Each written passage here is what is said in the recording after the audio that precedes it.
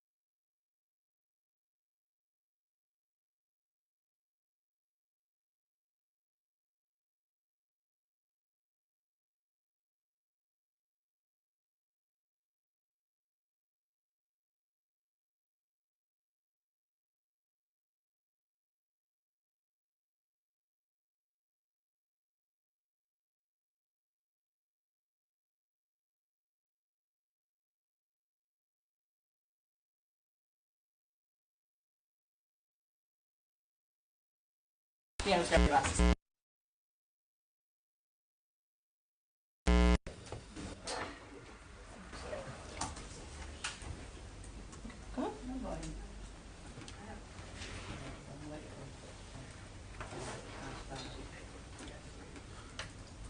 Yeah. Okay. Okay. Hello, everyone. It is 6 o'clock, and I'm going to call the business meeting on November 16th, 2023 to order. We have no executive items today, and so we're going to get right into the meeting. And so we will skip the reconvene and go right to the Pledge of Allegiance. Please join me if you can. Pledge of Allegiance to the flag of the United States of America and to the republic for which it stands, one nation, under God, indivisible, with liberty and justice for all. I'd like to ask everyone to please stay standing. We would like to take a moment of silence. We had an employee that passed away a week ago. Patricia Saunders was a devoted school bus teacher assistant who dedicated her service to the children and families of North Kingstown since 1989. Over the past 34 years, she fostered caring relationships with many members of our community, and she was a valued and dedicated member of our school community.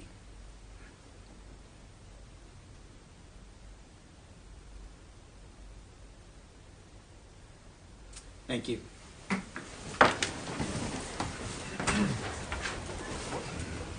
Okay, roll call, please, Jenny.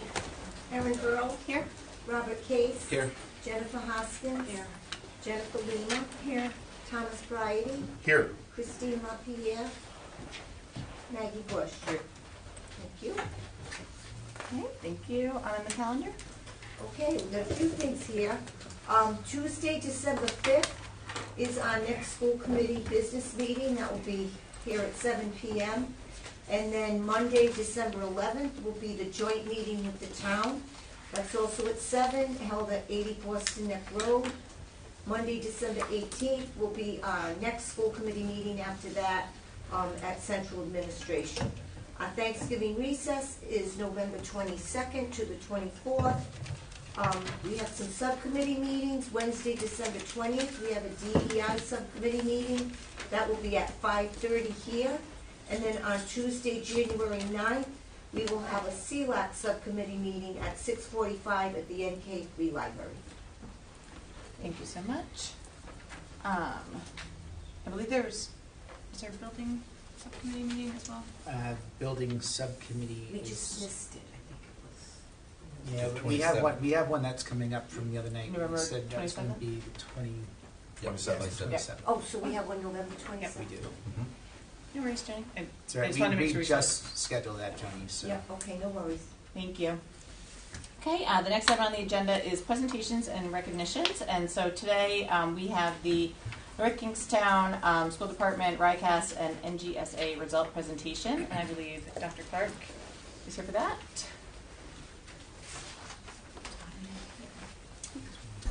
Good evening. We are going to do a joint presentation just to remind everyone that the RICAS assessment is our state assessment that is administered in the spring. So these are results from this past spring to grades 3 through 8 in both math and ELA. And we're also presenting tonight on the results of the NGSA, which is our science assessment, given in grades 5, 8, and 11. I'm going to start tonight with some of the high-level information about our RICAS math. This is a district-level comparison of like districts that are similar in size and demographics. We fall within the middle of the pack on this list. Once this becomes published, it will be on our website. You can click on that top Math 2023 link and get the entire state list in rank order. We ended up 9th in Rhode Island for the math scores. So we are excited about those results. And seeing that we are, falling within range of other districts that are like size. This is now breaking down the different buildings, just to orient yourselves, going all the way back to 2018 when this assessment started. We've highlighted in the blue highlighted area pre-COVID scores to compare to this year's scores. You'll see in Math 2022, we had increased over the 2021 scores in all buildings, which was great news. This year, we continue to increase those scores. with the exception of 2 buildings, and we'll talk a little bit more about those. I want to highlight the state overall increase was 2.7% in math. The district had an increase of 3%, but I want to specifically call out with those stars. Davisville Middle School had an 8.3% increase, so congratulations to them for some hard work. And Fishing Cove had a 9.5% increase. So well done to both of those buildings where, looking at the reasons why those grade increased, what were they doing, how can we replicate those results in other areas. You'll also note the asterisks next to each of the buildings indicates that we are higher than the pre-COVID 2019 scores. So that's great that we have come back from any of that learning loss and we filled that gap in and we're now higher scores than we were pre-COVID. This is showing the breakdown across the districts in the grade level versus the state average at the grade level. As always, we notice that there's sometimes less of a growth in the 8th grade. This year we're seeing some trends in the 5th, but great growth overall in all other grades. We're continuing to drill down into those once we get the released items. We take a lot of time at the building and grade levels to really dig into the released item scores, compare them, see the student samples, compare them to the released items, and really do an analysis of where things went well and where there were tough spots. Is it something to do with the scope and sequence we can change up or maybe dig a little deeper into that area in math? So we do a lot of additional analysis of the scores down to the building and student level. This is just showing you cohorts over time. You can kind of track the color moving diagonally up to the left. Some of these, there's not noticeable trends here. Sometimes we go up and we go down. Again, when we dig into the released items and the analysis of the scores, we'll get a better sense of, did they add more geometry this year than last year? Is that in the scope and sequence later in the year? Do we need to move that up? Why did this cohort do better? Why did this cohort not do as well? And we really get into the analysis of that. But for the most part, we've stayed. There's no deep inclines or increases. These are our subpopulations that we are looking at here, again, against the state averages. This is district-wide. We are now reporting percent of proficiency or above for our foster care students in our district. That is a new area this year that we are tracking.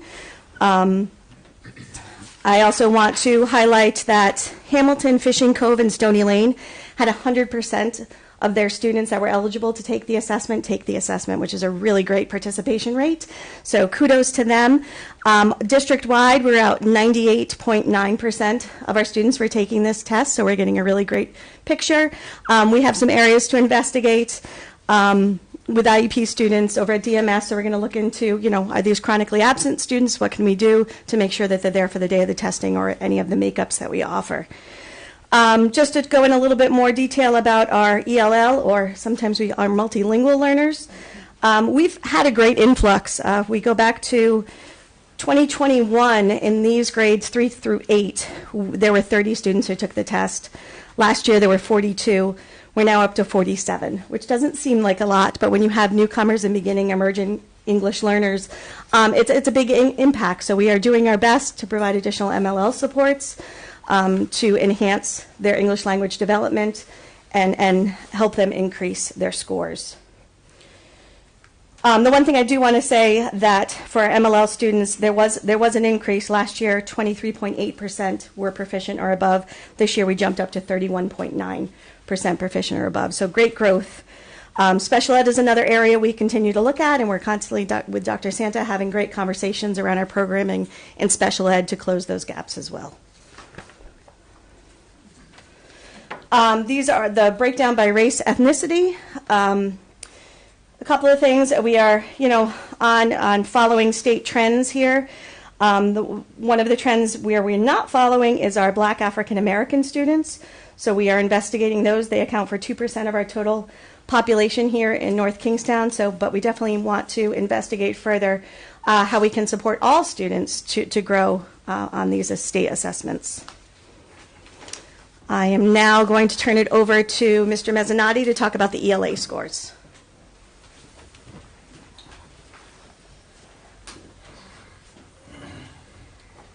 All right, thank you, Dr. Clark. So we're going to start with the ELA scores. You can see here, these are our district comparisons, similar to what Dr. Clark just showed us in math. This is our scores with regard to ELA, and compared to those similar districts that were mentioned earlier. As you can see, same thing, middle of the pack when it comes to it. In ELA, we were encouraged this year, which I'll show more illustration of this in a moment. But we were encouraged by our growth and improvement, which we're going to talk about a little bit more. But still, we have more work to do. It's clear that we are going to continue pressing forward. We still have more work to do to improve in some areas in ELA, and we're going to continue to do that. So this is where we stand now. Oops. All right. So as you can see from this chart here, that we have some positives to report out on in terms of those green boxes. Last year, clearly we were not pleased with what we saw in terms of the dip in the scores, and happy to say that we were able to move back up in several areas this year. So part of this has to do with a lot of factors, including the adoption of a new curriculum and obviously the effects of COVID and things of that nature. The teachers are working very, very hard to just do their level best. And I do see it in terms of my work with them, that they are growing more and more comfortable with the curriculum, and the data is reflecting that, because we're seeing growth, we're seeing a bump up. You can see the starred score there next to Fishing Cove, which jumped up a full almost 6 points in the area of ELA to 60.9%. So again, great job there. But it was nice to see really across the board a lot of growth, and even where there were dips, there were very modest dips across the board in all of our districts. A couple of things to highlight.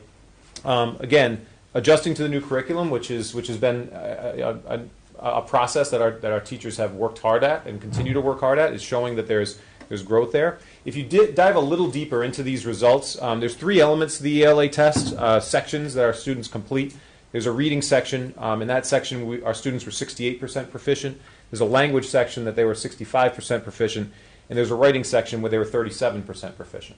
And that's a trend that really reflects statewide in terms of the results that we're seeing for that. So what that kind of says to us is the data is telling us that writing needs to be a focus that we pay attention to a little bit more. And so we're going to be doing that. We're going to be looking into having those conversations with our teachers, having collaboration with each other around practices around writing instruction, so on and so forth. That's going to be an area that we look at. Okay.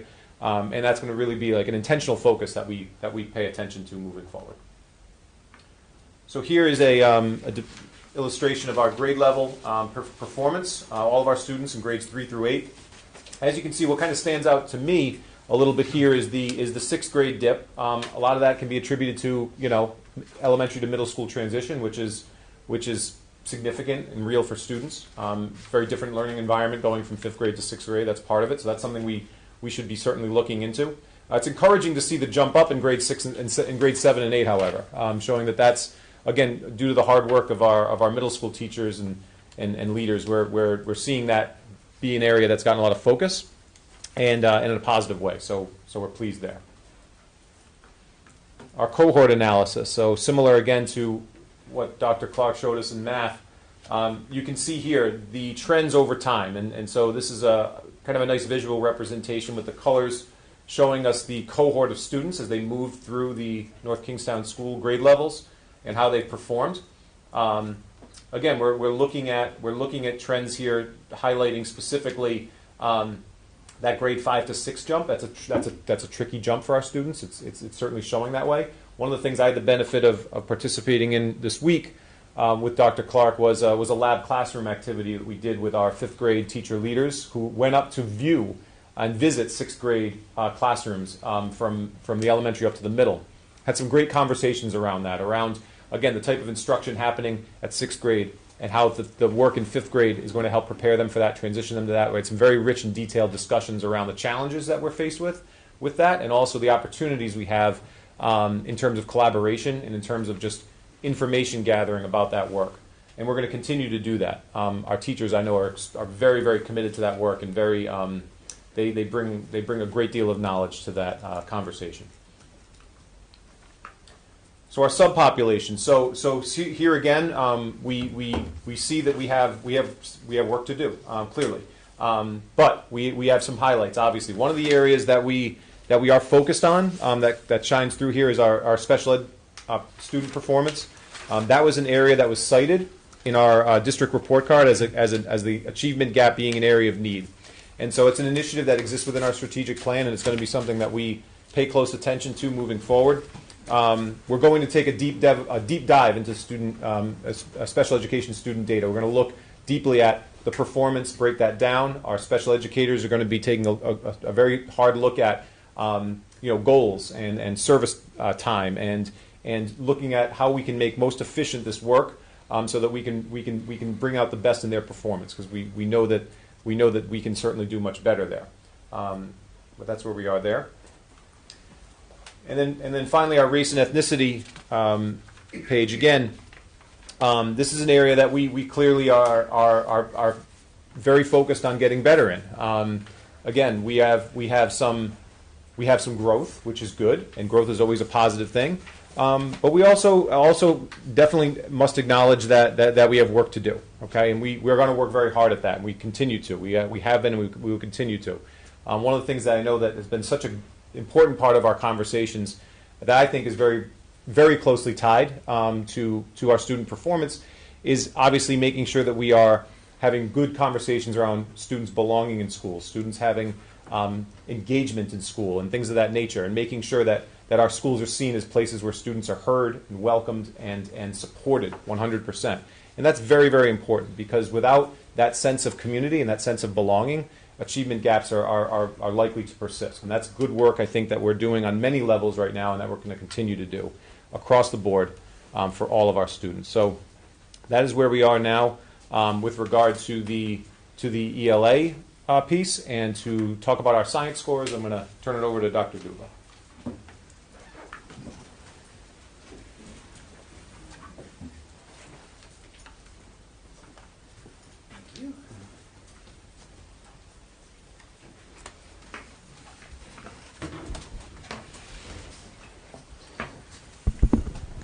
So every year for state assessments for science, we assess our students with the next generation science assessment and the science standards, and that is in grades 5, 8, and 11 across the district.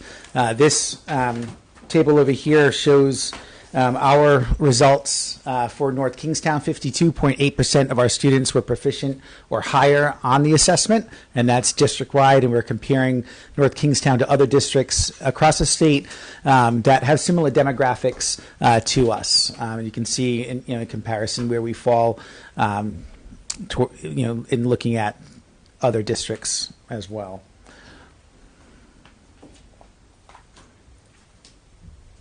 You should have.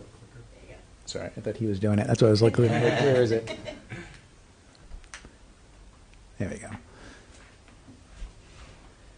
So in here we're showing the scores, historical scores for the district since 2019 through 2023 at each of the schools, as well as the grade levels at each of the schools. And you can see here in the area of science, this is an area that we need to focus on, especially if we compare with math and ELA across the district. We can see that 2 of our schools did better than last year. Fishing Cove had 65% of their students that were proficient or higher on this assessment, and that was a 10.8 increase from the previous year. And Davisville Middle School had 50.7% of their students that were proficient or higher, and that was a 7.5% increase. The other schools, you can see a decrease. So there's an analysis that we will be doing with the reports. We can do an item analysis looking at each of the items, the test items, look at the standards that we're being taught. We can do a crosswalk to the curriculum that we have, so that way we can match up the areas that we were not strong in comparison to the curriculum and the scope and sequence of when we're providing the instruction throughout the year, as well as look at the areas where the students had some strengths in, and that will provide us information to impact our instruction for our students. Another important piece just to note is to look at pre-COVID where our scores were, and 2 schools are above where they were pre-COVID, and that's Forest Park and Quinessa. And that's an important data point because we want to make sure that we're getting our schools well past where we were prior to COVID. We know there was learning loss, and that's a goal that we have for all areas of academics for our children.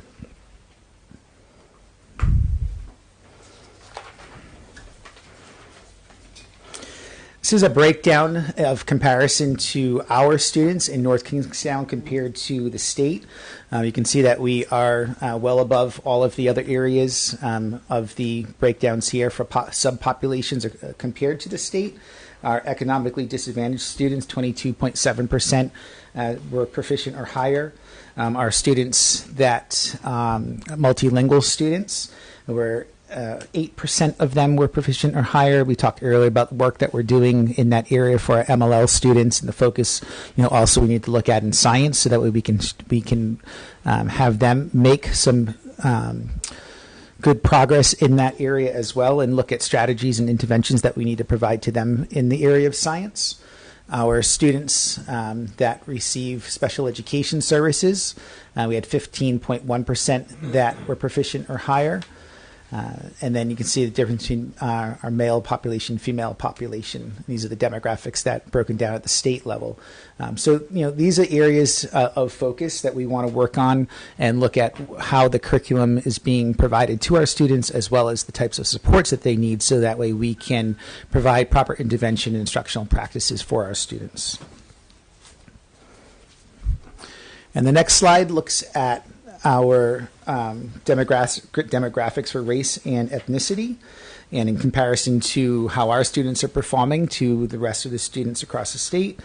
There's one area here that definitely sticks out to us, and to do more analysis of. If you look at the category of Black African American students, 0% of them were proficient. So that's a concern to look at that area, and why, when we're looking at all areas of students. We want to make sure that all of our students are getting an equitable education, that we're meeting the needs of all of our students, and we're teaching them with what they need.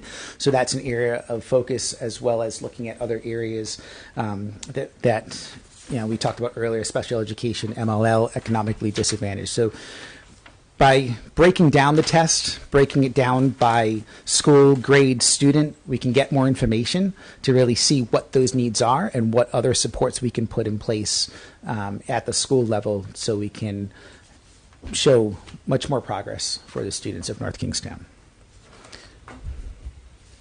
So this is just a list of areas that we know we've been focusing on here in North Kingstown, as well as other things that we can do now that we have the assessment data and stop breaking it down. It would be great if the state provided this data in the summer for us, since the testing happens in the spring, because that would provide us more time to do the work.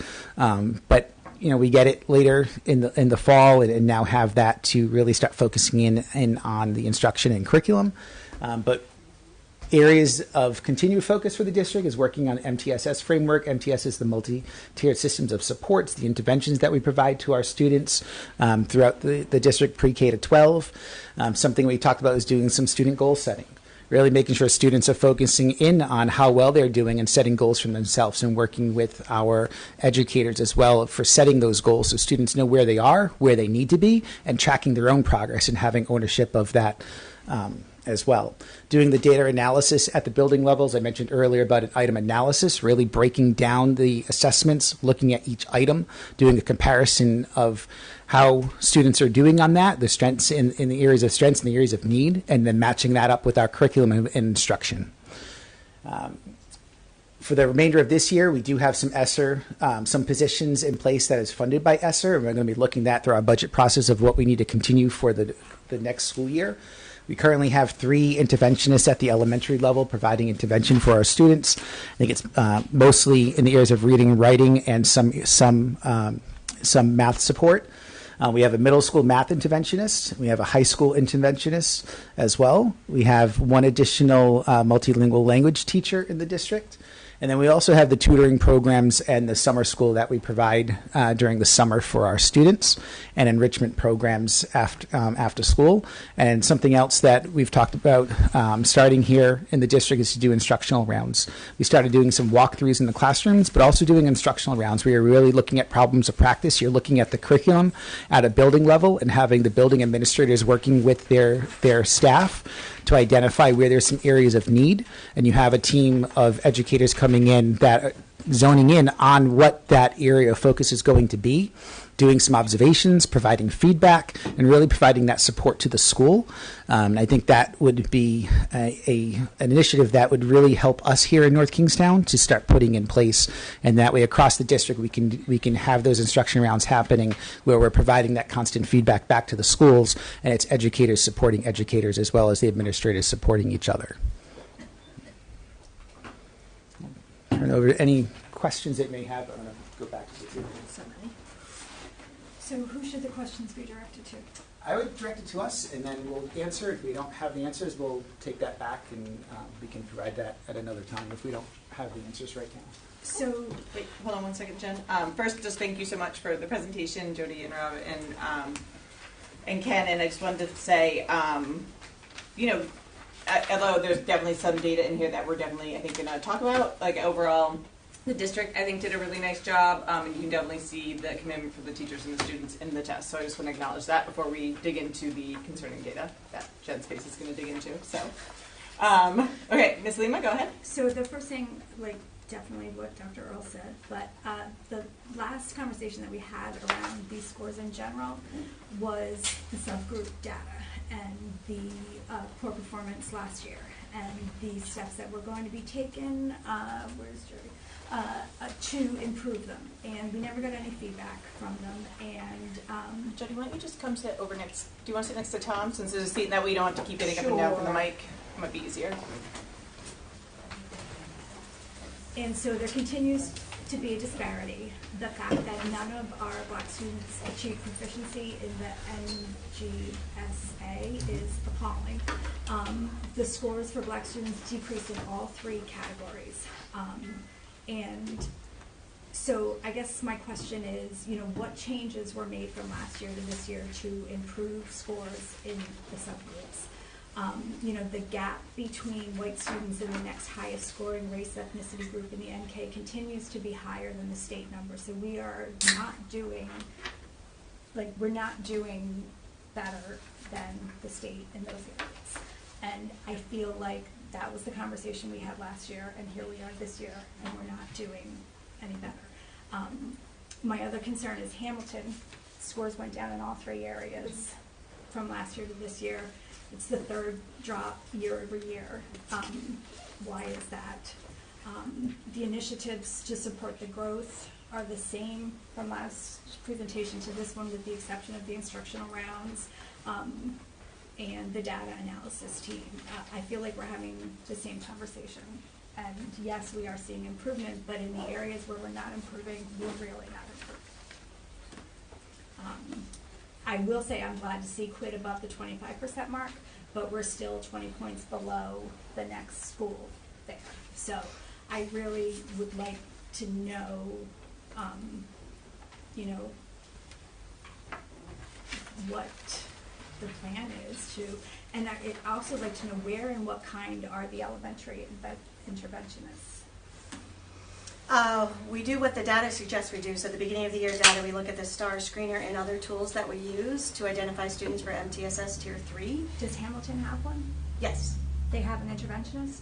They have a reading specialist, a full-time reading specialist, and right now they have a .6 interventionist that is also shared. We have not been able to fill the reading specialist last year that was in ESSER, that's why it's not on there, and shared with DMS. So even with an interventionist, their scores still went down? Correct. And they had a full-time reading specialist, a .8 reading specialist last year for the entire year. And this year they have an interventionist? They have a .6 interventionist, yes. Math? I believe they're doing reading because that's the need right now. So we base it on what the biggest need is for the district, for the building, I'm sorry. Yeah. I think we can also just acknowledge, we obviously have, we know this, we knew this last budget cycle, we know it now. disproportionate amount of students at that school for the folks that are trying to serve them, right? Hamilton has the highest elementary population, if I'm correct. Not necessarily Yeah. when you look at the breakdown of the Tier 3 students Okay, that qualify that for makes Tier sense. 3. They are the largest elementary school, Yep. so therefore sometimes, but not proportionately. Got it. Quid has a full-time ESSER interventionist along with other supports for being a titled school. So they have much more support because of the need there and what we're seeing in this data as well. Other questions from the committee? And I know Jody's really good usually about, like, some of your questions were not quick answers, and so we can make sure that we get some follow-up, which Dr. Clark always does. But other questions for the administration? I had one more. The tutoring program is listed in there. Last time we had a conversation about tutoring, it didn't sound like that was actually being fully utilized or taken advantage of by the schools. Is that still the case? We've moved a little bit more of the funding to the high school right now to support. I don't know, Mr. Mezzanotte, Yeah, I if you can want to talk about that. that. So one of the things we're looking at the high school level, we talked about RICAS here, but one of the things we have a focus on is high school math right now. We have a program at the high school called ARC, which is an after-school extra help session program. Yeah. We're going to be looking at how we can continue that program because we do see numbers in that program ticking up significantly, but we also want to focus it. And make sure that we have. But it was listed as a support for here, but I'm questioning it was listed as a support for RICAS scores. We will be offering tutoring after the mid-year data again for the specific buildings where the need is. And I did hear too, and I do believe, and I would like us, we'll put it on a future agenda, but that need for the state to get this data to districts earlier. Like, I know some school committees are supporting that, and I think that that's a huge piece of it, is to be able to get things in place for the beginning of the school year based on these scores like that. Like, we need the information earlier, so I did hear Dr. Duba say that part. For sure, but the poor performance in certain areas was known last year. Yep. And it's still poor this year. So I feel like we could have acted. So I think our MTSS system identifies all students that are falling below, and we have these supports in place. We are now ramping up with MLL, individualized English language proficiency plans for each student, which is on top of an MTSS plan to track access scores, which we'll get to later, but that hits some of those subpopulations that are on that score. I mean, I think when we look at those subpopulations, we are going at the level of any student who needs support is getting support. So maybe it's time we need to think outside of the box for specific subgroups that are. And I guess my frustration We're always looking for new ideas of I how thought to we do had that. this conversation last year when we identified the fact that the subgroups were underperforming and that we were going to come back and we were going to have outside of the box conversations on how to address those. And here they are, they're now performing worse. So I would like to see some outside of the box suggestions for how to improve. I'll say your concerns are noted, and we're Mr. Mez and I are new to the district, and we reviewed the scores with Dr. Clark as well. So we're going to be looking at all of that. We're going to be looking at what we can do. We're going to look at the work that has been done in the district, because we can't say that nothing was done, but it also takes time. Yeah. Right? We have to understand that to move scores, it's not going to happen in 1 year. And I know that the scores that are up there are concerning, especially seeing something at 0%. That was something that was very in our face when we went through the data as well. Mm-hmm. So we need to look at that and we need to identify, okay, what are we going to do and how are we supporting those students? And I think we also want to talk to other districts and see what are other districts doing? What types of systems do they have in place, or the types of services? Or we need to look at each grade level and where those needs are to look at what types of changes what type of changes can we make regarding instruction or time on curriculum or timing of what they're needing, as well as looking at, we're talking about tutoring. What are the additional supports we can provide after school? Can we identify where those needs are, identifying those subgroups, and putting some additional services that happen after school? There's only so much that we can do within a school day, but what can we do outside of that school day, and how can we work with those populations? We've been talking, do we need to go to them? Do we need to find out, okay, where are the populations? How do we work with them? How do we work with the families as well? And maybe it's bringing services to them as well, not just at the school. And those are things we need to look at and identify how we can do that. If I could add one thing too, because I mentioned this when I spoke, and I want to mention it again because it's really, to me, it's very, very, very important, which is the sense of belonging that our students feel in school. Okay, there's an intentional focus that we're making right now to make sure that is really a clear initiative. Okay, is because achievement can't happen without students feeling a sense of belonging. We know data not just from our district, but from districts across this country, that there are subgroups of students who feel less welcome and belonging in schools. That needs to be addressed, and we are addressing that. We're talking about that very intentionally on a daily basis, is working to make our schools very intentionally welcoming to all of our students. And that is critical. That's critical. And I think that that's something that we're going to continue to do. Like Dr. Duva said, it's hard work. It takes time. And dramatic change is not going to happen overnight. But that's why it's worthwhile, is to do that work and to do whatever we can to reach every student, to engage every student, and to make every student feel welcomed and empowered. That's what we're working on. And we talked about student voice as well. We've had those conversations about how do we get the students involved. We need to hear from them. What do they need to be successful? And we've started that. So we're going to be going, Mr. Mezzanotte and I, we're going to be going out to the schools. We're going to be meeting with different student groups to have those conversations, because we want to have those conversations with the students. We want to know that their voice is important, and reaching out to them to find out what's working for you, what's not working for you, what can we do to make school a better place, and to make sure those learning environments are places that you feel and know that this is your school. And that's talking to all the students. So we already have some of that scheduled, where we're going out to all the schools, meeting with either student councils or I think at the high school it's called a student union, right? And we're going to go out and we're going to have those conversations and work with the students, because it's important to hear from them as well. And that's going to help us make an impact on how students are performing overall. It's going to take time to get there. That's awesome. Could we have a follow-up, maybe like in January, on some specific? Well, so What we can do is we can share once we have those meetings. I think January is a little too soon for us. Yeah, because so we're I just think getting there. But we will definitely, share out what those conversations are and what we're getting from that, of the different improvements and what we can do across the district, to support our students. Yeah, my recommendation is, especially because this is the initial report, that we can put this on for the next school committee meeting, as far as like things that we'd like to see as far as actions and different things. Like, I want to get this information, answer some preliminary questions, and then we can put this on for the next agenda to kind of go a little bit deeper into maybe what some of the needs and supports the school committee needs to put into place to help the district move some of these things. I just wanted to clarify one thing with looking at the data, and maybe I'm missing it, but I don't see the demographic breakdown in comparison to last year. I see it in comparison to the state. So I don't know, Jen, if you were looking at something different. I went, and of course you did. Yes, Yeah. Okay. I assume that was the case, but I just want to clarify for folks that the data we're looking at is state and here, not 22, 23. But that does not surprise me. Good job with your data collection. Any other questions from the committee members that we'd like some additional information on, or some follow-up in future conversations? I have a couple, but I'd love to. If I may. Yeah. Dr. Duva, you've talked about how it's going to take time to do this, and I'm sure that's true. How much time are we talking about here? Are we talking about 3 years, 5 years?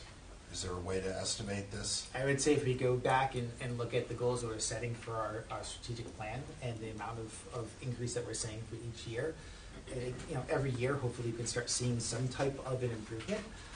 But it's something that's going to take you at least 3 to 5 years to start really showing how much movement you're making in the work. It's not something that all of a sudden next year you're going to see a huge increase in scores. And we also have to remember, this is one data point.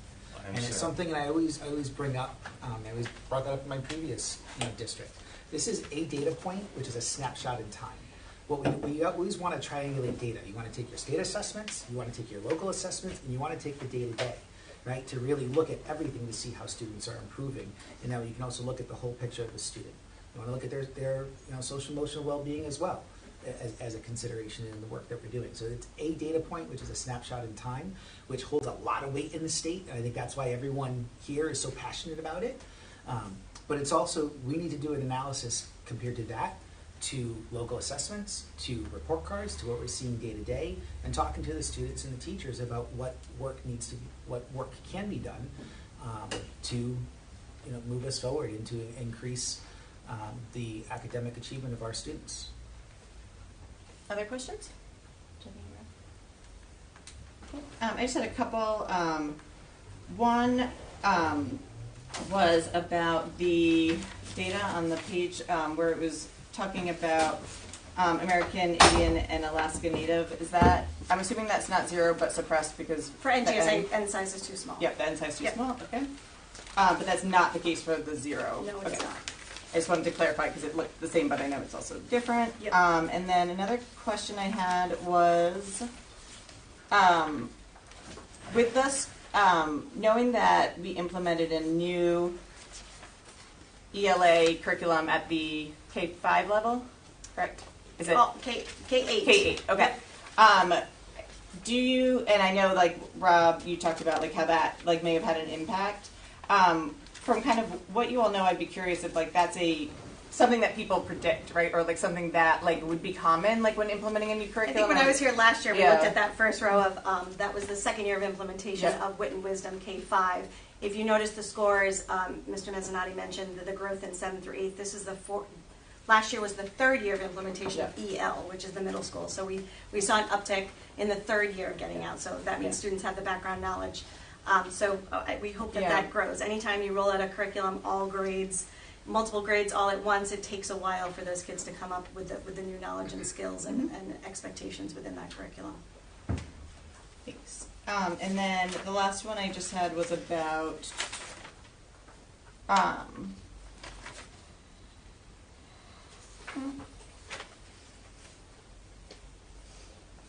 no, I wrote it down somewhere. I'll find it later. But okay.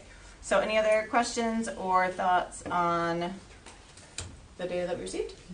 My only other question was, last year we were not including Jamestown as a comparison district, but this year we did. What was the reason why we So added that was my idea, Okay. if you don't mind. I wondered, So yeah. I think it's important. That's a feeding school to our high school. Okay. When you think of the middle schools that are coming here for the high school, you have Whitford Middle School, you have Davisville Middle School, you also have Jamestown. And you have, a percentage of students that are coming from there. And I think it's important to look at the achievement of those students because they're coming to our high school. Okay. We also having conversations amongst the districts about curriculum and making sure, and that was something I had started, the past few years of making sure we're aligning our middle school curriculum with the curriculum here because those students are all coming together at the high school. So when we're looking at like those districts comparisons, so for example, like Barrington would include 5, 8, and 11, but then the Jamestown data obviously would only include 5 and 8. Right, for science it would only be 5. Yep. So we fell from year to year in both from ranking. Yes, Yes. our scores went down. Yeah. Any other questions at this point? And again, my recommendation is that we'll put it on for further conversation and kind of at perhaps the next school committee meeting. But if anyone has anything else right now. Okay, thank you so much. And again, great job to the teachers and the students. I know those assessments a lot, so. Okay, next item on the agenda is citizen comment.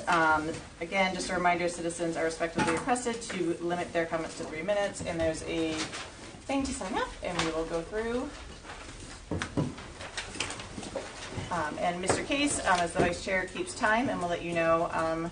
You do 30 seconds, and then to stop. Great. Okay. Brian Odell is first up. Hello, Brian Odell, 152 Salisbury Avenue. I have 4 grandchildren living in North Kingstown. All of them would have been students at the new middle school, but I was one of the many residents who voted to reject the bonds. You might ask why. It's simple.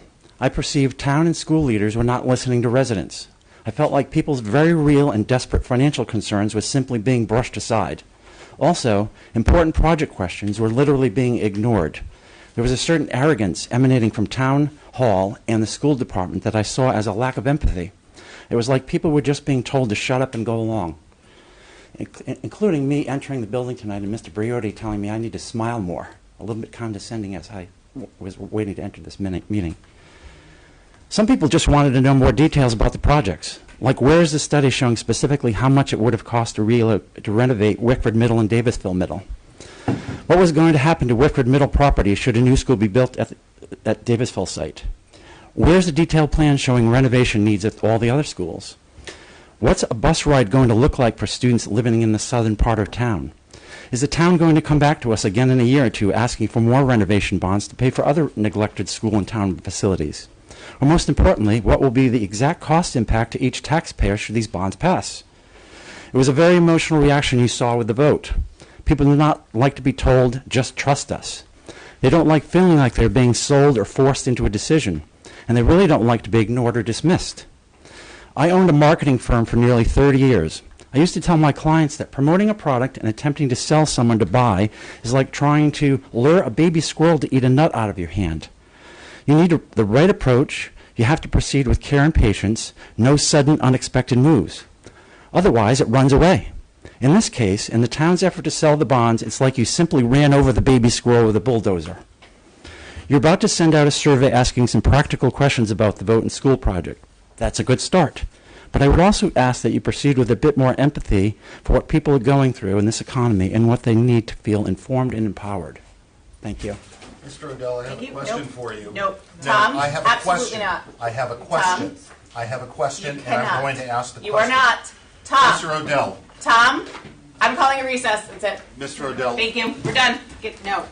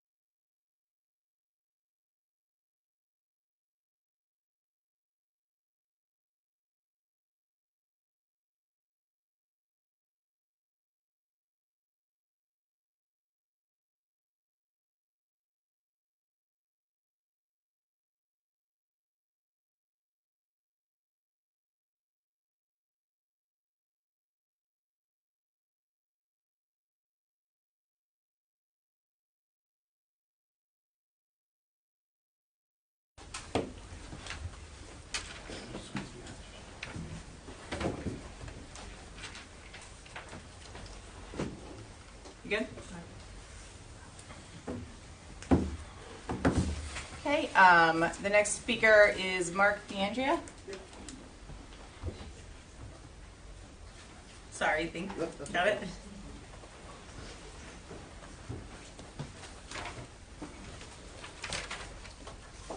Hi, Mark DeAndrea, 130 Clearview Drive. First, I'd like to just thank the committee for the responses for the email that I sent on the renovation of the softball field project. I'd like to say that I gave some suggestions and some alternatives. I actually took some time of my own, and with some of the other parents, we did some research, reached out to local companies and other, went through the specs of all the prints and everything, and to do our due diligence, and very impressive set of prints. And if they do come up with the money and the budget works for that, that would be absolutely fantastic. That being said, it is more than what would be necessary to make the fields, again, what we talked about in the late winter, early spring last year, which was getting it playable and safe. From what we saw in the specs, it goes above and beyond, and that, again, would be fantastic. You know, we're willing to work as a community. If we already seen a few bids that have come back that are above what was originally budgeted. We understand that there was a fee for the drawings and renderings and specifications, so that limits the budget even more. So as a community and softball-minded people, we do know a lot about fields. We've all raked them, worked on them. We know what products are good, what products are really good, what products are for the next level type of field. And we feel that, working together, that if the bids come in higher than what is allotted, that we would love to have a conversation about some things that we think can be reduced in price possibly and still meet the standard within tolerance of the scope of the project. And we would be more than willing to, do fundraising, work on, other alternative methods to get the project done. So we look forward to that. The fact that I see that it's in the minutes tonight and that the project is out to bid again, because we have been following now, we're kind of on the radar to see how this whole process works. A lot of us were ignorant to how RFPs work and everything else. We've taken the time to educate ourselves so that we can be, part of the solution and not the problem. That being said, we look forward to working and hope that the bids do come in at a reasonable rate. Hopefully, we've reached out to some local companies. Hopefully they... I'm sorry. Okay, that's 30 seconds? No, that's 3 minutes. Oh, all right. And I will just say that it is nice to see those 2 seats filled. And to Mrs. Lima, I bet you that things will turn around when there's consistency with having superintendents and assistant superintendent to do the good work that they will probably do. Thank you so much. Pam Panera?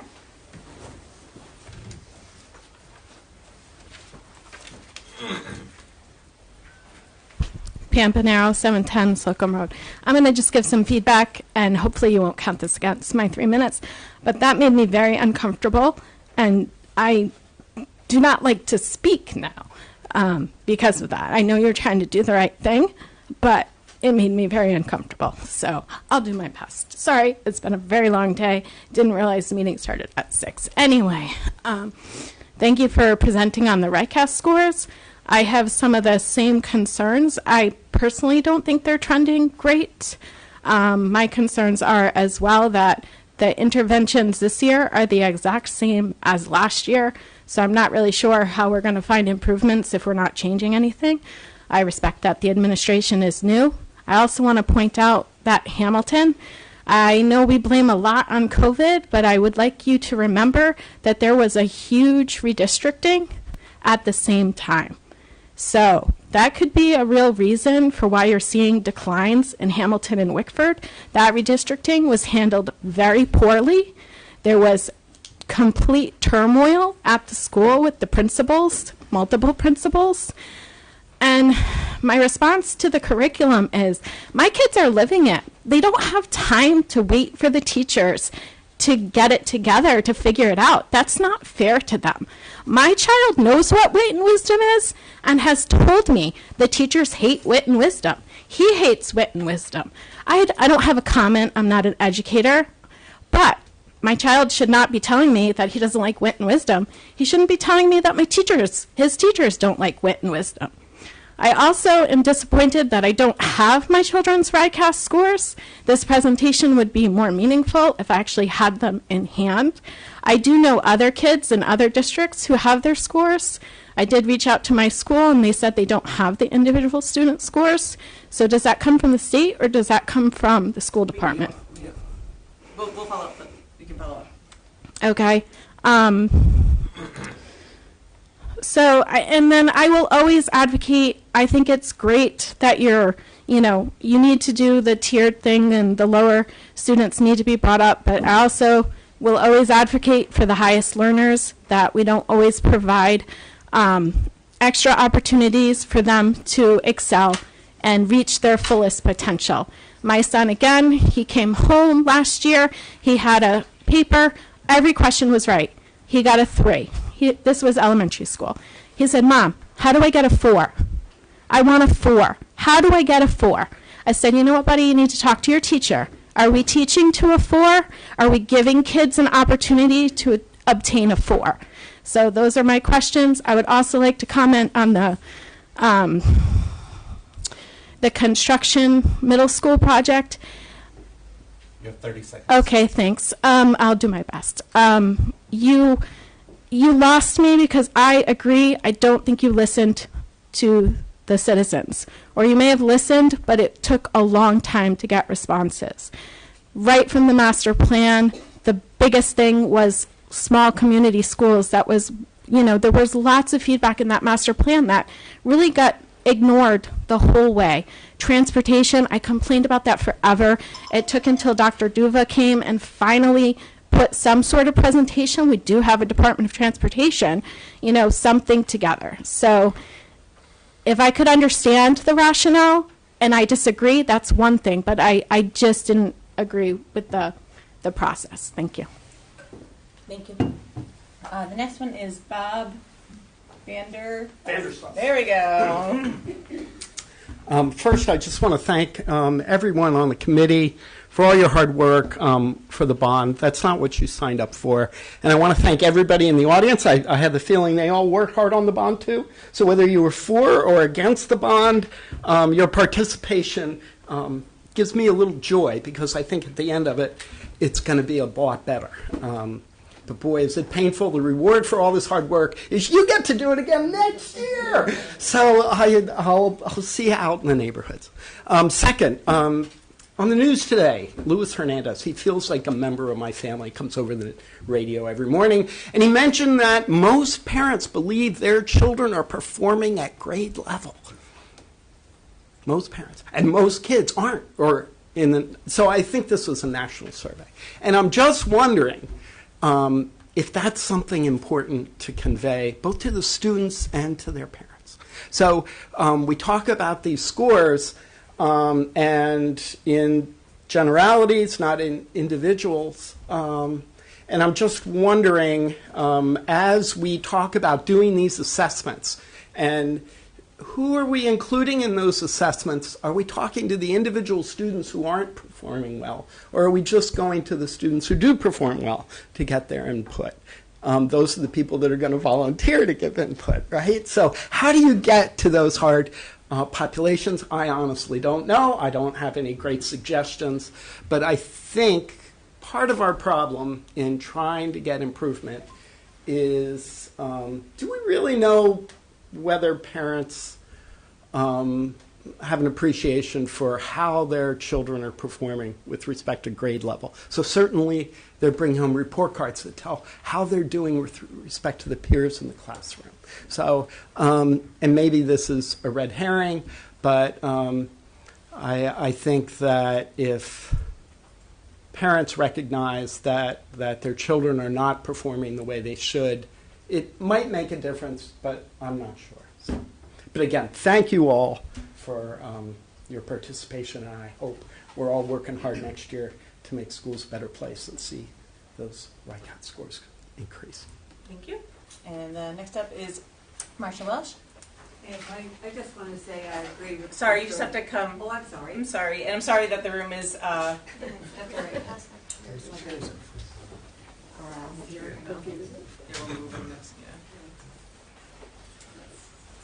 My name is Marsha Welch, 40 Webb Avenue, condo 224, North Kingstown.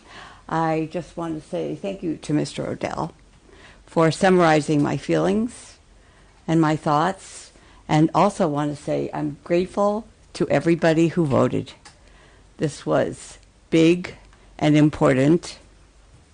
It was important that the message was sent to both the school committee and to the town council. And I think it was done in a very respectful way. They began to understand more than they ever have before, and they deserve the information that they were given by a lot of citizens who stepped up to do some of the hard work. And I thank you all for this evening. Thank you. Okay, thank you. That's the end of my list, but if anyone would like to sign up. Okay. All right, Joni, can you? Yeah. We also tried to adjust the heat. I don't know why it's hot in here. I'm blaming Andrew. The AC's off for the season. The AC's on for the season, but it's like, oh, I guess it is warm out. All right, here we are. There is water in the hallway if anyone needs. Does anyone else like to sign up? Okay.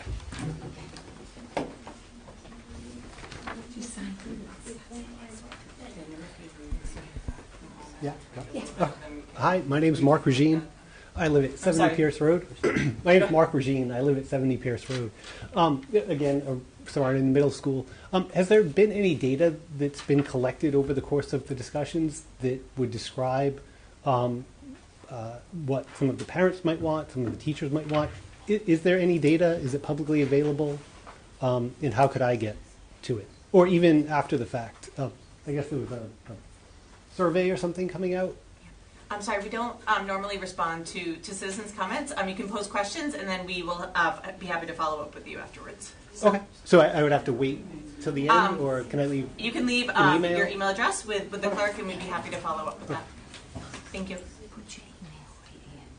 Bill? We'll also be discussing the project later as well.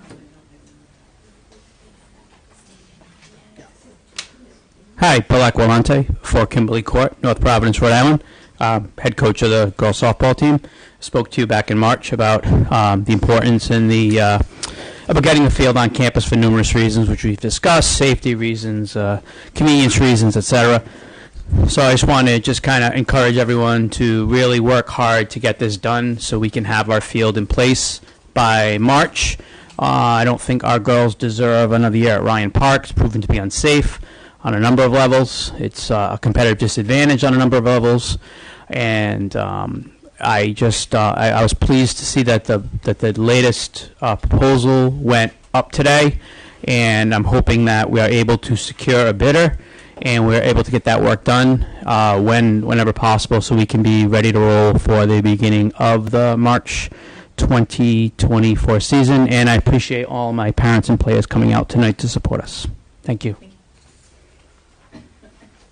Okay, next up is Bill. Sorry, I'm sorry, thank you. Mary? Hi. I kind of feel like I stand in between the comments that are being given tonight. I was very pleased with the turnout, and this was, a lot of it was in relation to the educational future of our community. And I have to admit that I kind of have concerns about how our voting community was educated and educated itself. I'm just a member of the public. I'm a senior citizen. I'm retired. I understand the tax concerns. I have 2 daughters that are teachers. And there were town council meetings, school committee meetings, building committee meetings, meetings to choose architects, meetings with RIDE officials about the bond process and additional reimbursements. There were 2 town forums. At all these meetings, I heard really good questions. They were relevant. Some were most of them were people were sincere, and they were well presented. And I also heard great respect from all of you and from the building committee in answering these questions. And the architects took these questions into consideration and had a question and answer online. And there is someone, it's been mentioned, the master plan, and someone said the public hasn't been included. In 2021, there were 5 meetings, not including the ones for the elementary and the high school, where the administration talked about issues. And then in 2022, there were instructional or educational videos put online. There were 5,000 surveys. Someone said, great new, good job, thinking about doing a survey. That was done in 2022 with 5,000 emails sent out. 129 people replied. And those people, they brought them together, they were brought together, there were community meetings. And people were asked, they taught, there were discussion groups, there were breakout meetings. 30 seconds. And so that, there has been a lot of due diligence. The site from the architects, I read signs, no site, no tests. And in fact, online, we're all one by one, what the test had been done and what the results were and where we were in our phase 1 or phase 2 studies. And this is all available to the public.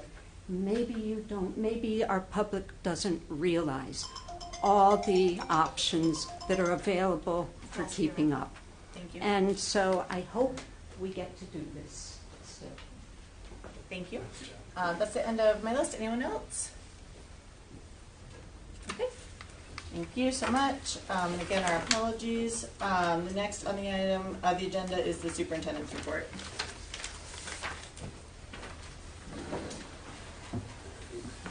Just have a few items. I'll make it quick, so then we have a long agenda. I just want to provide an update to the committee and the community on the Munis system.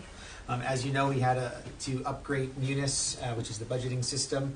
That upgrade is finally complete. The new system is in place, and we are moving forward in using that. Title IX training, we continue to provide additional training on Title IX. Recently, the Human Resources Director, Assistant Superintendent, and myself participated in another training this week with Barton Gilman, and we have one more set up. We are also in the process of scheduling the athletics training for the winter sports. And we're making sure that training is also combined with the orientation for the app to make sure everyone is all set with using that. And we are also in the process of creating a website that will provide educational resources on Title IX as well as the grievance process. And once that is up and running, we will get that out to people so they have that. I want to take a moment to provide an athletics update. I think it's really important that we take time to recognize our athletes. They had an extremely successful year for the fall, and they continue to do well. The girls' soccer made it to the D1 state semifinals. The boys' soccer made it to the D1 state championships. The girls' volleyball made it to the D1 state championships, and they won. Congratulations to them. Unified volleyball. They also made it to the D3 state championships and won. Our football team advanced to the D1 Super Bowl state championship, and that game is this Sunday against Bishop Hendrickens. We wish them a lot of luck. Our cheerleading team finished 3rd overall in the state D1 competition. Our field hockey team made it to the D1 state championship, and they won that game. Our boys and girls cross country were also very successful this year. The girls finished 3rd in the state. Our boys finished 7th. 10 girls and 2 boys also advanced to the New England finals. That I think it was last weekend. They participated in that. Both DMS girls and the Rickford Middle boys made the middle school soccer playoffs. They played well in that game. Our Davisville Middle School boys and girls cross country won the middle school state championship. And I also just want to note that our teams do a lot of community service. They're not just athletes. They do community service across our community, and they all held a food drive this year that brought in a lot of food to bring back to our food pantry. Also to note, 83% of our newly inducted National Honor Society students are also North Kingstown High School athletes. So in the work that they do at the school level, as well as playing in the team sports, we have a group of very successful students. And we also have athletes that participate in the DECA events and are on the Leadership Academy. So I just want to note that after the fall season, the success that we have overall with our team sports across the district. We also had a very successful blood drive today at the high school. And the high school received a few recognitions for that. There were over 130 donors that included students and staff, mostly high school students donating today. The high school also received 3 awards from the Rhode Island Blood Center. They received the Scott Wright Memorial Award, which is the high school that collected the most blood donations for the 22-23 school year. They also received the High School Hero Challenge, first place award for the 22-23 school year, and the High School Hero Challenge Outstanding Committee Award for the 22-23 school year. And lastly, I want to note that our schools were noted amongst the best schools according to U.S. News. And at the elementary school level, Forest Park is ranked at the number 5 school in the state, and Hamilton is ranked at the number 7. That's impressive to have elementary schools in the top 10 across the state.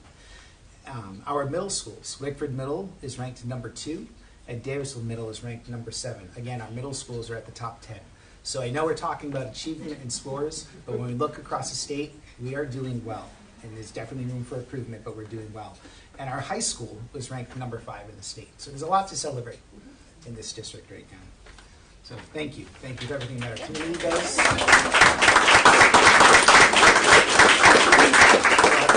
Our community, our students, and our staff. Thank you so much. You're welcome. Any questions regarding the superintendent report? Hearing none, we'll move on to routine items. And so the first, we didn't have executive session today, and so we are going to, can I just skip that? Go right to the consent. Yep. Yeah, okay, perfect. So we'll go right on to the consent agenda. Before we make a motion to approve the consent agenda, would anyone like to exempt anything? Yeah, do you want to pull that one out? Okay. So we'll take out C1 and 2. Anything else? Okay. Can I get a motion to approve what's left, which is the B1 and the D1? So moved. Okay, can I have a second? Second. Okay. All those in favor? Aye. Okay. And then we'll go back for the we'll take them together, so C1 and 2 on the minutes approval from the executive session and the business meeting.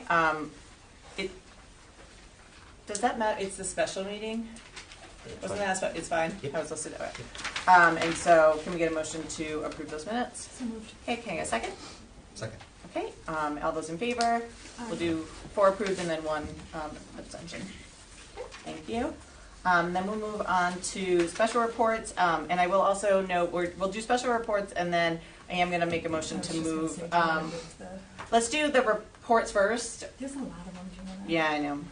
Okay, just kidding. Yes. Okay, I'd like to make a motion to move the unfinished item for the softball field bid update to next on the agenda. Do I have a second? Second.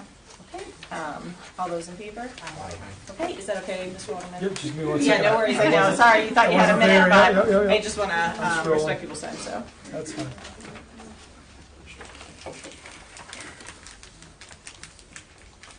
okay, so we'll give Mr. Waterman a second. I'm just pulling up the documents.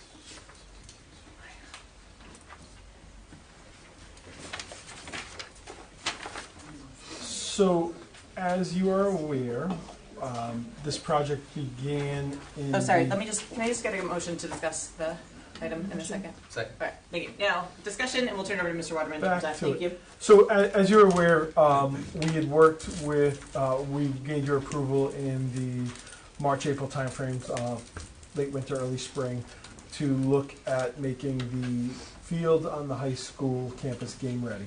I reported back as to exactly what we would be looking for as far as foul poles, dugouts, safety netting, outfield, left and right field. So that required us to engage with the work of an architect. The architect of the district is from Rouse, who brought in a landscape architect, which was from Traverse, who, if you were following along with the proposed bond project, they were also the landscape architect on that project as well. So what they discovered is what we suspected, which is that the outfield is a septic field, is part of the septic field. So that required us to get a septic design to figure out exactly how much work could be done without risking damage to the septic field. So if you recall, one of the issues was, I believe there was somewhere between an 18 to 24 inch gap or height differential between home plate and I can't recall if it was behind the second field, second base bag where the dirt should meet the grass. I think right now it's all grass, but where the dirt would meet the grass if it was center field. But there was a sizable height differential there, so the request was to look at that. So what they came up with, and I heard somebody mention drawings, is they came up with an architectural drawing. Unfortunately, we cannot make any penetrations into the outfield area. So what they did is they attempted to, and we're limited as to how much grade we can bring in, because the septic field can only have so much soil on top of it to risk compaction.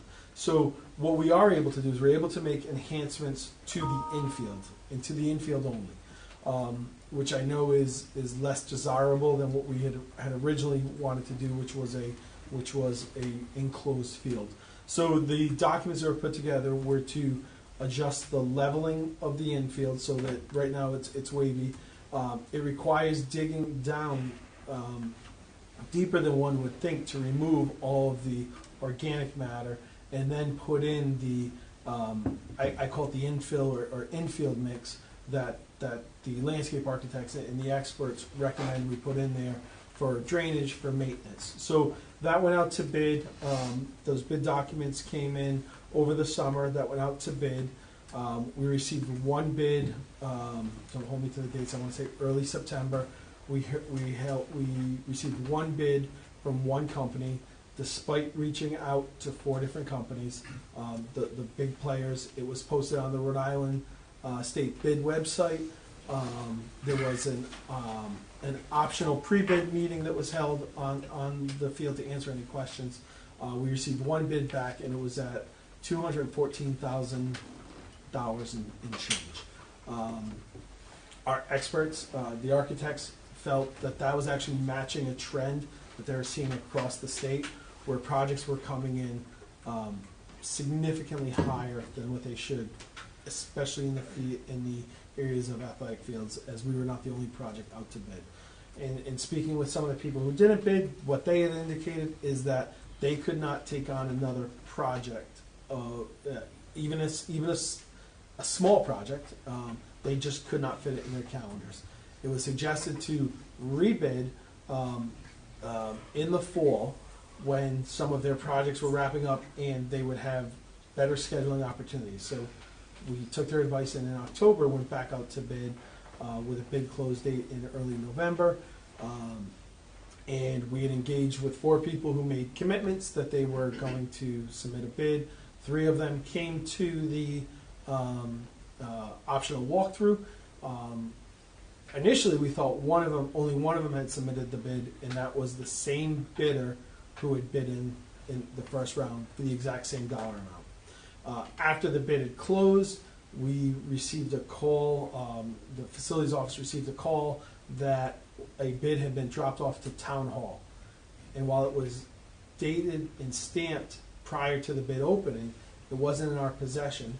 I did consult with legal counsel who advised that even though it was date and time stamped, because it was a public opening and we did not have that, we could not, it was his advice that we not accept it and we reject the bid, which is what we did. We had a couple more conversations, and then, as I think somebody in the public mentioned, we did repost the bid yesterday. So it is up. It has my goal is to bring it forward to you. I'm hoping to bring a successful, or somebody I can recommend, to the December 5th meeting. I think it's December 5th is our next meeting, to our next scheduled meeting. I'm hoping I have a bid to bring forward. Okay, thank you very much for that update. And thank you to those who came in and expressed concern. Questions from the committee or conversation? I have one. Tom, do you want to go? If you bring it back in the next week, can we get, at the next meeting, and we can approve it, can construction be done before the softball season begins? So the bid documents say completion before May. However, the low bidder, the one I could not accept, had indicated that he would have it, his target was for March. So it could be done? If that bid were So accepted. what I would do, if that bid had come in on time, what I would have done is I would have gotten something more in writing, I would have received a schedule from him. But he did indicate that we are still within a window to get this completed for March. He did say time is of the essence, which is why we shortened our window, because this has already gone out to bid two times. We didn't feel like we needed we're still within the legal posting window, but we didn't think we needed a prolonged window. So we went with the shortest window. I believe the bid opening is December 1st. I believe that's a Friday. Friday's December 1st. And we have a meeting. What's that? Did you mean bid close? Bid opening, when we're open. Oh, so when bid you close, open bid them, opening. yeah. Okay. Yep. So it's open right now, but then the actual. Yes, I'm sorry, when we're opening the bids. Yes, The thank you, RFP's sorry. open when we open the bids, yes. Yep, understood. December 1st, I'm hoping that weekend to be sending you a memo with a recommendation. A positive recommendation. I know my recommendation this time was not to move forward, but my hope is. Now, I will say, I am concerned, so you gave me, so again, if you think back to the spring, we didn't know a dollar amount. We thought, based off of budgetary estimates we had received, that $100,000 would be a safe number. What I suspect is that budgetary estimate was just that. It may not have factored in items that we have to factor in: prevailing wage, bond coverage. So it's more than just soliciting bids. There's certain assurities that we require. So there is a chance I may be coming back with a recommendation that may be higher than my not to exceed amount that you gave me, strictly based off of what I continue to hear from the landscape architect about other projects coming in higher than honestly they really should. But that is the market. Right now the market is driving the price. Mike, I just have two clarifying questions. One is about how much it costs to have the architects and the landscape architects, because I assume that money came out of the originally allotted $100,000, and so the gap might be more than what we. I just want to make sure we're understanding what work and what money's already been put. I believe it was $16,000. Okay. Thank you. And then my other question, or actually it's more of a comment, I guess, is I mentioned it to Dr. Duber, but I wanted to mention it here. I feel as though we 100% should continue on this process. I'm glad it went back out to bid. But I also think that we should be considering and looking for alternate options. I do agree. I remember the testimony very clearly from the spring about some of the challenges of the field that we're having the team play on now. And so I encourage Dr. Dugaba and the athletic directors in the town to think about perhaps just backups. Like, I want to make sure that we're not in March being like it's not done and we don't have somewhere to play that's acceptable. So that would be my recommendation. Not an official motion, but just a recommendation in making sure that we have a plan B with a tight timeline and an uncertain winter. If it freezes a lot or if it's snowy a lot, like I want to make sure that we have somewhere safe for the girls to play this spring. So, other comments or thoughts or questions? Okay. We look forward to seeing it on the next agenda. Thank you. We're going to go back to A, 2023-2024 school budget under unfinished business. Oh, no, I'm sorry, lies, reports. I was being optimistic. Okay, special reports. We have one from the Veteran Memorial Scholarship Update, and so I'll turn it over to Mr. Case, who has that update for us as our liaison. Thank you. The Veterans Memorial Scholarship Committee met on Monday, November 6th. You want to just High pause? School. Sorry, we'll just pause Right. 1 second and go. let our nice softball folks leave. Thank you. Thank you.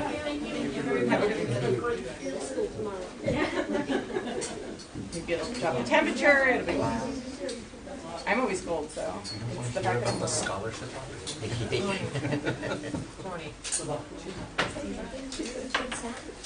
Yes. And then Jen went. We'll be at one when Tom went yesterday. So, yep. No, but I think that's the. You can do that one, and then we'll do that one. Okay. Right. Great. The Veterans Memorial Scholarship Committee met on Monday, November 6th at the high school. The intent is still to award one $1,000 scholarship this school year. Application is based on the common application that is currently used by our high school guidance counselors with a few additional amendments and tweaks to the criteria. The students will be notified of the scholarship opportunity by guidance counselors. Applicants need to submit by the beginning of April 2024, and the scholarship committee will meet next on Tuesday, April 23rd, 2024 at the high school. Okay. Thank you very much.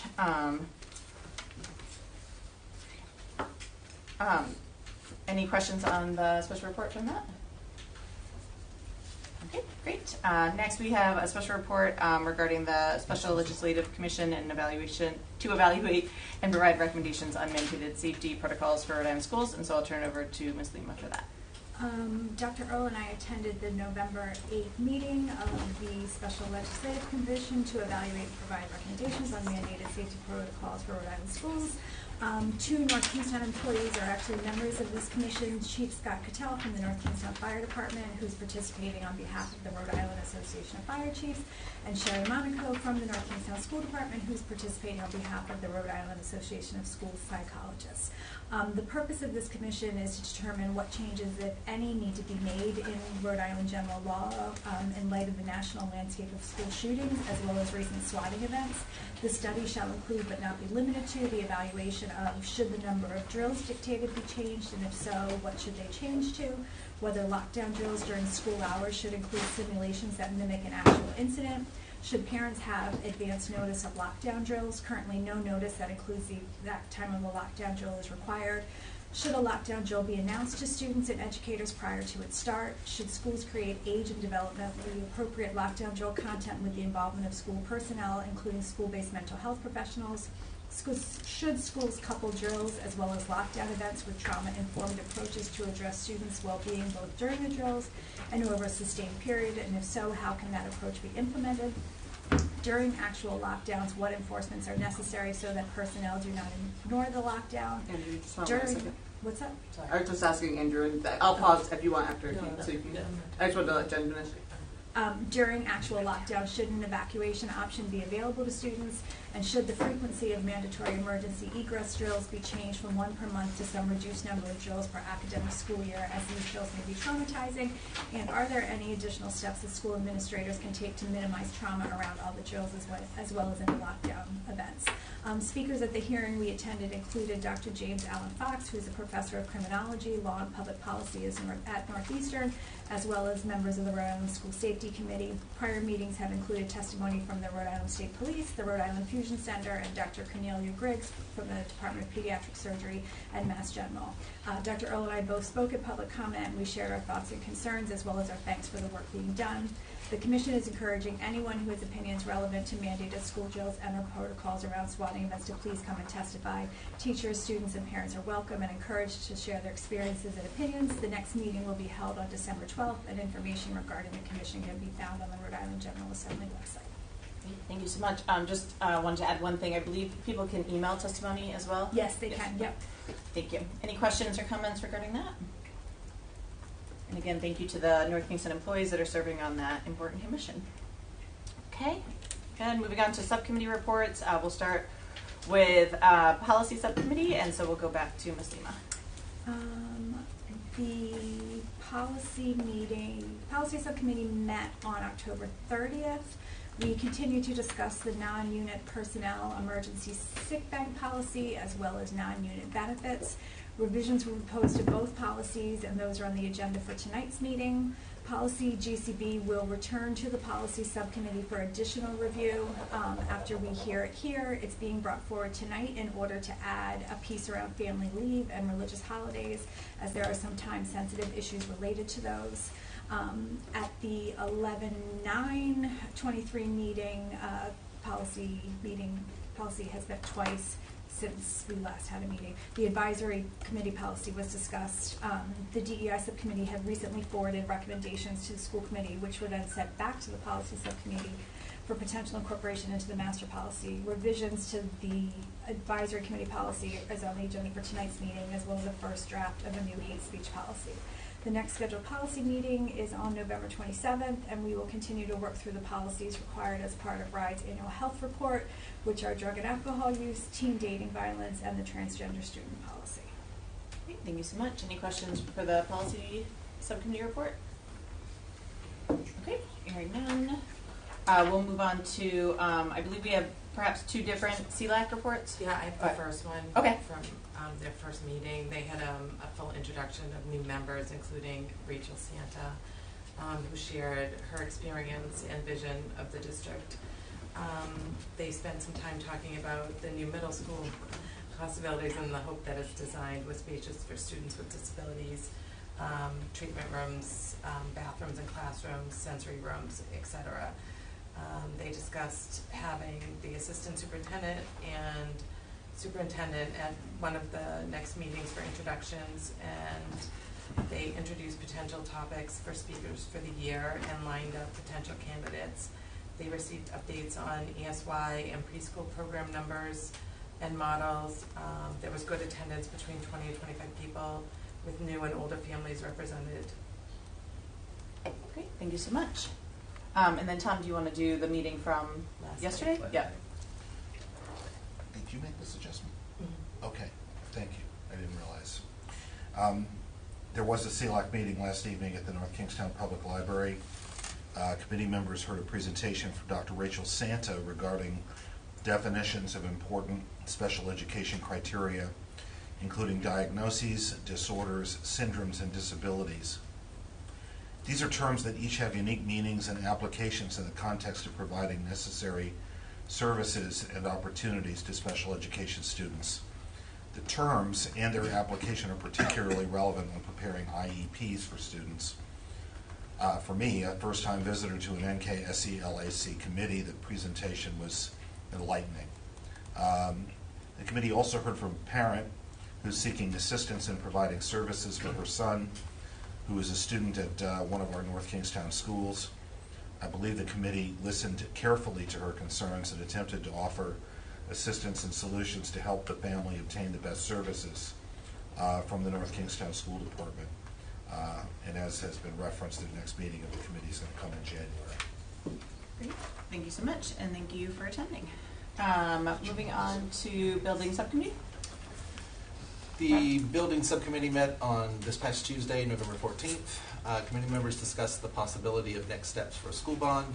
The committee then discussed the capital improvement plan for the district and prioritized the list of projects. Subcommittee will meet again on Monday, November 27th at 6:30 p.m. after the school committee has been able to discuss any next steps for a new school. The subcommittee will also continue prioritizing the CIP list to prepare for the district's presentation to the town asset committee. Okay, thank you. Any questions regarding the building subcommittee report? Okay, moving on to DEI, we'll go back to Jen. The DEI subcommittee met last night, November 15th. Rob Mezzanotte provided an update on the action items from the equity audit that related to student voice in the equity vision statement. There will be discussions at the admin council meeting about engaging student voice, and there are plans being made for the PD days in January and March to work with a consultant on the vision statement. The charge to create a temporary subcommittee to focus on discipline was approved at the last school committee meeting and is on the agenda for further discussion tonight. Shwali Finkelstein suggested that the committee not spend time reviewing the North Kingstown High School core values, as they were likely to change now that work had begun on the vision of the graduate. She said that she would make sure to get DEI committee member feedback as that work progressed. We also discussed the recommendation from June of 2022 that all district forms and documents, including Aspen and Canvas, be updated to reflect gender-neutral language, be inclusive of all family types, allow for multiple options for racial and ethnic identity, and be available in families' native language. The goal had been to have those updated by the beginning of the 2022-2023 school year. In April of 2023, the district changed its letterhead to reflect updated anti-discrimination language, and there have been conscious efforts to include inclusive language in policies and teacher contracts. There's also have been some changes to the website. A translate button has been added, and parents have been changed to families, but there's still work that needs to be done. Information on what has been requested in the past is going to be sent to Rob, and he's going to follow up. Rob also talked about potentially using logic models to guide the work of the committee and showed a short video as an example. The committee agreed it might be helpful for specific goals, but we're not sure that was how they wanted to proceed. The committee agreed that they wanted to revisit the subject of increasing diversity in the workforce, which was an area that we had been tasked with when it was removed from the scope of the equity audit. The subcommittee's next meeting is scheduled for December 20th. Great, thank you so much. Any questions regarding the DEI subcommittee report? Okay, thank you. And so we'll move on to unfinished business. So item A, 2023-2024 school budget. Dr. Duba, anything? Sorry, I was on the wrong page here. Trying to find where we are. I'm going to guess no, but you can. I just want to check. Yeah. No. perfect. We'll go to the next item. So item B, CIP, existing bond and future bond. And so can we get a motion to discuss this? I'll make a Or motion. we'll take them together. So, all right. I'll make a motion to discuss. Thank you. Second. Okay. And so we'll open up discussion. We'll turn it over to Dr. Duba and team to walk us through this document. The first thing I do want to state is that the information that we're getting today is definitely a draft format. And we purposely put it on the school committee agenda this evening so that we can kind of see preliminary numbers, see what information is being collected, so that we can then ask questions or further clarification on the information so that it can be brought back at the next school committee meeting, where we will hopefully be able to approve it, to have it go to the asset management committee, which is the town committee, in December. And so this is definitely a draft, and so just wanted to make sure that the community and the school committee is aware of that, as the district is still the department is still working through it. So I'll turn it over to Doug. So the first item under that is an update on the school. Oh, perfect, thank you. 2023 school bond. So do you Yeah. want to do that first before I get into the? Yes, we can definitely do that first. The header was listed the other way, that's why I went that way. So no worries. Yes, we can definitely do update on FY23 school bond first. So we'll turn it over. I made it as a group, so you can talk about that first. Okay. So. Yeah, so I know we wanted to put on the agenda because we know that we need to make some decisions as far as how we're going to move forward. We know that we had a very large percentage of residents that came out to vote last week. And there were people that supported it and people that didn't support it, and people spoke. And I think it's important that we reflect on how that vote went and making a determination as far as next steps and what we're going to do moving forward. We did talk at the building committee regarding, the opportunity that we can go back out in the spring to be able to put the question back out there to the voters, just with the school question, the school bond question alone. There is a process that we have to go through. Mr. Mollis discussed the calendar and the dates for that timeline for us. We do need to have a decision here from the school committee as to if that is something that we want to do and what that question will be based on the project that has to go to town council for approval. And we would want to make sure that we have that done by the end of this calendar year so that we can get it to the General Assembly for January for approval by the General Assembly to be able to put another question out there in the spring. And based on the timeline, that question most likely would be scheduled for May. You have to wait 60 days. 60? So you got to wait a certain amount of time. You got to wait once the General Assembly approves. April, there's a primary, so we cannot do it during April because of that. So May would be the earliest. I know at the building committee they were concerned with May because of staffing, but he did respond back to me and said that there is a possibility that we could do it early May. And we have a timeline with RIDE because the stage 2 has to be submitted by February 15th, approval in May by the board, and then we have to make sure that we hire a contractor by June. End of June. End of, yes. Yeah. Has this changed? Hold on one second. I'm sorry. Okay. Anything else that the administration wants to add as far as updates, and then we can do questions and discussion? Okay. Perfect. Okay. So I'll open up. Go ahead, Tom. I'm sorry. Has this changed from what Ralph said? He did. During the meeting? He sent me an email saying that there's a possibility they could get it done in May. There was concern because of staffing that they would have to push it off to June, which would really make that a very tight turnaround for us because we then have to go put out an RFQ for a contractor. And the timeline with RIDE is you have to have that done in June. So he did say that there is a possibility we could get it in early May instead. We'd have to work with the town on that. Okay. Additional questions or thoughts? When is South Kingstown going out with theirs? We need to find out because that is something that makes sense that we, look at when they're doing it, but we don't have their date yet. So. Yeah, I knew South Kingstown's town council did approve bond language at their last meeting, but I wasn't able to find any information about when they're going to be holding the vote. Just that they have approved the language that is going to go to the General Assembly. So definitely I think that that's an important consideration if we do choose to move forward this spring. And then, you know, the big consideration for moving forward again this spring is that it sounds like, although very, very tight, there's still a possibility of getting the 55% reimbursement. But I did have a couple questions too, but so that's definitely, I think, an important point. Jen? Other questions or thoughts?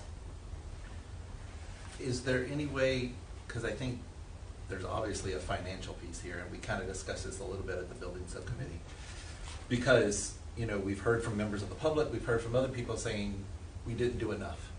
They need more answers, they need more information, so that requires more money. So do we have any idea where those funds are going to come from? So that's a big question that we can't move forward, because the stage 2 needs the schematic drawings for not just the school, but if we're going to add any of the capital projects in with that, it requires some preliminary funds. So that's a big question. Can we get a reminder too of when the stage 2 application, February 15th. Okay.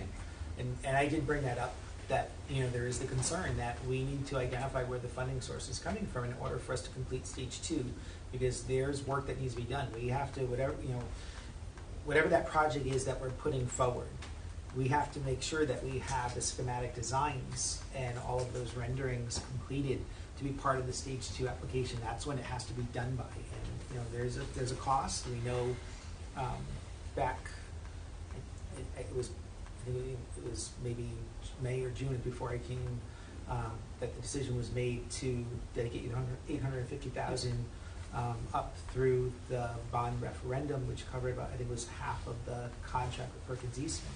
But without those funds of how we're going to pay for the rest of it, we really can't do that work. We can't work with Perkins Eastman. We can't work with Jacobs in order to do any of that work right now. So it is kind of at a standstill. And we've been having some internal discussions of, you know, what we should be doing. I think it's important that, you know, we should totally be listening to what the community is saying.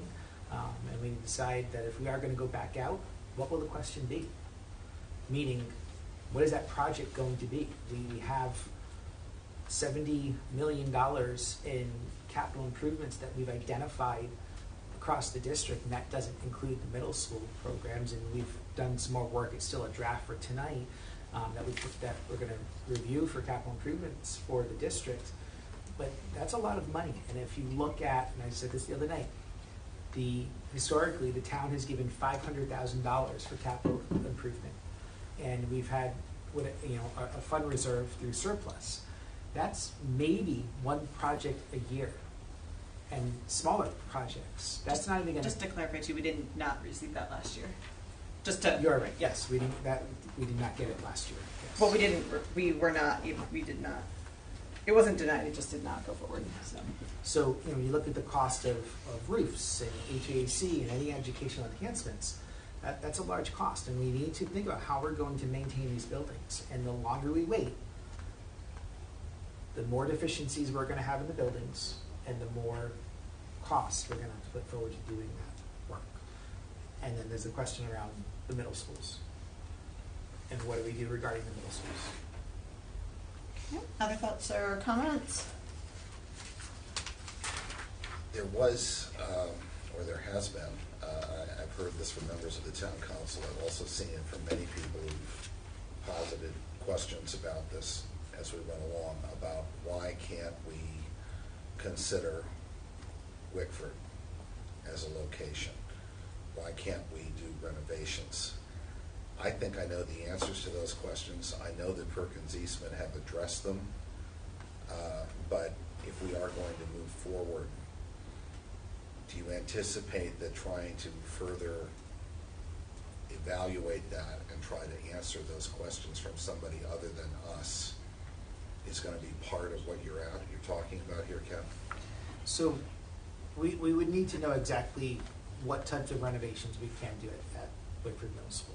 And what was provided to us from Perkins Eastman was that they're telling us that cost and time, right? That's an increase. There's an impact on learning. We know that. Right. We did reach out to RIDE just to get confirmation. This came up the other night that if right now the FCI scores for both middle schools is below 65, but it's recommended that we Some data from That's from the old Jacobs report.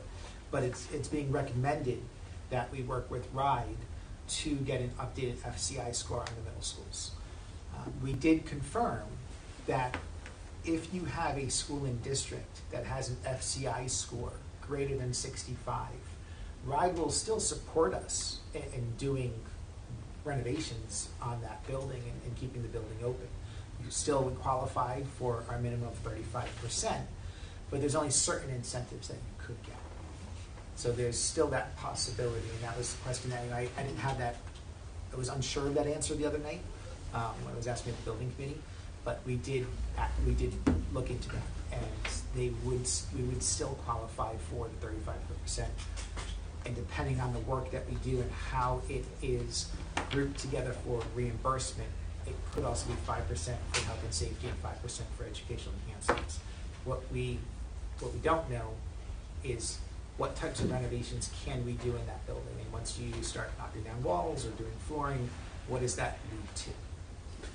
And I also think the other cost that hasn't been factored in is that in Wickford, you're not talking about summer renovations. Mm-hmm. So you would have to set up portable classrooms with infrastructures that would be in that field. So we're talking about trailers? Right. We don't have the swing. You want to know where's that swing space, right? Do we have swing space to move the students? And a concern that I'm just going to share is my concern is the impact on learning for the students. That if we're renovating that building, where are the students and teachers, staff going in the meantime? And that's an impact on their learning if we're going to have to move them into trailers, and that's definitely something that needs to be a consideration. That's why it's the consideration of the cost, of time, and the impact on learning just to do the renovation of that building versus building a new Wickford Middle School. If we do that evaluation, even if we went forward with the renovation, are we going to be able to convert Wickford Middle School into a net zero or an energy efficient building? And we would have to. Or is that something the architect would have to answer? We would have to. It's much more challenging. So we'd have to, all the work that we've been doing, we'd have to make that switch. So again, that's more cost as well, right? So we have to make sure that we have the funding to pay for that. We have to do the environmental study to make sure that the land can be used. If we have been looking into talking about other pieces of land, if there's been a lot of ideas have been kind of shared with me this week through community members and others and conversations. If we look to try to get any other land around Wickford Middle School to use that, in order to acquire that land, that also has to go out to a vote to the town to approve. If it was, suggestions. These are suggestions that have been shared. Duffy's Tavern's no longer a restaurant. That property there, could that property be purchased by the town? There's other property on the corner and around Wickford Middle School. Can you look into other property and see if anybody would want to sell? We can't just go out and offer to purchase any of that property. That has to go out to the voters as well as a question to get approval to acquire any of those additional properties. Yes. And so I think I have a couple of comments, and then also what I think would be super helpful, as we are most certainly not going to solve this question today, is if the school committee members can think of questions or information that they would like to help inform the next step decision. Because I did hear Dr. Duva say that we most certainly want, if we are moving forward in the spring, and the reason we would move forward in the spring is to still try to maximize our ability to get those extra incentives that we've been talking about for about over a year now. And so I think, what information do we need as a school committee from the administration, from RIDE, et cetera, that would help us make a decision about whether or not it's worth trying to go out again this spring to get those additional reimbursements. Because if not, the next conversation is, what do we want to plan for the future, knowing that our base reimbursement rate is 35%, and that could be a November 2024 vote, or it could be a future vote. And so I think I want to try today to have this conversation, this discussion be about kind of what information do we need to make that first decision of, are we going to try to go out this spring, and what does that entail? I have a couple, and then I'll turn it over for additional comments. One of the questions that I definitely have is about the stage 2 application. And so my understanding of why we were working through all of the different things that we were working through was because the stage 2 application had to have information in it about funding sources, et cetera. And so are we even able to submit a stage 2 application without having an approved funding source from our town? And what does that look like? Yes, you would just have to identify that we're submitting. So what you couldn't do is submit $100 million worth of projects without showing how you're going to pay for them. So if you have a $100 million bond vote being planned for either the spring or the fall, then you would say the funding source for this is contingent upon approval of a bond vote. But what I've heard is what you couldn't do is do a, we're doing this now with a 2026 or 2027. Yeah. Future bond. So you couldn't say we're going to go out this spring for $80,000, but then don't worry, we're going to go back out in 2026 and ask the town for more. Okay, understood. Thank you for that clarification because that was a concern of mine coming into this meeting today. So thank you. Other questions regarding kind of next steps or information that we'd like to see? Another question that I had was we had mentioned the FCI scores. And I also know, Dr. Duva, you mentioned the $70 million worth of work that we need on our existing buildings doesn't include the middle school projects. And we're going to talk about the CIP in a minute. And I think one thing that I would really like to see, and I know it is work, but I think it's important now, especially with the way that the vote went, was that last week? It feels like not last week, but most certainly was, is, what are those numbers, right? That was one of my biggest concerns is that having the town continue to invest money into buildings that we're just not going to get a long timeline out of. And so I think before our next school committee, I'd really like to see what are the exact numbers of the updated CIP. I know we had the ones from the last time, but I want to see the updated numbers on both of those middle schools to have a really good understanding of the work that needs to be done. And I know that number is going to be just the work that needs to be done, not full renovations, not making the learning spaces better, et cetera. But I do think it's important for the school committee to understand that baseline as part of that scope. And also kind of help us in the consideration of what we're going to submit in stage 2. I think if we want to make sure that what we're submitting under those things are projects that we're going to be able to get the maximum reimbursement under. And so I know if it's not included on those lists, we're not going to be able to include that. And so I think that is an important piece for me. Another question that I would like some clarity on, and I don't need it tonight, but in general, is kind of what is the process for getting the FCI scores assessed? And is that kind of a... Yep, and is that a stipulation, why kind of, I guess, hasn't that work been done thus far? We've been talking about that score. My understanding was that RIDE wasn't going to do that at some point. Are they able to do that now, or would we be going out on our own, and do we have an idea of the cost of that process?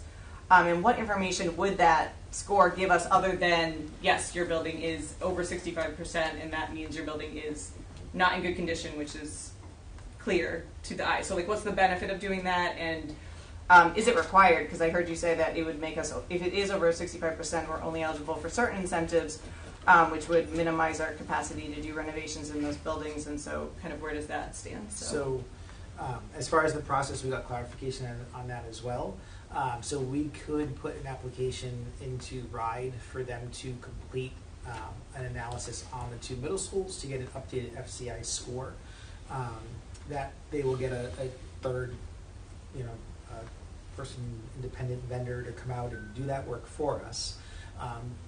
It's possible to get that work done over the next few months if we submit the application to them as soon as possible, next week, for that request. It's possible that we could have that information in the next few months. It's not a set in stone timeline. And then the cost for that is about $15,000 for each building, which is a lot less than what we were told from another company. And so that cost would then be deducted from our housing aid that we get at the end of the year. So it would be less housing aid that we receive because they just take it off of that at the end as the payment to do this work. It would provide us an updated FCI score so we know if the buildings are worth renovating or replacing. Any school that has a FCI score of 65 or higher means that if you were to replace that building, you'd be eligible for the 5% of the additional incentive. So when I said earlier there's only certain incentives you can get, because we wouldn't qualify for a replacement incentive. We may not qualify for the replacement of fewer newer or for overcrowding. We might only qualify for educational enhancements and health and safety. So there's less incentives, right? That route, getting the score would just confirm for us if it is worth renovating the buildings, or saying, you know what, it's not, because the score is higher and we should go the route of building a new school. Okay, thank you. Other questions? I think I would, and maybe this is just me, but I would like to find out how much it would cost from Perkins Eastman or whoever it is about a two-school solution. And if we have to pivot to a two-school solution, what that looks like financially, because again, I'm going back to the finances of the whole project. People have questions about it, and I think we need to explore that. But we need to have some ballpark figure of financing, and then a recommendation from the district about how we finance these projects. Because I think we're going to have to, unfortunately, not unfortunately, but it's difficult. We're going to have to go down a lot of paths at the same time to try to come to a solution in time for us to be able to do this next spring. But time is money, and it's going to cost money. And that's not, okay.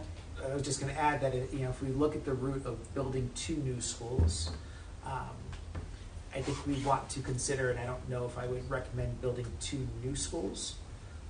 And I'm not saying stay with one consolidated. Right. I'm just saying if we were to build 2 new schools, we need to consider where Davisville Middle School would go. Right. So with the proposal we put forward of having one consolidated school, we know the building would be built where the current fields are in the park. So now if we're building a new school at Wickford, if that's possible, and a new school at Davisville, we need to consider that where is that new school going on the property there, and we still need to consider that we're going to need costs for all of the site work, because in addition to building the school, if it's going where the fields are, we now need to replace whatever we're taking away from the park needs to be replaced on the other side. So we need to make sure that we also are including the cost for all of that site work, plus the athletic fields and the demolition of the building. Both buildings, and that's times 2. Yes, right, it would be demolished. Yeah, and I mean, I think, at this point, what I'm hearing is the conversations is what I'm hearing is that we still have need, right? And we know we have need, and we've always known we have need. Unfortunately, the town didn't support question 1, which was a combination of our question and the public safety question, which totaled that 255 number. And so I think, when I'm hearing this conversation about what to do and our different options and different things, these are conversations that we had last spring about kind of what did we want to look at and what we thought were options. And so, I think one of the things that we need to think about for the spring, and that kind of Hail Mary, for lack of a better word, although our football team is playing in the state championship, so it can be applicable today, go Skippers, is,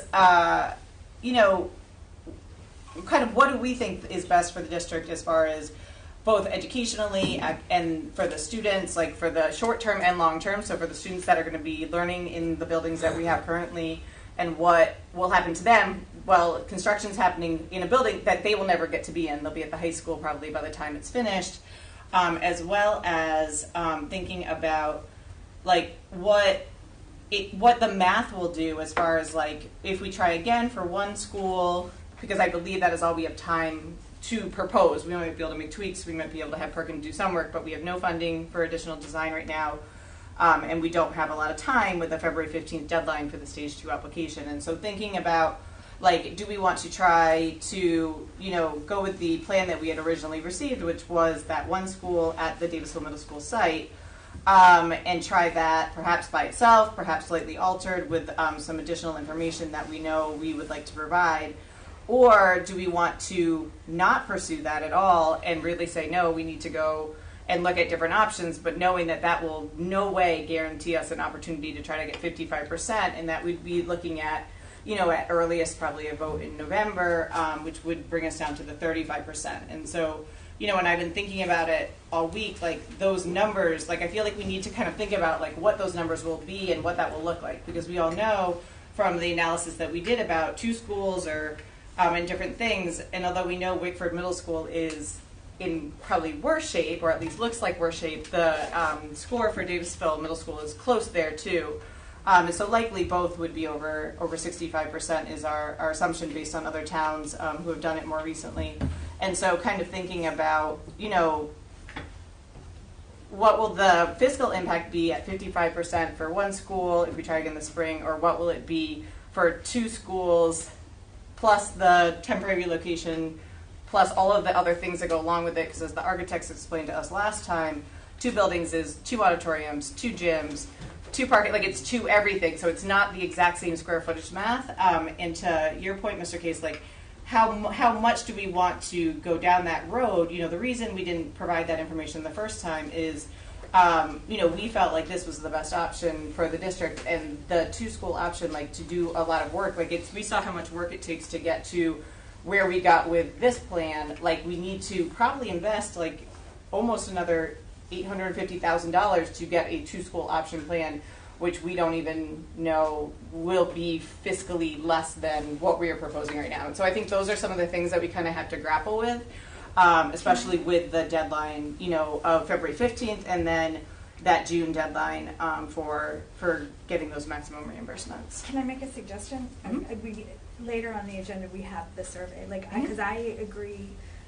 I think at that first we have to decide, are we going to go forward with the 1 school option? We could send a survey out, and everybody could come back and say, I don't care how much it costs, I'm not going to vote for 1 school versus 2 school. And if that comes through loud and clear in a survey, that kind of tells us people want a 2 school option, regardless of how much it's going to cost. To be really clear too, I think it would be amazing if we could build 2 new schools in this town. Right. I totally think because of the size of our district and different things, I've always loved and wished we could do that. I don't think we are as far as the age and whatnot.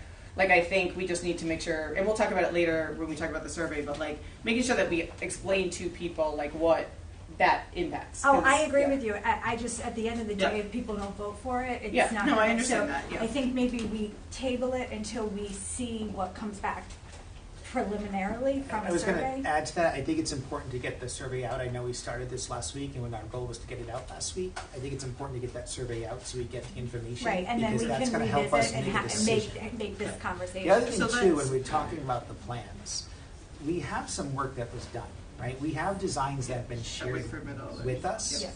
So there may not be a huge cost to have them scale everything down and just show us what that would look like. Does it make sense to Sorry, talk can about you the survey explain? now? Hold on one second. No, actually, so I want to make sure that we, you could make a motion if you wanted to move it to be the next agenda item, Tom. Yeah, but we have to finish this one, which was the bond and CIP, but we could do that one next if you wanted to. But also, oh gosh, it's gone. Nope, it's totally gone. Talk about scaling down. Scaling down, yes. Could you clarify what you meant by what you were scaling down? Thanks, Mike. Yes. Oh, What sorry. I was saying was Scaling down the Perkins- current plans or scaling Perkins down Eastman showed us Wickford? middle schools at both locations, right? And they had the designs. So we Not can, we for- can scale down those designs to then show what it would be for having 2 separate Yeah. middle Yeah. schools. I'm That's what not- saying. yeah. That's something that they could do. So you're saying take the design at Wickford Middle School and make that smaller so that it would be accommodating of one new middle school at that site, and then take the preliminary work, which was very preliminary, which was really just looking at if we could fit a size We building can in fit. school. We Yeah. have to Well, I mean, you can look just at do it. math too, and take we think the buildings are going to be this much square footage. We think it'll be this much. So I am very confident in if we are using the same architect, that they will be able to design very nice buildings. That's not my concern. My concern, honestly, is the cost, and then the cost of 2 buildings with 35%. That in comparison to 1 building with 55%. And we have to remember there's capital improvement needs across the district. That as well. So do we want to put all our money into building 2 new schools, or think about needs of what the needs are of the middle school as well as the rest of the district? Yeah. But I do agree, Jen, we can, we put forward, I think, what we thought was the best plan both for students and for fiscal, and, the way that people voted on it, and again, it didn't get voted individually, which I do question of where, because we can assume lots of reasons why people voted certain ways. I know Ken said that the voting response was very large. I wish that it was very large. 33% is much larger than you would expect for a special vote, so I'm glad. I'm going to clarify myself. For coming out for an election of just a vote on a bond is a large percentage. When you look across the state, we had the highest percentage of voters that came out on that day, as well as the highest percentage of voters that did early voting. So that's why I'm saying it's a Oh yeah, 100. Yes, agree. But still, 33% is. Yeah, 33% of the town voted in comparison to like an election that would be whatever, which is usually much higher in our town. And again, people get to choose that choice, and that's fine. But I think, you know, there's lots of people voted no. There are lots of reasons people voted yes, and then there's a majority of our population did not vote. Right. And so I want to make sure that we remember that. And again, that's their choice, and I wish. You know, I'm proud that we had those statistics that Ken just said, but also 33% of the town in that decision. And so just something to consider as well. Any other things? I want to make sure we have a pretty lengthy agenda, and so things that we want, any other information. So I heard a couple things that we were kind of looking for future meetings, but is there anything else? Related to the bond or related to the CIP? We're on the WAD right now, and then we'll move on to CIP next.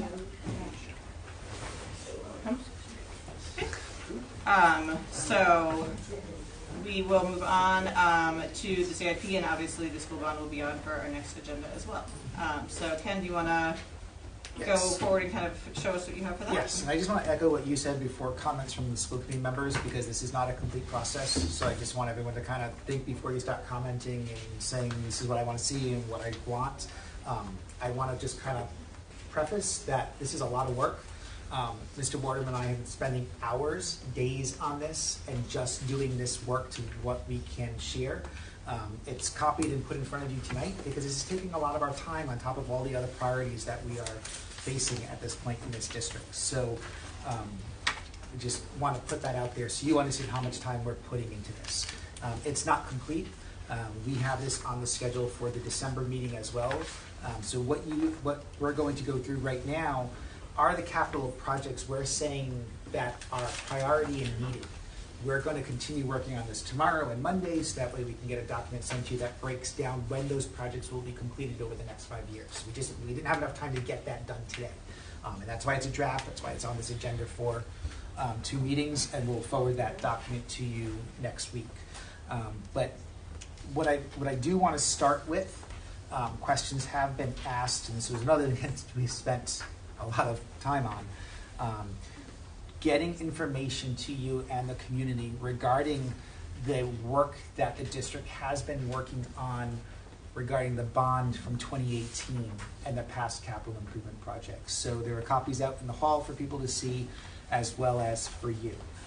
And we had to take time going through all of the binders and requisitions and cross-reference budget from what we had and what the town had. So the one-page document that you have, that is a summary of the projects that have been completed and paid for, that were on the submittal that went to RIDE for the past necessity of school construction application and projects using the bond money from 2018.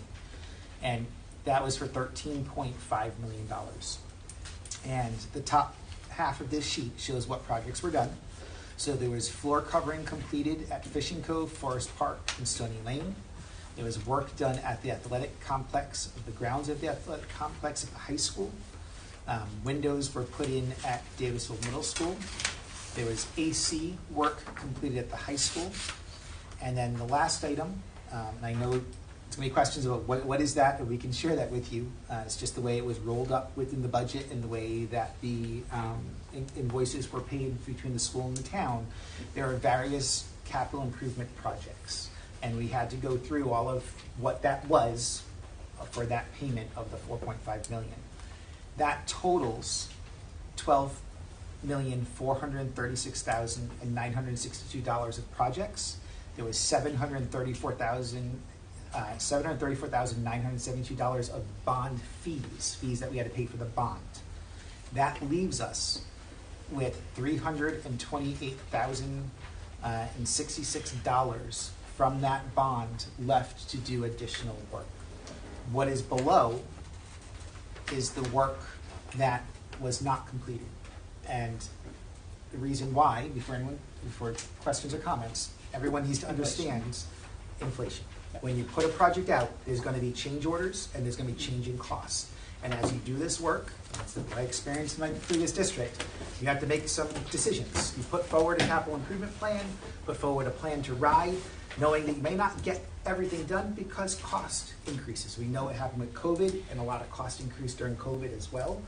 That could impact this. You get change orders. Once you get into doing work in a building, you notice other things may have to get done, and that increases the cost. Well, and you also, kind of what I've learned through this process and the conversation with the bond we were working on, is you also want to make sure that you have a depth of projects, because that makes you eligible for it to be part of this project. So if it's not on the list, it can't be on this list, and so it would make sense that you would finish a list and still have items on it, because you would never putting it there wanna, because you might come under in one project, so you can then do something else, or there's other funds that you can use. So that's why, another reason why there's additional projects on here.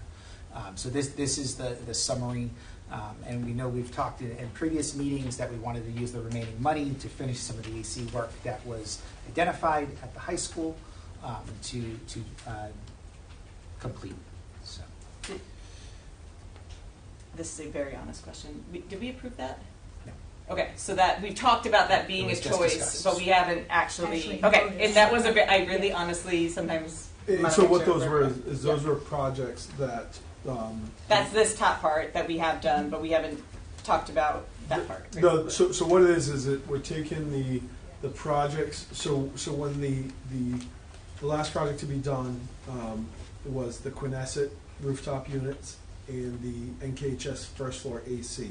Those are actually bundled under that 2021 capital improvements project. So those were the last two. Sorry, can you say those again? Yep. So the Quinnesset rooftop units. Is that the kitchen exhaust hood? Nope. Okay. So they're standalone projects, but they are. Oh, it's in the. They are bundle. under the 2021. So what happened with so the rooftop unit one was pretty easy. That was cut and dry. The high school AC was done in stages. What they did is they said, okay, we're going to cut that line here. So a previous school committee had approved the first floor AC work. The line was cut here because we were kind of getting close to that threshold of where are we going to have enough money if we open it up. So what we did is we looked at the remaining areas. For example, the chorus room at the high school was where that line was drawn. So that was that room just missed the cut. So what we asked our architects to do is we said we've got approximately $330,000. What going off this priority list? What are the next projects we can hit off of that? So it's not so much that you didn't approve it. This was we didn't finish one of the projects that was approved. So we were just picking up whatever pieces we could to try and wrap up that NKHS first floor AC. Okay. So I'm going to recommend that we just finish this one document, and then I'm just going to call a quick recess for restroom purposes and whatnot, break, if you will. So let's just finish the review of this. If anybody has any questions about this, I'll call a quick recess, and then we'll come back. And so just a quick question on this one. And this one, we've seen this before, and so, but thank you for, this is a nice layout of the information. This was a little bit different because we did this one to align with the town's accounting. Yeah, which is great.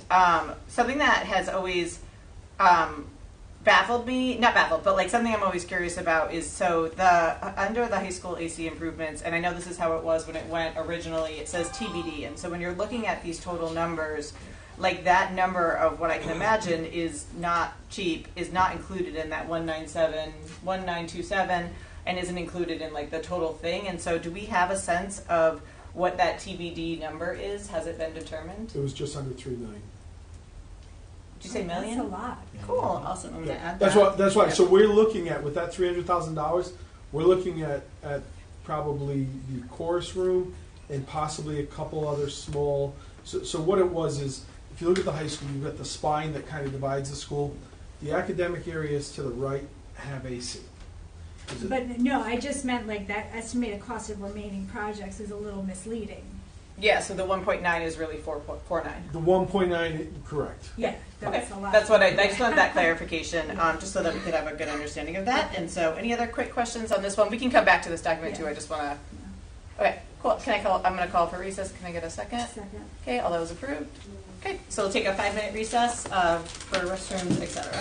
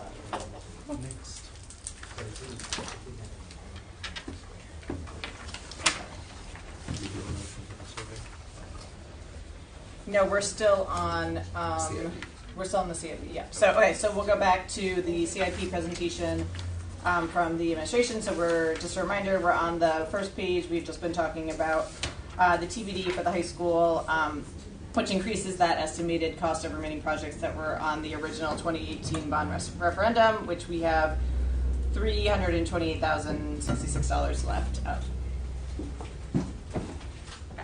Back to you all. So, Can I ask a question? Are any of these things that clearly we're not going to pay for with the 328 rolled into the new? The only thing that's not on there that we could add is D building, but I'm not sure we necessarily get reimbursement. Okay. It's not active. It's not a school. And then also, Jen, right now, Wickford and Davisville, those four. So those are on the one, not that you have here tonight. Yep. We were so close to getting you. Yep, it's like 10 minutes. We were real close to Yep. getting you that. But those are on the draft. Okay. All right. Not that you have tonight. So, and to clarify, Jen, too, like they're still needed. Like Yeah, they're- that's yeah. why I wanted And to some of make them sure are I there. have I'm been just rolled like over. eyeing like Yep. some of those projects are here. Yep. So we'll see them ranked on the next page. All right. Any So- other questions on this one? Anything else you want to say about this one before we move on? Hey, go ahead, Jen. So I just want to explain the process of what we did to present to you the document that's here, and anyone in the audience, there are copies outside for you as well. So this is a listing of all of the projects that we're moving forward. So we had a draft. The draft is what was attached to the school committee packet, and that summarized all the categories. So it wasn't giving every specific project that needed to be completed. It's summarized by roofs, HVAC. Those categories are in this here. That's what we worked off of with the school building committee. And the recommendations that came forward was two things. One, let's just prioritize the ones and twos.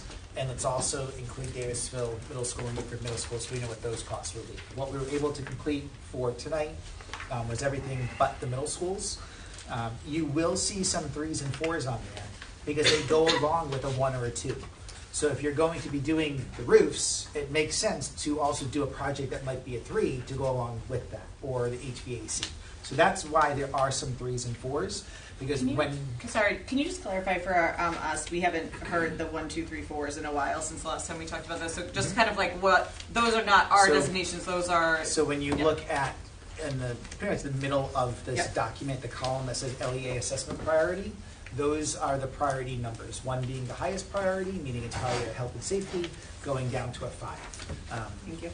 And I don't believe there are any 5's like cute, right? Like cute, like 5's would would be the the things that would really enhance a building, but it's not a health and safety priority and an immediate need that has to be done. So we went through that list. We tried to take out some of the items to bring down some of that cost, but I also want to make sure that we are thinking of the future for this district, and that we are considering that there are buildings that have not had the opportunity to be renovated, maintained, and for many years. And you're going to be coming to the end of life expectancy on some of these systems, so they need to be on our radar. It might not be work that we can do, because overall, this is over 70 million. This is, what did we end up getting total to? I think the total was on the page that I didn't print it out because it was on the other page. Okay. Just keep going. Yeah, you can look it up. Yep. But it's around 70, I think it was around 70, 80 million. Jen will probably calculate in your head. It's actually, you gotta calculate really quick. So I want to say, because we had gyms on here as well, we added gyms after a conversation at the building committee, so it's closer to 80 million. We know that not all that work can get done because we don't have the identified funds, but we need to be thinking of the future for the district. We need to have a cycle of what we're going to be renovating and replacing year to year, and these are all the needs.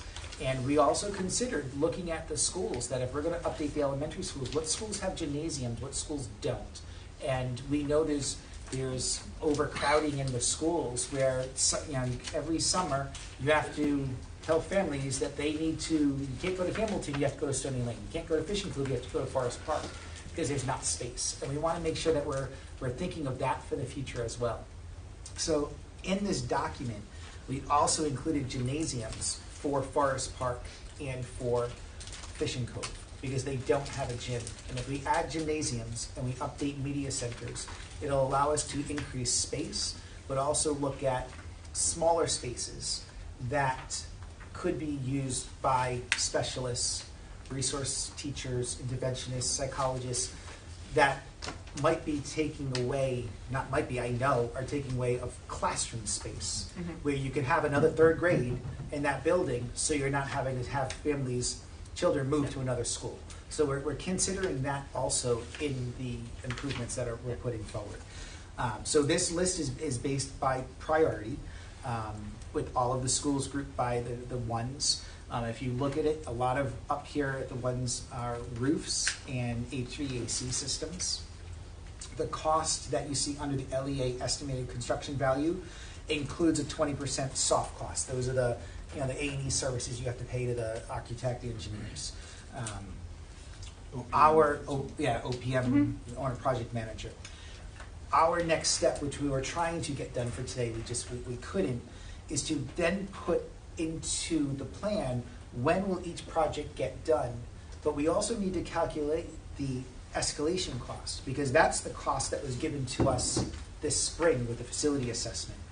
But a roof at the high school, or just that roof replacement of $6.6 million, is going to cost more, most likely, if it's 3 years out. And so we're going to put that cost into this document when we create that. So that way, if it's projected for 2026, we're going to estimate what the escalation cost would be to get a final cost. So in the end, it's actually going to increase right, the amount of money that we're going to need, because we have to base over 5 years.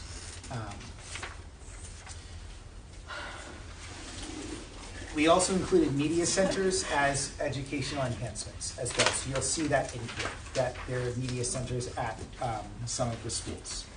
And to clarify for us, that's a library and more. So a media correct? center would be the library, Yep. right? You're enhancing that library for 21st century learning. Yep. And that's for the reason you just talked about, right? To be able to put like interventionists and stuff in there and free up the classroom. So for Forest Park, it's a classroom. Okay. So that would open up more Right. space. But if you look at the other schools, it's just enhancing that space for instructional use. Okay.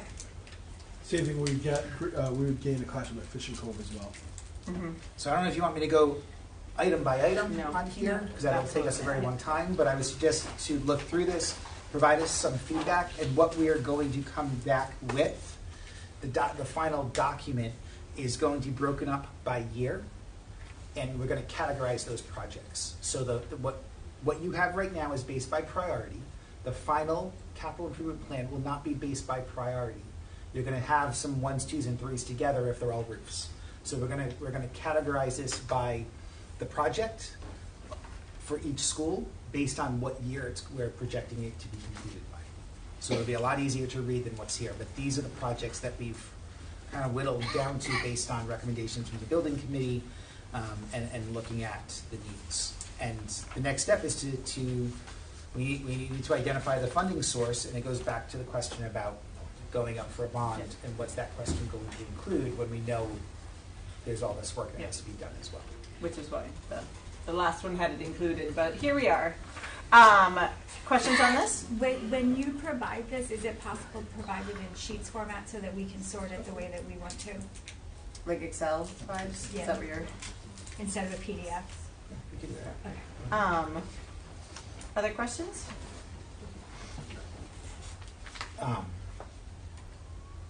One.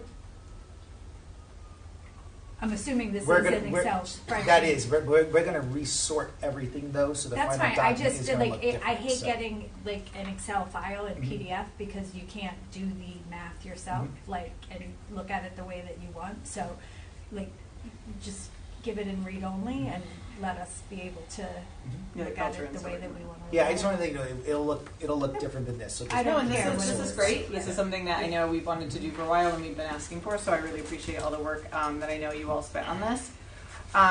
One question that I had is, there's another list somewhere that we've seen over the past year or so, that included, kind of, for lack of a better word, like memo of agreement with the town that had priority projects on it, like the one that the past superintendent would send that would, for the $500,000 that the town was putting in for capital and the school department was supposed to put in as well to that fund. And there was a list of projects on that one as well. And so I'm assuming, Mike, that the outstanding ones are just rolled into this, or? So those projects came off of the 2018. They weren't all, though, I don't think. So so it's okay, maybe just for next iteration, just making sure that all of those different things are there, because that's another really important piece of this, is that we do want to be able to go, again, to the town, because I believe that agreement, for lack of a better word, went beyond, like, includes this year and maybe one more year, if I'm remembering correctly. So I want to make sure that we're able to communicate clearly to the town. Well, and there could have also been items that were non-reimbursable, vehicles, other cap. So there's a whole other. So this is capital for buildings, but there are other capital needs. So there was money given in the past for technology, vehicles. So those would not show up on a document like this. Here, let me try to say it a different way.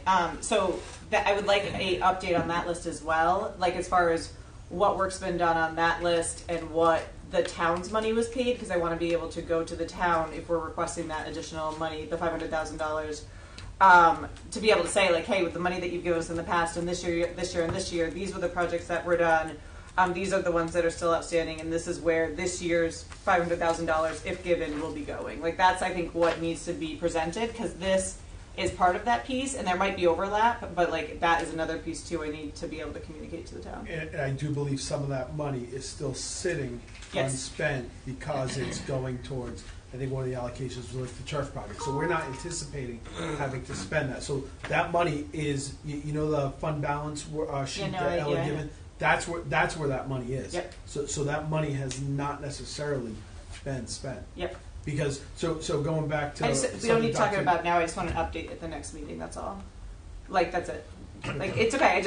I want to make sure we have the whole picture of how much money do we have, what projects do we have to get done, what's been done, and what do we need to do next. And that's like the one missing piece. Like, this is awesome, but that's that last piece I just need to be able to really understand, like, basically how much money we have and where we can prioritize that, and then how bad the deficit is, basically. Thanks. Other questions or comments on this document? No, this is really helpful. Yeah, very good. That's awesome.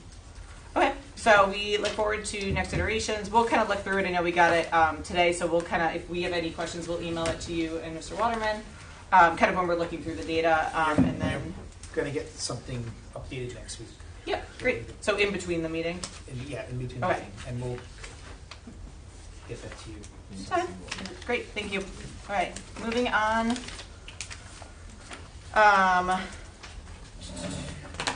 Okay, next item on the agenda is policies. So Jen, I'll turn that over to you. Just scrolling down. So, policies. So we have two policies that we're recommending, two existing policies that the policy subcommittee is recommending for revisions on the agenda for tonight. These are both on here as first reads, which means we'll see them again at our next meeting on 12/5. The first one is GCBR, which is the emergency sick bank for non-unit personnel. We changed the timing on eligibility for this. We clarified the amount of days that are required to submit to participate, and we updated who is on the sick bank committee. I want to note that next week, when this is actually before us for a vote, we're going to have to amend the October 1st date for this year only because of the fact that it is November 16th already, but that's going to be just for this year only. Those are the changes that we made for this policy. For the non-unit benefits, it's coming before us today only to add a section on parental leave and religious holidays. The language in these is modeled after the sections in the NEA and K contract. The policy in general still needs further review and revision, and it's going back to the policy subcommittee, but as I think I mentioned in the policy update, there's some time-sensitive issues around these. So those are the only changes that are being brought before us for our review. Oh, and I'm sorry, there's 3 policies for revisions.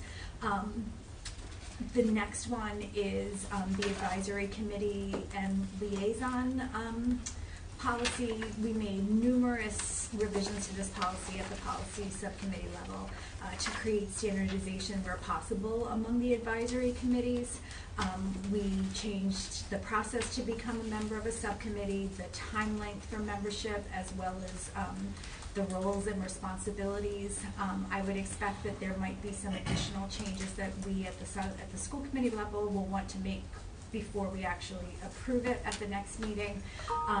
And then when this actually comes to us to vote for it, we're going to have to amend the August 1st date for this year only, again, because it's November. Does anybody have any questions on any of those before I move forward?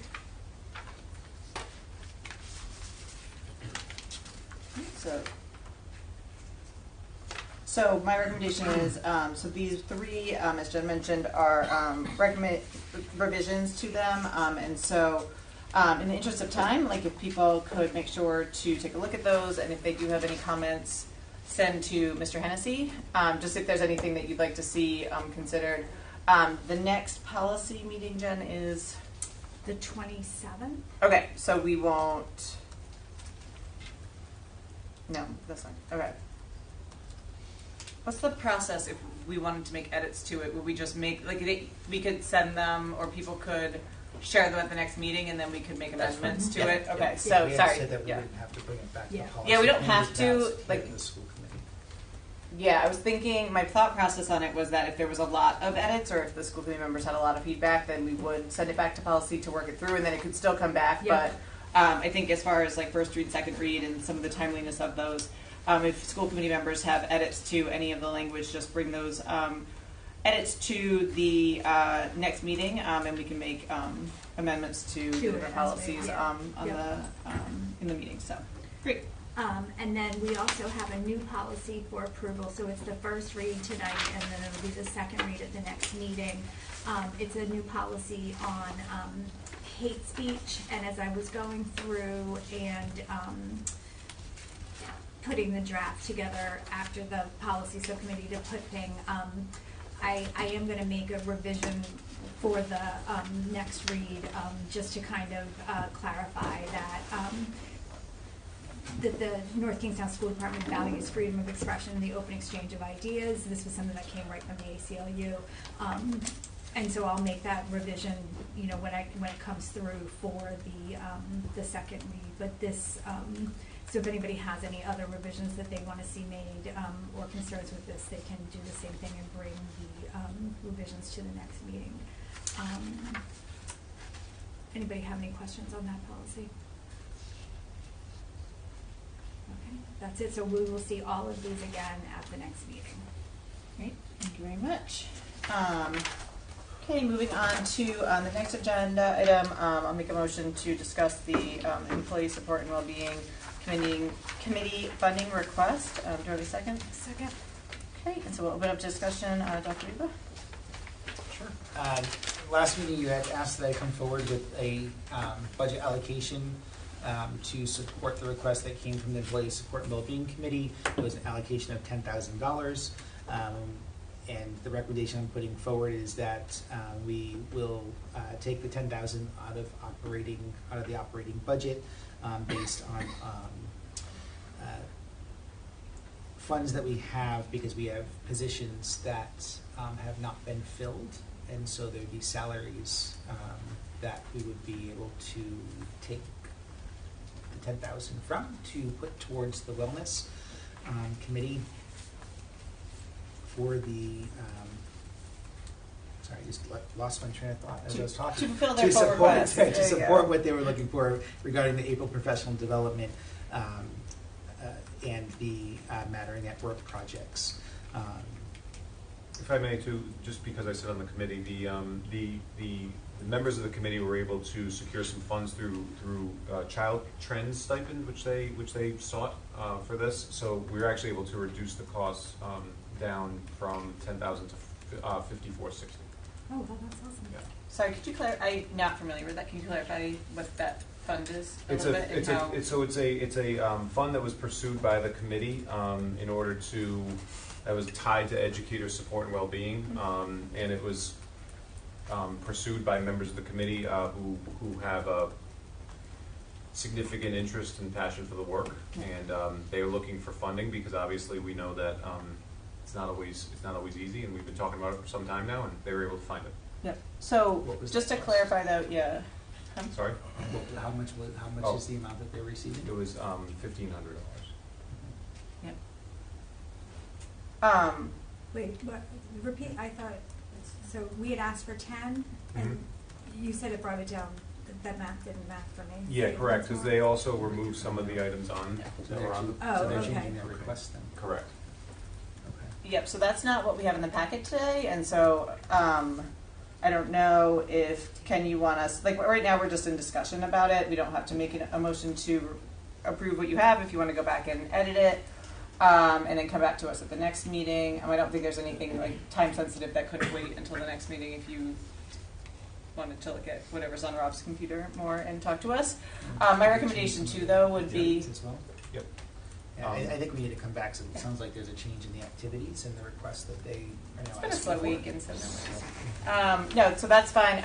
One thing I would mention though is if I think it's great that the teachers went out and found additional funding, but I can imagine that the need of things that we could do to support employee support and well-being. If Dr. Du was stating that we have the money available in the operating budget, and then they were able to find additional funds, like I was going to say, can we? Yeah. Can I change the request? No, but I'm saying don't do that. I'm saying what if we did more? If they had additional funds available. And so I would ask the administration to consider that before you come back. Okay. That's all. I didn't know if we just, give, we provide up to 10,000. We know that they have some other funds coming in. Yeah, so we But could we do. just come back with another. I'll just update what the activities are that they are doing. Yeah, just to finish my thought. So you said we had $10,000 available from vacancy funds, and then I heard that there might be some money coming in externally. I was just thinking, like, for a committee and being on lots of committees at places that, I can imagine that they have like the next step wish list thing. And I know that, teachers are so great about being fiscally responsible, but like I would be interested to hear, I guess, from the committee, the well-being committee, like what the next thing that they would like to do is, instead of just saying, oh great, you found external funding, like if there's a really important need that will help us support our teachers or help their well-being, et cetera, I'd be interested in hearing what that is before we just say, oh great, and reduce that number that we just stated we were able to fund. So the other piece of this question mark is just really thinking through that financial reward for the ESPN Teacher of the Year. I definitely support it, but I want to make sure that we write that reward in a way that is consistent with funding policies and all of those sort of things and what employees in this district are able to get and all of that sort of stuff. So just kind of thinking through, clarifying that a little bit more for the committee, I think is important. And I think too, a suggestion that could be put forward regarding that is that it's a financial amount used for their classroom, not just money given to the teacher or the ESP of the year. They're asking for 500, it should be $250 per person. And so maybe what that is, it's the amount that we're giving them to put towards their classroom or program. My understanding was it was 500, maybe it was 250 each. Yeah, it was I don't remember. 250 each. Yeah, okay. Yeah, so just a little clarification about that, just thinking about people looking at documents and making sure that we're in compliance. Other thoughts on this?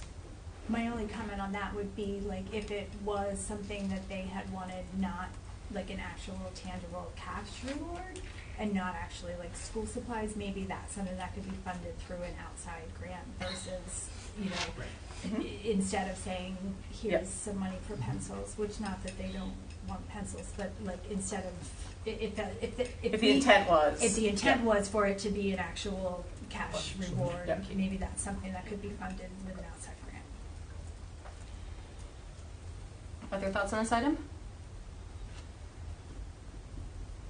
Okay, so we will see that on the next agenda, it sounds. We already did softball field, and so I was going to go get water, but now I'm not. Mike, you want to go get water? Thank you, sorry. We made it all the way through the sailing, which is not a good sign. Thank you. And so the next item, can I get a motion to discuss the MOA for the SRO? So moved. Okay, can I get a second?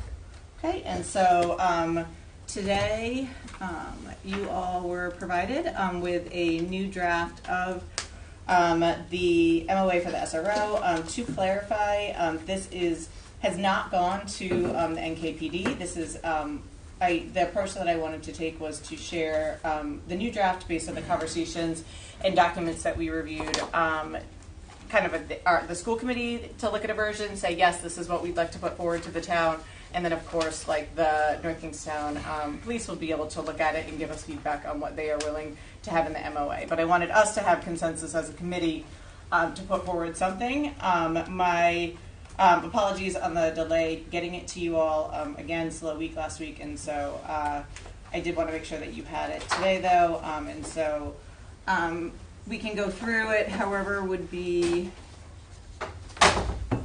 Thank you so much. People have questions, comments, thoughts. If we are able, I would love to see us make a motion to move it forward to NKPD so we can wrap this up. Again. This has had no impact on students as we're working through this initial document. We still have an SRO at the high school who is performing the duties as outlined in their job description. So, comments, questions, thoughts? I can also kind of key out some spots so you can see the track changes on it. Some of the track changes were made like in the version prior to us. So like some of them, like for example, under I think the red is you. I think red's me, and then purple was changes that were made like in the prior version. I don't know what blue ended up. I think blue's me as well. And again, this is kind of taking some feedback that we've had at prior conversations, and then some of those best practice documents, like the Department of Justice one and others. So, my only comment question would be that some of the language in there still is not inclusive. So to change where it says parent to parent guardian. Mm-hmm. And then where it talks about job requirements and job selection, just to add something that says that the person will not be, the chief shall not assign an officer to the SRO position based solely on seniority.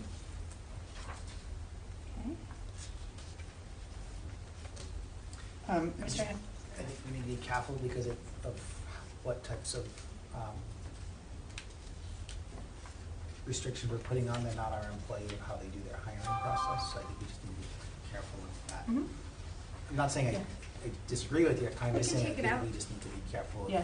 Jen, do you want to talk a little bit about the rationale there, just so Dr. Duva, I Again, agree this that. comes from best practices. It's Yep. to ensure that the person who's being placed in that position, it has qualifications that are specific to working with youth and are trained, and that it's not somebody who's bidding in on the job solely because they're the senior person. Okay, thank you for that clarification. Other thoughts on that or other things in the document? I did ask Mr. Hennessy to check their contract to see if it had language regarding seniority and It's got general seniority language, but nothing with respect to the SRO position. Yep. So that might be something that we are their union as well. So just something that, but if that's something that the committee wants to put forward, we most certainly can add it before we share it with the NKPD again. Other thoughts? So we heard thus far making sure that there's inclusive language. We must have, the intent was to have it, so we'll go through and make sure that we're being consistent with other documents that we're doing, and then we can add the language about that the person selected shouldn't be solely on seniority, in addition to the other language that is in there regarding the selection process. Other thoughts, comments? Maggie, any thoughts from the student perspective? No worries either. I just think the SRO is doing a great job, and it would be nice to continue to have them or have somebody in that position. Yes, we are very grateful. I'm concerned that your changes, while very well intended, and obviously you put a lot of thought into them, are not going to be received well by the department. Is there something specific, Tom, that you want to talk through, or? I think that the department is, and I'm not speaking for them. I haven't spoken, Mm-hmm. and I haven't spoken to them about this, but I think that there's going to be a concern that they're being instructed on how to perform their duties. And I think there's a great deal of sensitivity to that among law enforcement. Law enforcement officers undergo a substantial amount of training. I think you know that I understand and appreciate what Ms. Lima has been trying to do. But I'm concerned that this is not going to be well received. Yep.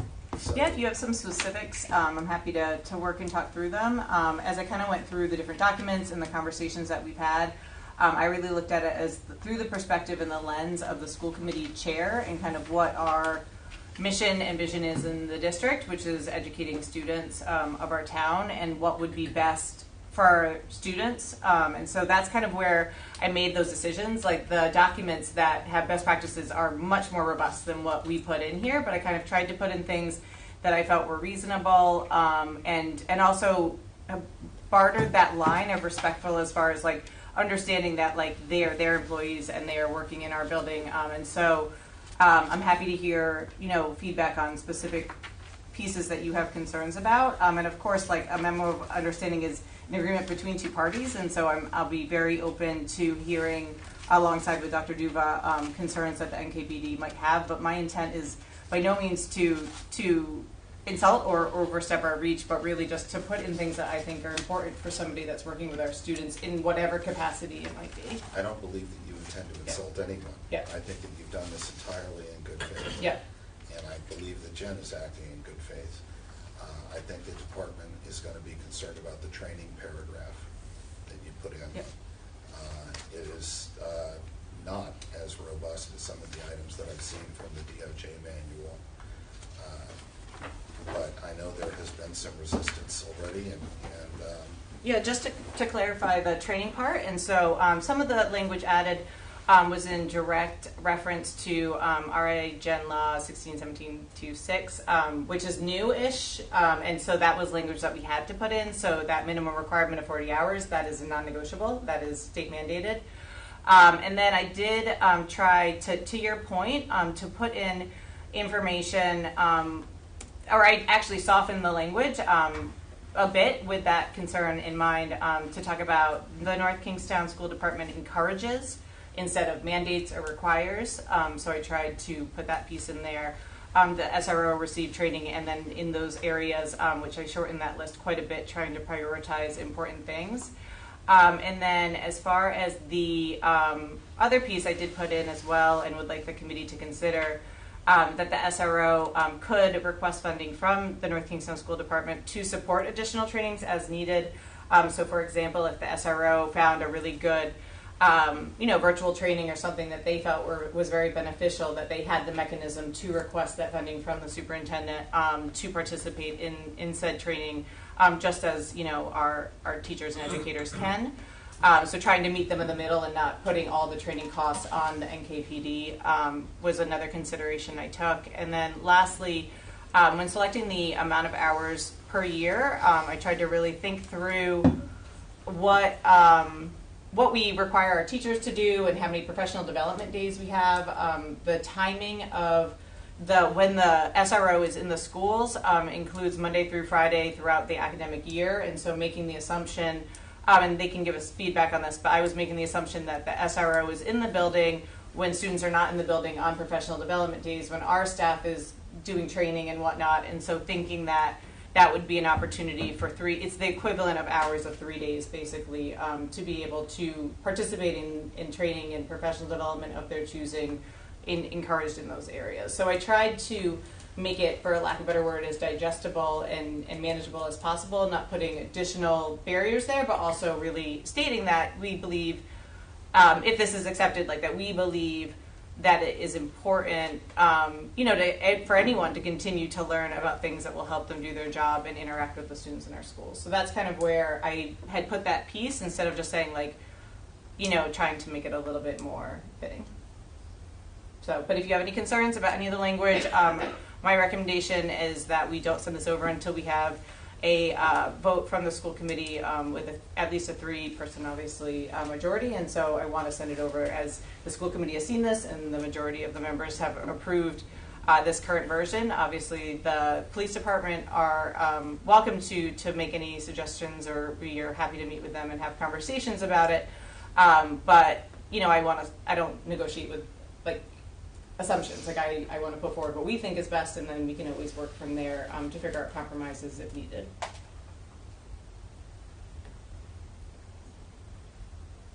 I would prefer, and this is just me speaking, that Dr. Duva and the school department do the negotiating, and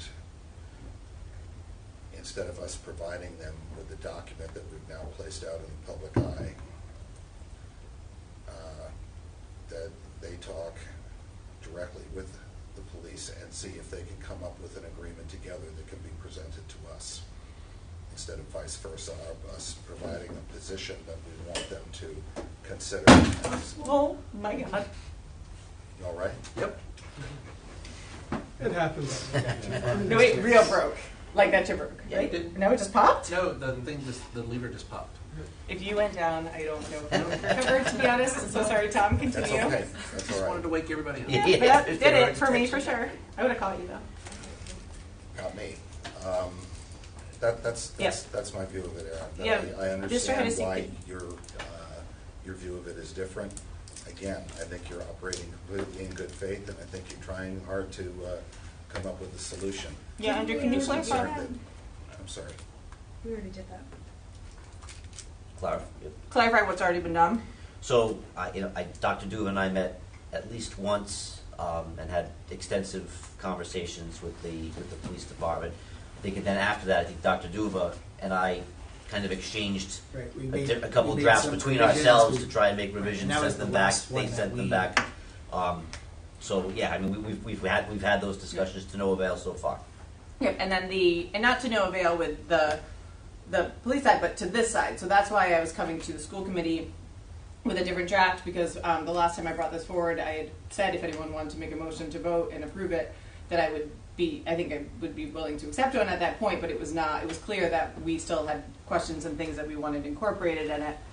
And so that's why, I worked through the feedback that I received in those meetings. I think we had 2 different conversations about it, and the documents that we had been looking at, and I believe you had said you thought were good, the DOJ one particularly. And so it's not like, I feel like at this point, I want us to have some consensus, because it doesn't make sense for Dr. Duva and Andrew, Mr. Hennessy, to go back to them with a draft that we're not willing to accept. And so that's kind of where I feel it's important for us to have some sort of understanding of, okay, this is where we are right now. We're not saying that this is it, but we're saying this is what we'd like to present to them.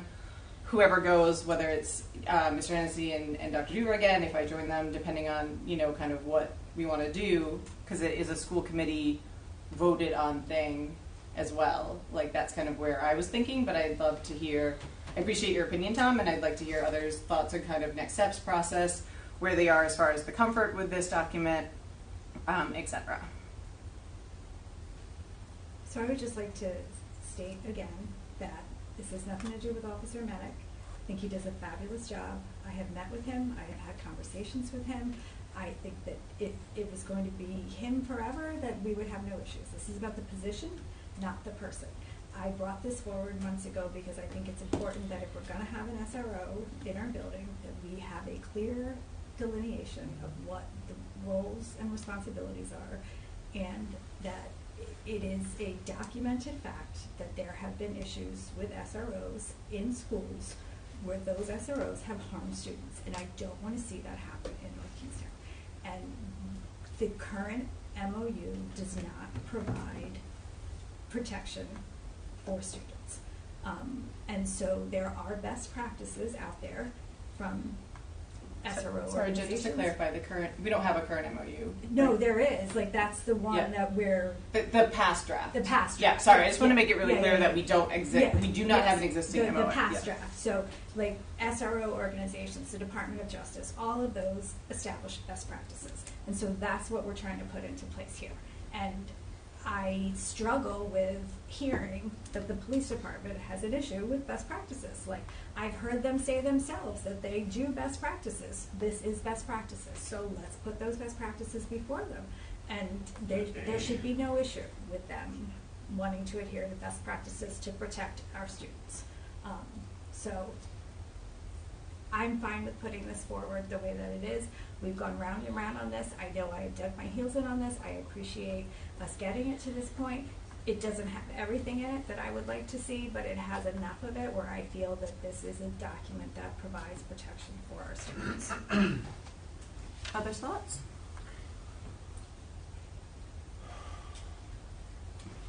I can understand what Tom is saying.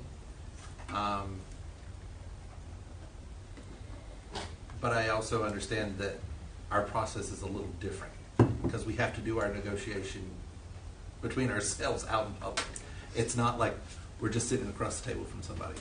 So I also understand and appreciate the work that went into changing this to get our point of view for them to go back to the police department. I like the language that was in there. You know, initially I thought, oh, this is coming from the police department. This is good. Let's pass it tonight. But and then I, subsequently found out that this is our version of it and our negotiation approach. So I myself would like to make a vote that we pass it. Are you making a motion? Sure, I'll make that a motion that we authorize this to be sent to the police department by the administration and our legal representation as our next negotiation. Yeah. Okay, just Rob have a second? I'll second that. Okay. Oh, Andrew's okay. registering. Just to confirm, is that with the changes that we discussed? There were the inclusive language changes and then the seniority. I just want to make sure we know what we're sending. Yeah, so the draft, Amended draft. Yeah, or the draft presented today with the two suggestions from the school committee. Is that what you meant to say? Yes. Yeah, okay, got it. Second. Okay, we'll open it up for discussion. So we have the motion on the table to send this draft to clarify changing anywhere that it references just parent to parent and guardian to be inclusive, and also adding a sentence regarding that the selection would not be based solely on seniority. Discussion, questions, comments? Okay, and just to clarify the process, and negotiation I think is even a strong word, like just I would state it more like a conversation with our colleagues in the NKPD to figure out a mutually agreeable document. Like it's not like we're negotiating, like it's not even like the piece of the contract, it's just, kind of saying what it does, who's responsible for what, et cetera. And at least myself, I think we're very open to hearing from the NKPD on edits that they might make, and it doesn't mean that they don't want what's best for students, et cetera, but like that they might have very valid reasons for why they might need language changes or would prefer something else. And so we can get those back and then decide if we are amenable to those changes or not. And so I don't want to make assumptions on that part or also, anything like that. I just think what I'll be voting for this today so that we can move something back to them that is a little bit closer to what I think personally we should be having in a document like this. Any other comments? Okay, hearing none, I'll call the question. All those in favor as the motion is presented, please say aye. Aye. Okay, all those opposed? Okay, so 4-1, it is approved, and so we'll look forward to an update on the document in the future. Thank you.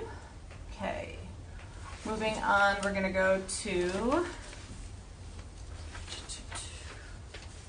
new business. The first item on the agenda is the NKSD lease from the QDC, which is the Quonset Development Center. So I'll make a motion to approve the, there's nothing to approve? Well, there's an option. So there's two options. Never mind. I'll make a motion to, I was trying to speed us along, but it did not work. Motion for discussion. Quickly. Yeah, okay. So, Share out the options. so we have a motion and a second to discuss this item. We'll have Dr. Duda walk us through quickly the options, and then we can see if we would like to vote on it. Go ahead, Dr. Duba. So you know, I've shared in the past for us to have a transition to us to leave this building as an administration building and to use space at Davisville Academy because it's a building that we have in place that's owned by us, and to have a cost savings for the district as well. There are two options. Option A has no changes to the current configuration of this building. It will continue with the space that we have here, plus 2 office spaces that are down the hall. If we were to do that, the total cost for 17 months, reason for 17 months, it expires in March of 24. We want to continue through August of 2025 to give us time over the summer to be able to move over to the Davisville Academy building and some of the space that's there. The cost for that 17-month lease would be $179,593.61. You can see the breakdown of the cost for the main office area, what that would be per month, plus an additional office space of $358. There's 2 office spaces down on the other end. 1 space is included in this from the original. We had added a second office. So the second office is the $358 a month, just for clarification. Option B is us using less space, and I will move some office spaces around and some people out into the schools. And that would take into effect over the summertime. So we would have a lease that includes all these spaces through the end of this school year. And then in the summer, the employees that are in the 2 offices down there will be moved. 1 employee would be moved on this side, and the 2 instructional coaches would be moved into the schools. And that would be a cost savings for us as well. And also, to being instructional coaches, they should be, placed in the schools as well. So that's what the difference is between option A and option B. You can see that the total for option A is $179,593, and option B would be $168,000. How many people work in this building? Oh, I don't know off the top of my head. I can do a quick count. Maybe like 30. Yeah, It's less yeah, than 25 that. or It's actually, 30. it's less than that. 1, 2, 3, 4, 25. I would, if I, based on, 9, 10. I think it's 25-ish. It's like 20. Yeah. Why? What's your math? What do you use? No, I'm only here like after 4, so I only have ever seen like maybe 4 of them. So that's why I was wondering. Yeah, I would say that quick count, there's 20 people in here, and there's some space that we have that we can condense and move around. I didn't even know there were 2 offices across the hall. Yeah, there's 2 offices down the other. The director of curriculum is down there. Okay. And the tech coach and the math coach.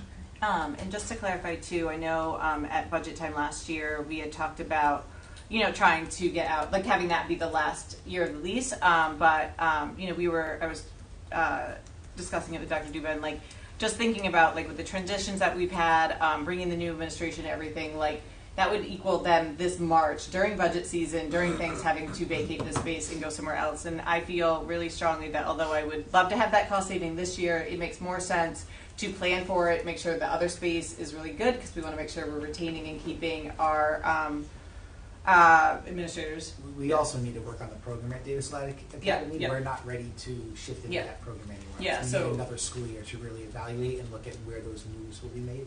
Yeah.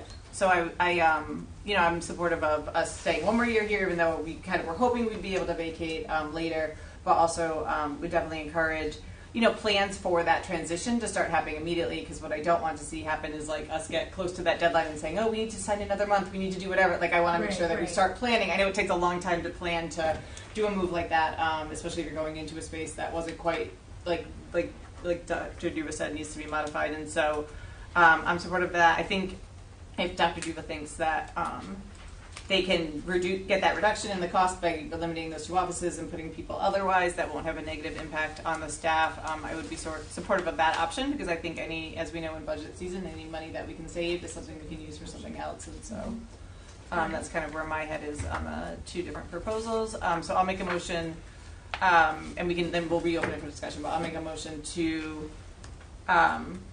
accept option B. Second. And then we can open up for discussion for further questions, et cetera.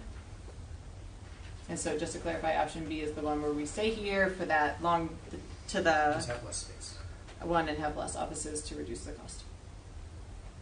Through August of 2025. And then we have that somewhere to make the move.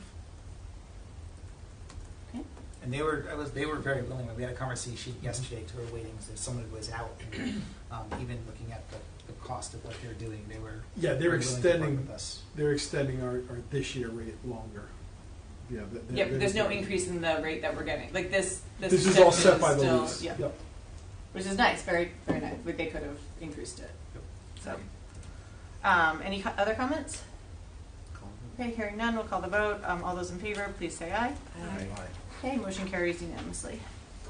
Okay. Moving on to the next one, which is the temporary advisory committee. Joni, you lost your office. I'm sorry. Okay, we are all very clear that tired over there. Joni is not going to laugh at you, and that look was very clear that she will not be moving until she retires. Well, there you got a smile. Okay, there we go. You said retire. Is that what got it? We appreciate you, Joni, and we appreciate we're getting there. So, okay, next item on the agenda is I'll make a motion to accept the temporary advisory committee kind of purpose and direction. So again, this document. Is this attached? Yeah. It is, yeah. My numbers are all weird. Am I like when I'm clicking on the 142. Okay, thank you. Yeah. No, mine's not that number, but that's okay. I found it. Okay. So, as you remember, at last meeting, is that last meeting? Yeah. We had gotten recommendations from the DEI subcommittee. The DEI, and there was 4 different, I think, priority recommendations from the equity audit. One of them was surrounding discipline. We had made a motion and accepted it to create a temporary advisory committee on district discipline.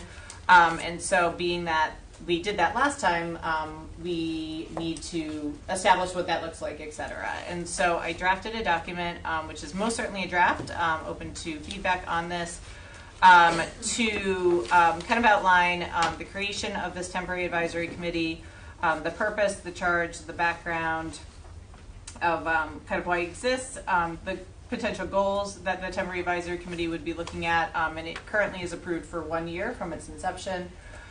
So it would go until approximately I don't know if we were exactly specific, but I'd like it to see to go about a year from when they actually start convening, but we can look at the language and see if we need to extend it based on how we made the motion, and then outline some potential committee makeups and goals for meetings and benchmarks. And so some of the information in the and then the appendix specifically references the part of the equity audit that they would be looking at, but there's also more information in the equity audit as well, but highlighting some of that. And so again, apologies on the short notice. We don't have to take any action on this tonight. We can just have questions and comments. If the committee would like to, someone can make an motion to accept this document. And then we can talk about what the next steps would be if we did that. But also we could edit pieces of this and still accept it. So there's a couple different ways we could do it. We could just read it. We could read it and make edits, or we could read it and accept it as is. And some of the things I pulled directly from our policy BCG, which outlines BCF, excuse me. Is it F or G? Maybe it's F.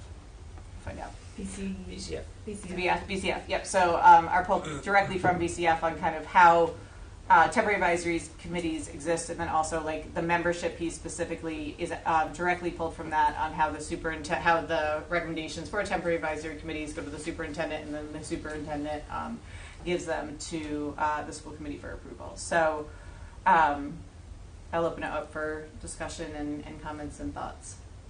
And very open to any changes people want to make. There was no blueprint for this, so I kind of had to put it together. So I'm not wedded to anything, for lack of a word. I'll make a motion to accept. No, I think we're in that. We did that. Yeah, we're in the motion. You asked somebody to make a motion. Motion Oh, I thought I discussion, wasn't it? No, Yeah, but we didn't get it. we didn't get a motion. What? Sorry. Just kidding. Yes. Okay. So make a motion. Yeah. I'm going to make a motion Thank to you. accept the document as Sorry, Mike. drafted. Thank you. Second. Okay. So we have a motion and a second. Can I make a comment? Yeah, we're gonna discuss it. Yeah. So my only recommendation is under purpose and change, where it says review discipline data. I just want to make sure we're reviewing data that is not confidential data, that it's public data. And my suggestion is that it says to review RIDE discipline data, because that's the data that we submit, that's public information. I don't think this committee should be reviewing data that has confidential information or information that's not public access. Where is that, Ken? It's under purpose It's under change, purpose, yep. the first sentence. So the purpose of this temporary advisory committee is to review RIDE discipline data, because that's the data that we're sending over to RIDE. Mm-hmm. That was definitely my intent. But thank you. I think we should clarify it. Thank you. Yeah. Yeah, I was assuming that the ones that were in the same resources that were pulled from the equity audit would be what they would utilize. And Which obviously we might need was updated. not RIDE discipline data. It was our discipline data. Yeah. Yeah, they had. Yeah. Yeah. I just think we've got to be careful giving that to committee members. I would highly. Oh, we most certainly do not want committee members having any identifiable information about students, but I am wondering, if they're looking at the equity audit and they're looking at numbers in the equity audit, and then they're asking for that same data, not student-specific data, but that same aggregated data, and that's not the same as RIDE, I would be comfortable with that, just so that they're looking at updated versions of when we ran the audit. Yeah, I'm sure there's ways you can edit the data to make sure that the confidentiality is intact. Yeah. I'll look at. Let me see what's in it. All right, continue, and I'll multitask on that. But yes, that is we can definitely make sure that we don't want anything. We want to make sure that we're following all the regulations there. Other comments, thoughts, edits? So I would like to, if we can discuss how quickly the membership advertisements and applications can be put forward for this. Yeah, absolutely. So in the document, I had put a kind of just idea to get us started, that we would love to see a recommendation list of the members from Dr. Duva.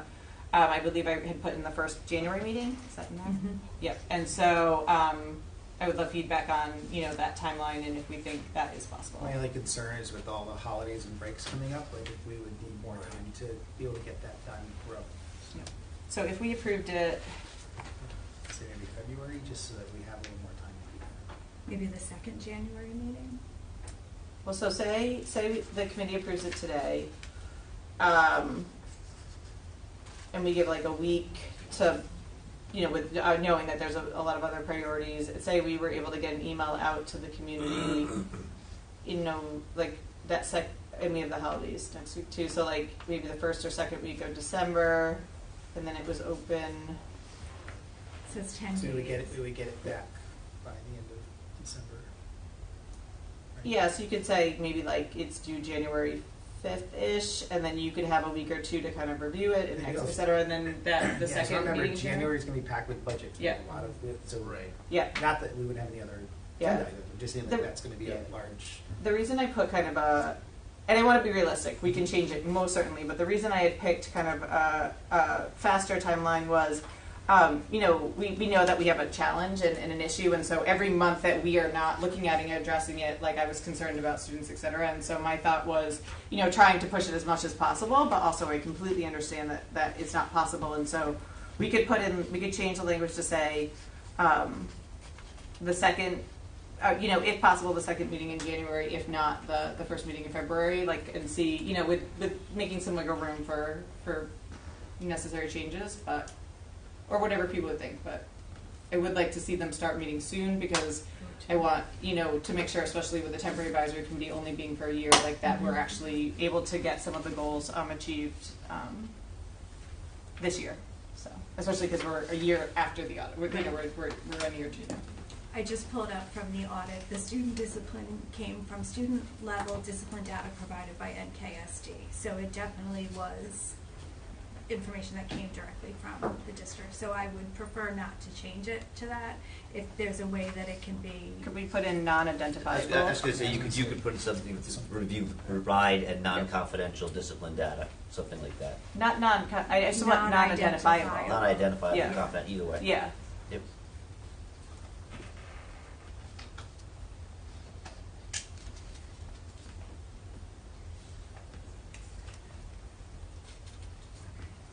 I'd like to talk about what data that is, because I'm just thinking out the amount of time that it's going to take to pull stuff off of Aspen, go through names, pull that out, and if we're pulling behavior records where there's comments and there's specific information that staff has to put in, that's going to be very time consuming on our end, and I don't know if that's necessary. You'd really have to scrub that carefully. Too. Yeah, I don't think that's those the behavior records are necessary to share after.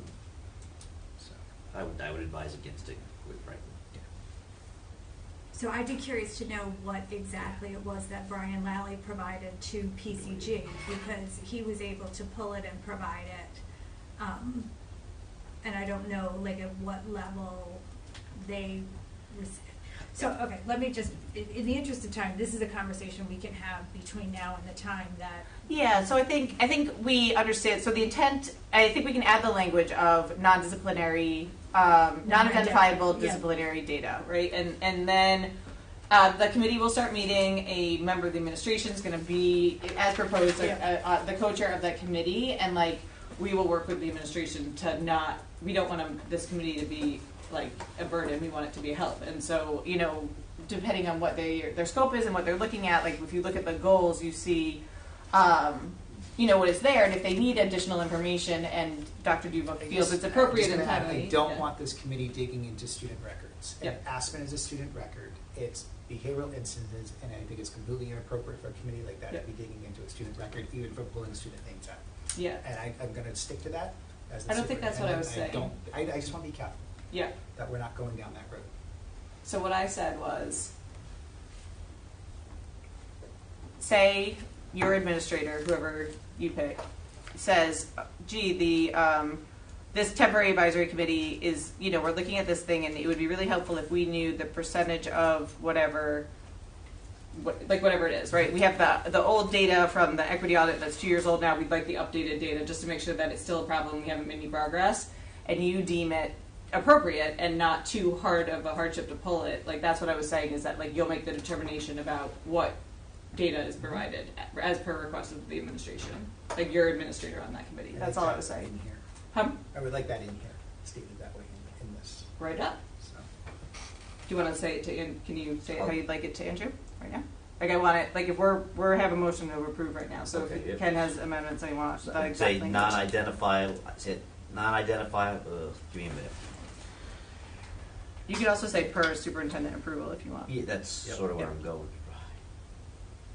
I want to protect the students in this district as much as we're, just like with the information and what people might be trying to, the committee would be looking at. So. Mm-hmm. Could say advisory committee to review. Where does discipline data live other than Aspen? It's pretty much all in Aspen unless there's files. Everything should everything should be going into Aspen. I just don't think we should be pulling out all of the comments and those behavioral incidents. I think we can pull out the types of behavior, the demographics. Yeah, that's all data, that. stuff. Yeah. You could say something like to temporary advisory committee is to review, comma, with the express permission of the superintendent or designee, comma, RIDE and non-identifiable information. What was provided before was infractions, disciplinary referrals, student demographics, unique student ID in the school. The only thing I would caution, and I don't know what happened, so I don't know what was provided, but my guess is with an entity like that perform the service, there's probably a contractor and a FERPA agreement and all kinds of data sharing and that. So you wouldn't have those protections with No, the I committee certainly don't activities think a committee member should be seeing that Johnny Q Public, you know. They shouldn't even be seeing a redacted Yes, version. I think that's right, the concern. agreed. No, I don't, I'm not, so what I'm asking, what I'm suggesting is, so for example, on page 47, under key findings, it has a chart, right? And it says, race, all students, students with disciplinary referrals, and it has it broken down. And that is data from 21-22. If the subcommittee finds it to be needed to see 22-23s, I would like them to be able to get that information, and that might not be the exact same, just like that. That was not reported to how, just the yeah, numbers. Yeah, Just yeah, the so numbers, that's not just the the numbers, not the, individual yeah, amounts. that's what I'm talking about. I think or with like the this express chart, permission like of the this- superintendent, that Yeah. lets Dr. Duva make the call. I think the way he has it written it's fine. Yeah. Dr. Duva, do you think the way Andrew Yes. had proposed it is fine? Okay, so we would be, so that would be a change to the document. Other thoughts, changes, etc.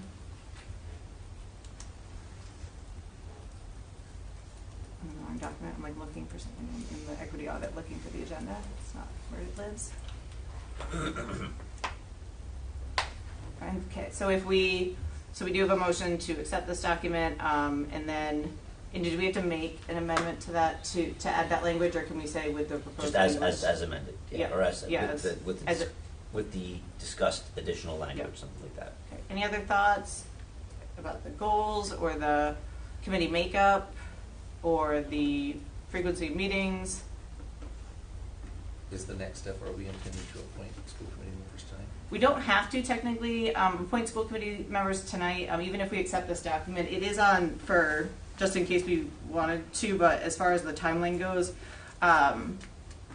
we probably could do that at the next meeting, or we could do it today so that the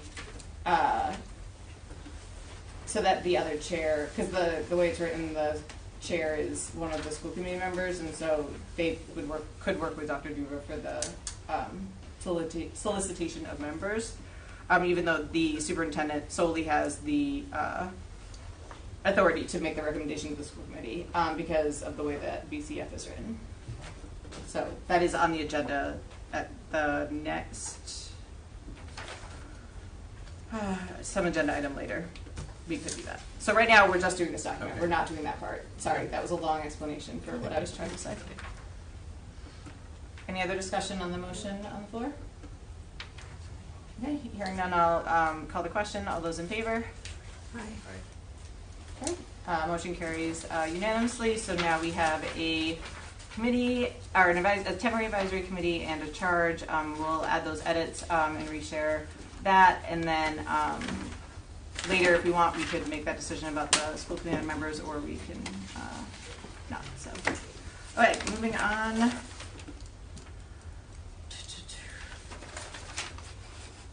Item C. Can I get a motion for item C? I make a motion to accept the recommendation. Thank you. And so we'll open it up for discussion, and I'll turn that over to whoever Dr. Duva wants to. Talk about it. It's child nutrition. Yeah, child nutrition. So I put together a pretty detailed memo. I was hoping it would answer a lot of questions. Basically, the request is to increase the rate due to staffing shortages. We have at the time of this writing, at the time of this memo, and still currently, there are 5 vacancies. It's a 19-person department. We have had to resort on one occurrence due to not only the vacancies, but a number of people being out for personal reasons. We have had to resort to doing pre-packaged lunches at a couple of our schools just because we did not have the staff. Across the state, there are many districts who are also in this staff shortage. Trish Cawley did an analysis of what other districts are paying and not filling people, so that's why we're kind of going with a rate. It's kind of like the, $19.99 sounds like less than $20, so we're trying to put a number in front of that to entice people to come here.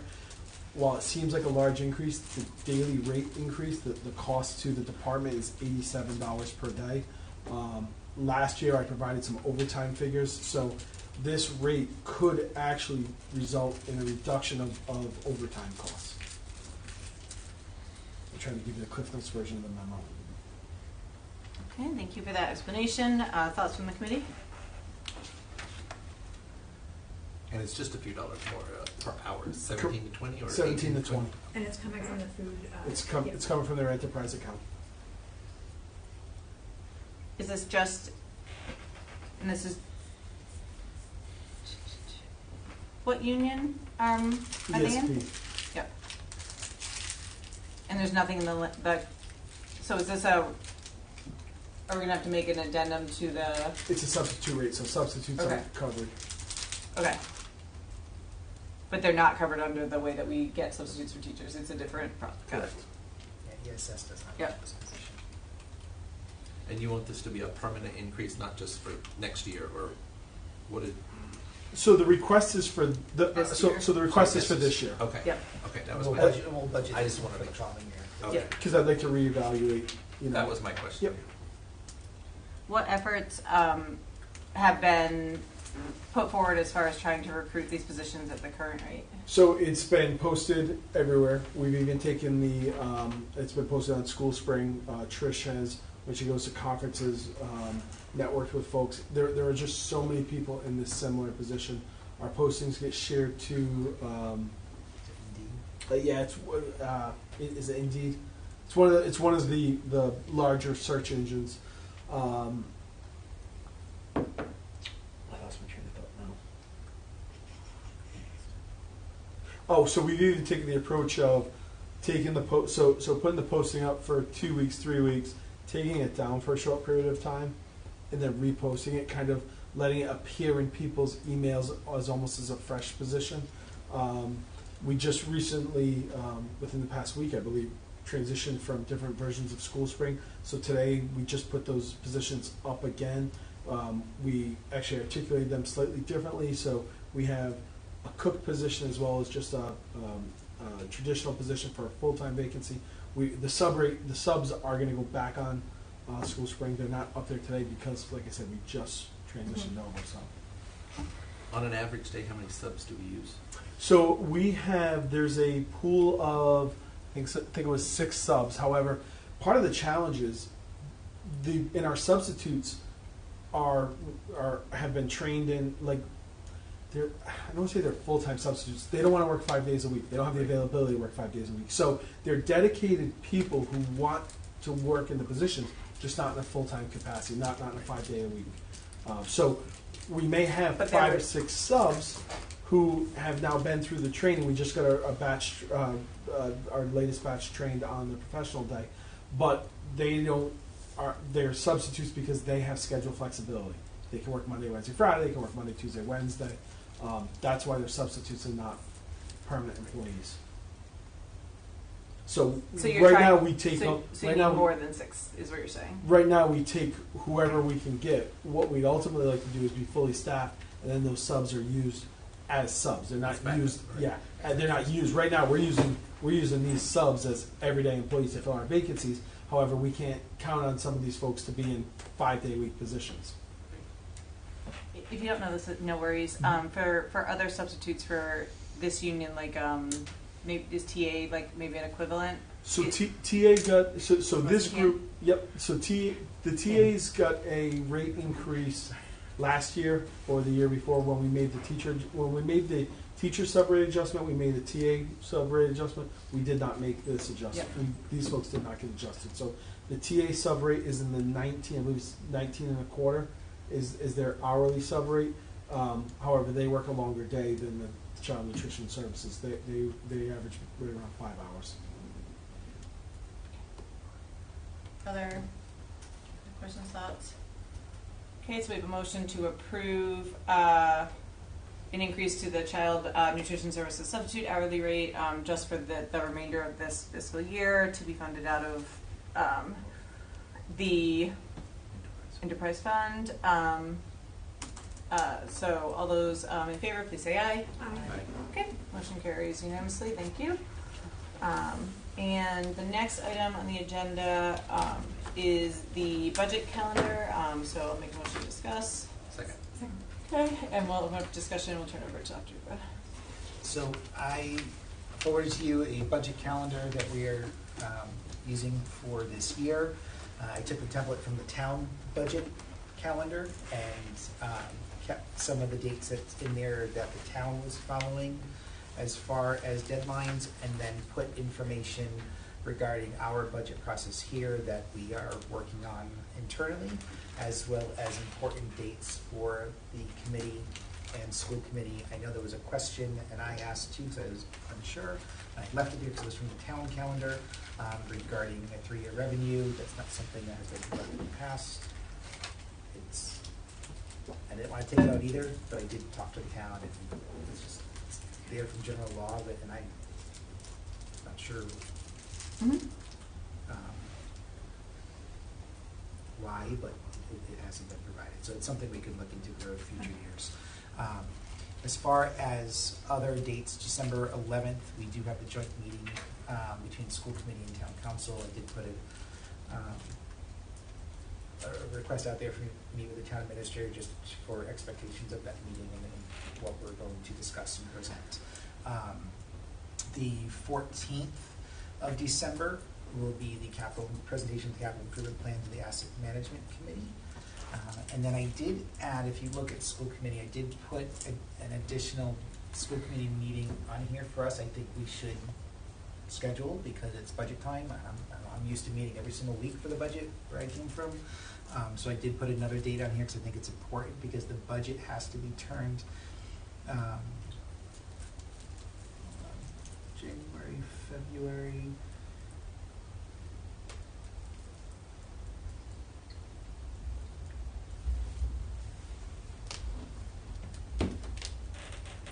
So the deadline for submission of school committee and library board of trustees budgets to the manager is Monday the 26th. We have a school committee meeting on Tuesday the 27th. I'm recommending that we move that so it's held before the 26th. We have another meeting to review the budget. That's, did I say January? I'm sorry, February. That's in February. So we have a meeting on the 6th. I put in red budget approval possibly. The 12th, town council has their meeting asset management.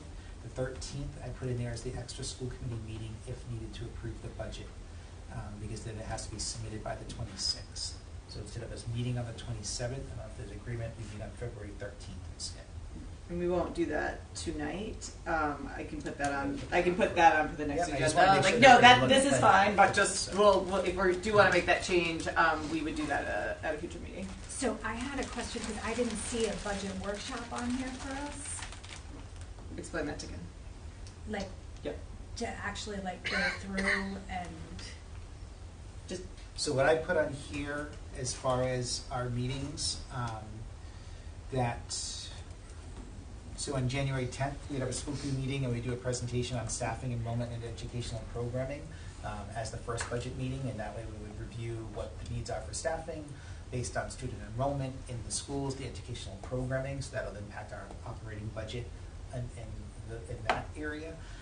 And then we would have another meeting on the 17th to continue that conversation on educational programming and operations, and so there'd be a presentation of those areas of the budget.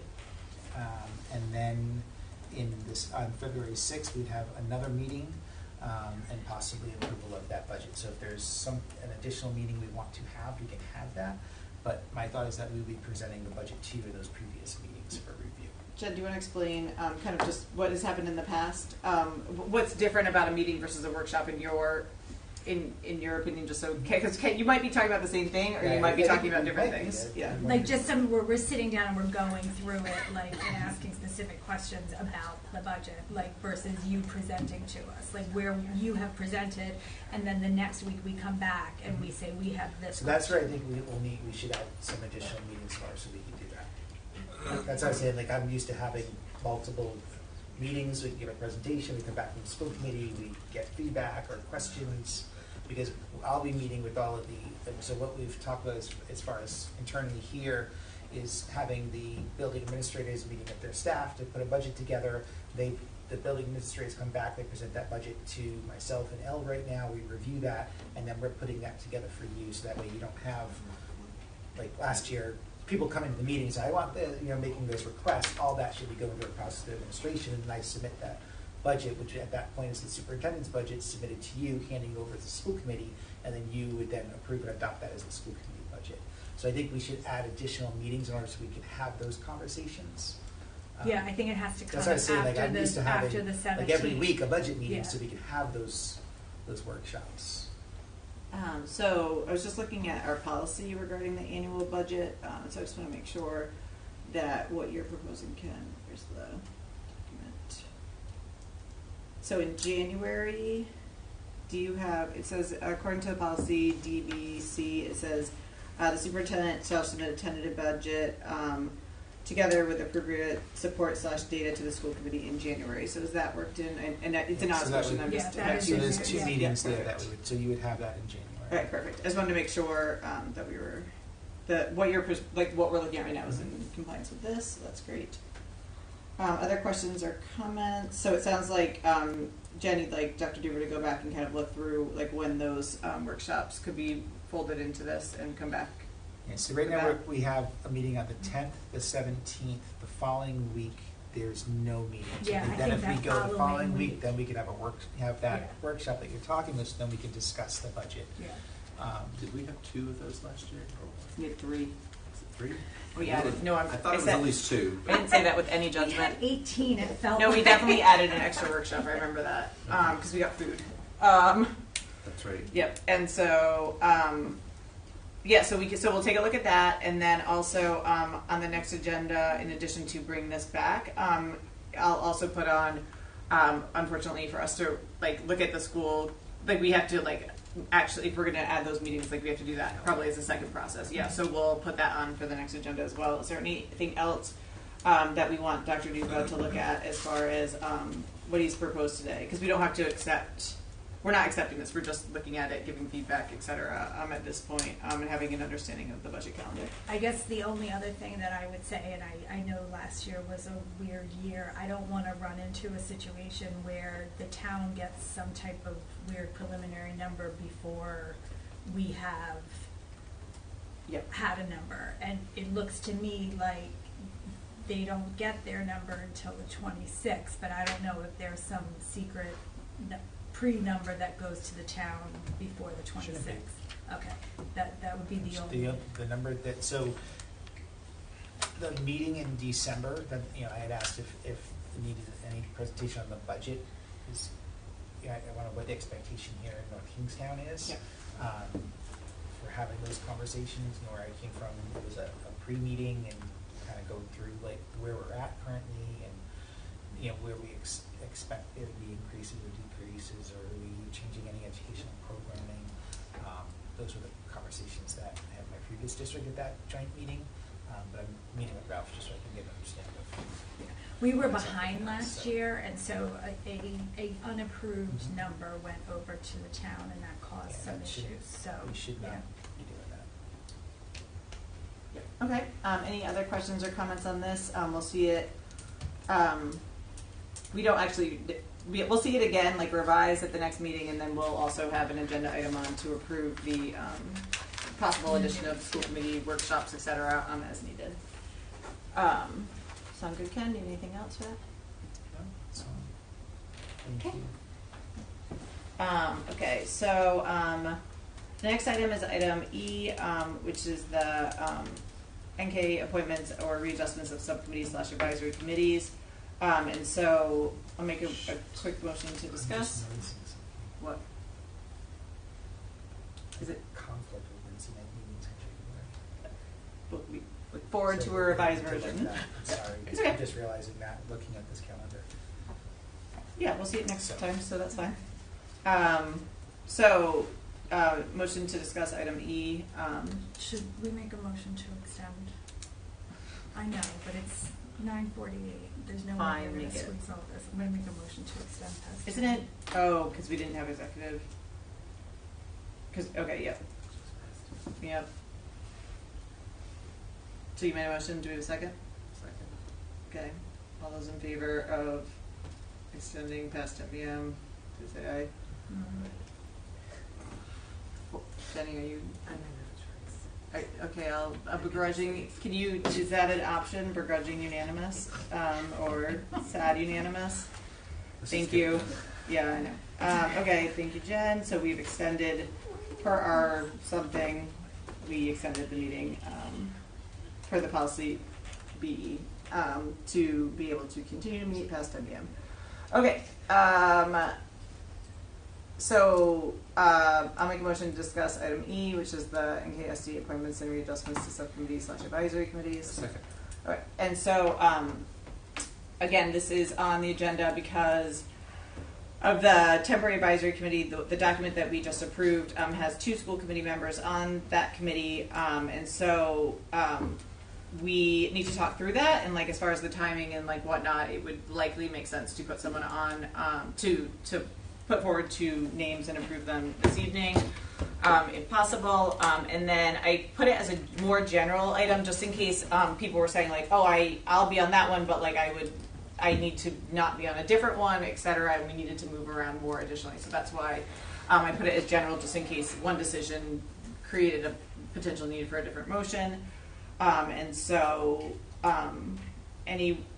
anyone is welcome to add any comments or discussion. I don't, obviously we can't, if anyone's interested in specifically, let's start with maybe the new subcommittee. And so if anyone wants to self-nominate or nominate someone to be on it, that is kind of how we do the advisory committee appointments of the school committee. So if anybody has thoughts or comments, and then at any point somebody can make a motion to put names forward, and we can see if they get affirmative approval. I would like to nominate myself to the new discipline one. Okay. Same. Do we have a second? Or do we want to just talk about it and then we can do like one motion? So do you want to express interest instead of, yeah, so now, yeah, okay, so. And I will, I'll volunteer. I was going to volunteer as well. So. Okay. Any other interest from the school committee? I am not going to put my name forward for this one, just based on other commitments with the school committee, so. Okay. I nominate Jen and Rob. Sorry? Yeah. Jenny's making the motion. Oh, okay. You're nominating this Jen, okay. Yeah. Okay, so. Not me. Yeah. Okay, so do you want to make the motion, Jenny, to appoint? Well, the only other piece of it is determining which one of those school committee members are chair. I would like to make the recommendation that Rob maybe take the lead on it, just Jen, because you're chairing 2 other subcommittees, so just logistically, I think it makes sense to have a different voice. So, Mr. Case, I don't know if you'd be willing to serve in that role, but That's fine. okay. So, Jenny, if you wouldn't mind doing them and With Rob as chair. Yeah. Thank you. What was that? With Mr. Case as chair, like the motion of the 2 people, but And the with, other, and the district administrator. Who's the co-chair? Is going to Yeah. be Rachel. you get that. So, Yeah, basically, that will come with, you'll put that forward with the rest of the list of the committee. Okay. All right, go ahead, Jenny.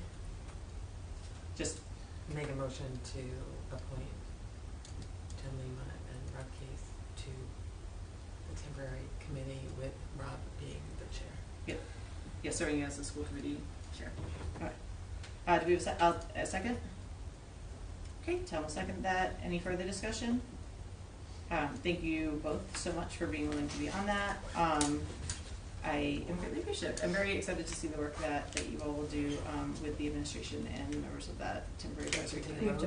Oh, sorry. I was making discussion. That was discussion. I was adding discussion. I'll call the question. I was just adding I know. Okay, fine. I will call the question, hearing no other discussion. All those in favor, please say aye. Aye. Okay, approved, and thank you so much. Okay, so then with that said, under this agenda item, do we want to make any other adjustments to any other committees now that you 2 are on another one? Or are we just going to leave everything as is? I'm fine with what I have. Yeah? I would come to building if you wanted to shift around. Okay, that's fine. Perfect. Yeah, as long as you're good, we're good then. Okay. Okay, so that is good. And then we do have a recommendation. We don't have to do it this evening, but you see it in the. Did that get in, Jen, as far as the having 2 on each? Yes. Yeah. And so we haven't officially approved that document, but please note in the other document that we were looking at as far as the different ones, there was a recommendation from the community that 2 school committee members are on each subcommittee, and so wellness currently only has 1, and so that's something that we could talk about. We don't have to do in this right now, but it is in that other one, and so if that does pass as that, we will adjust that also, just so folks know. Okay. Hearing nothing else, we'll move on for that item. Thank you so much. And so the last item on the agenda is talking through the survey to the community regarding the bond question. So I'll make a motion to discuss. Second. Okay. And so attached to, so after obviously we did not have, the bond did not get approved. Obviously, we were trying to figure out kind of next steps and different things, and so we were thinking that we would like to send out something to the community, but I felt as though Dr. Duva kind of got us started and had sent a draft out, but it became clear to me that the kind of back and forth, I wanted to make sure we weren't violating Open Meeting Act or anything like that, so I didn't want to like go back and forth.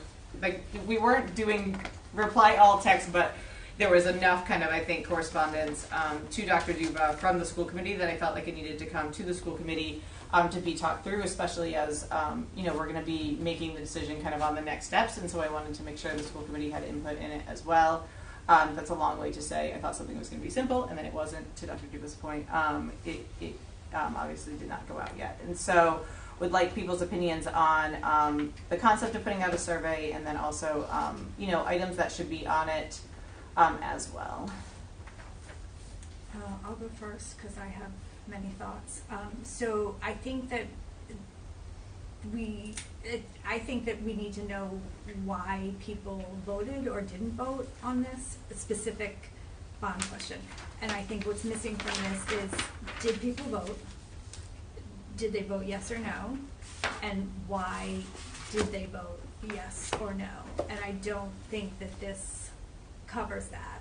And I also think it assumes that people voted no. And I think it's important that we know if they didn't vote, why didn't they vote? If they did vote yes. And I don't think that we should be introducing questions about anything that weren't on the initial bond vote in this. Like if the building subcommittee wants to bring that into the mix after, that's fine. But I think it's important to know why this particular bond vote did not pass. That's my opinion. Okay, other thoughts? I would agree with that, and I think the survey, I personally feel it's important to get that feedback from the community, and I think we need to do it sooner than later. Yep, I agree. Because of what we know about the election calendar that the town manager shared with us at the building subcommittee and the time frame that we're under, I think the sooner we can do this, the better. Okay. It's one of those necessary things that I think now we realize we have to do. I mean, not that we weren't doing it before, but a concerted effort to get it so people can see the vehicle.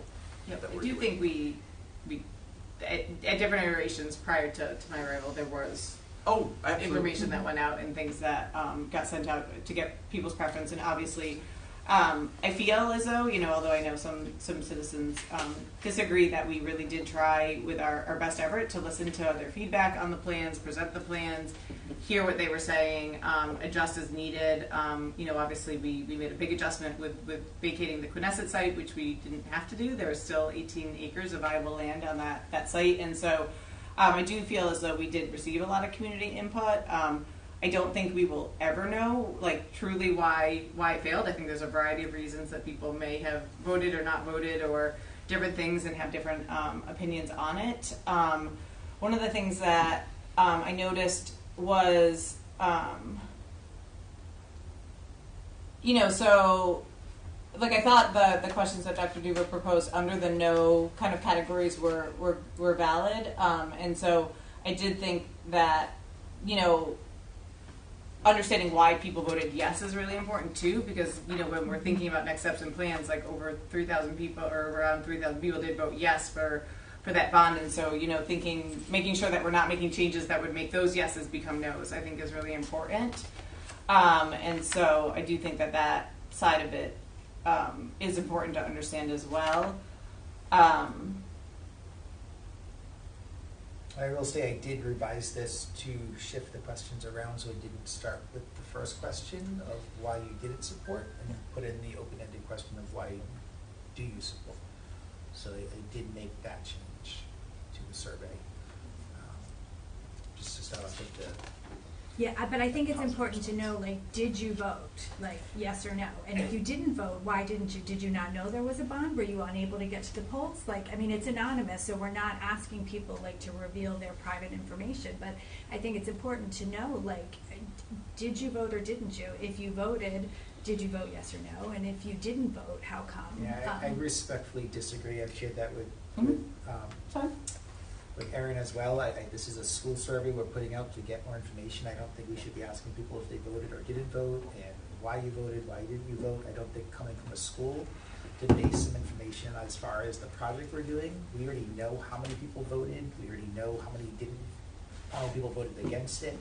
I don't think that information is necessary to get information from them of, what were the reasons why you weren't in support, and and what capital improvement projects will you support and do you think is necessary for us to move forward?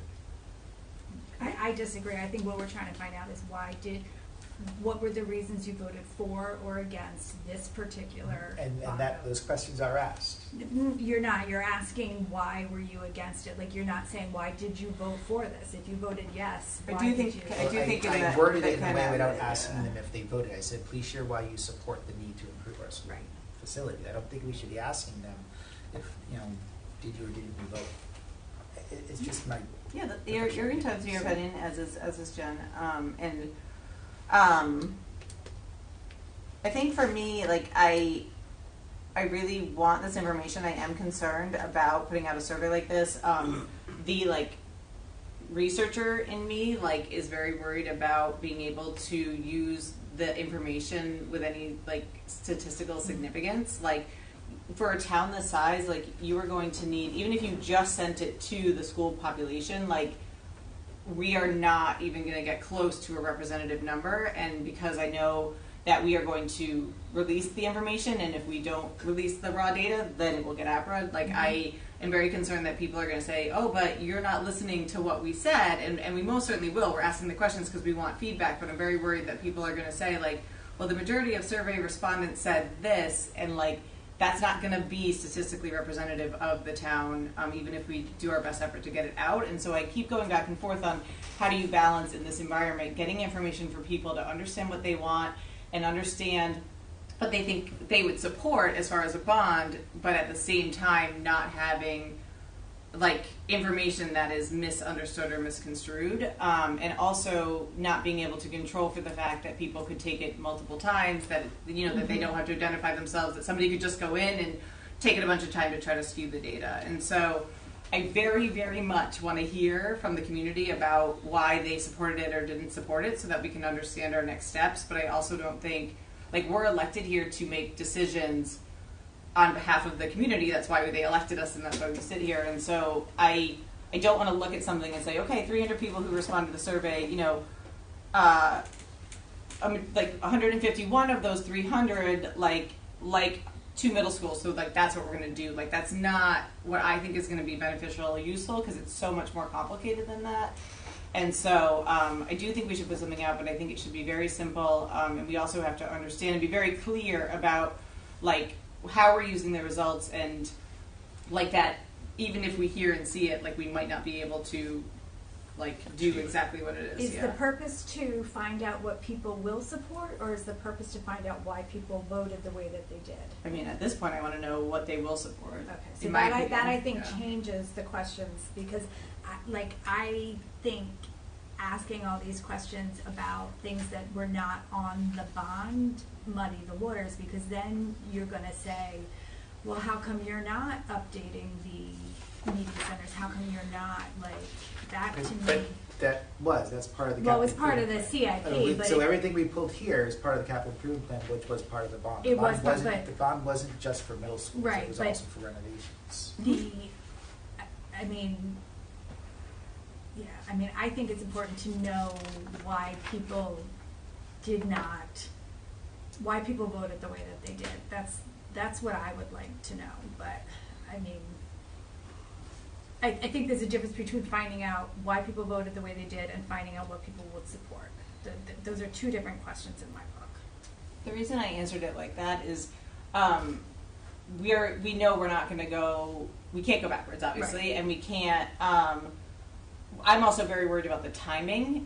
Because if we are going to try to go out this spring, and there are some things that the town, we could tweak or we could change, kind of with the existing plan.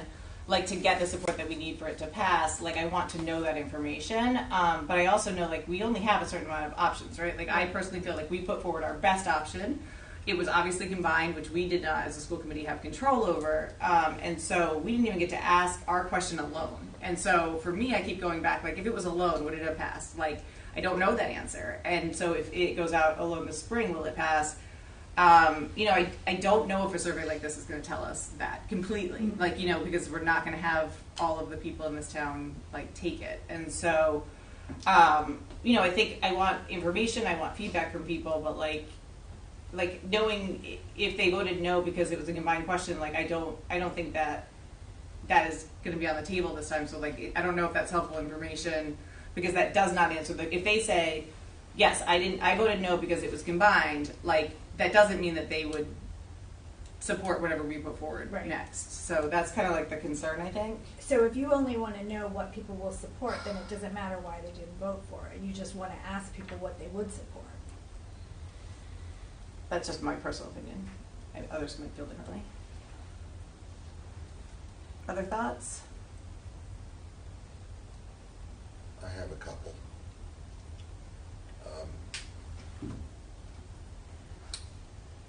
I think you pointed out, Aaron, that, I think it was you, that a survey is only representative of what people are thinking at a certain point in time.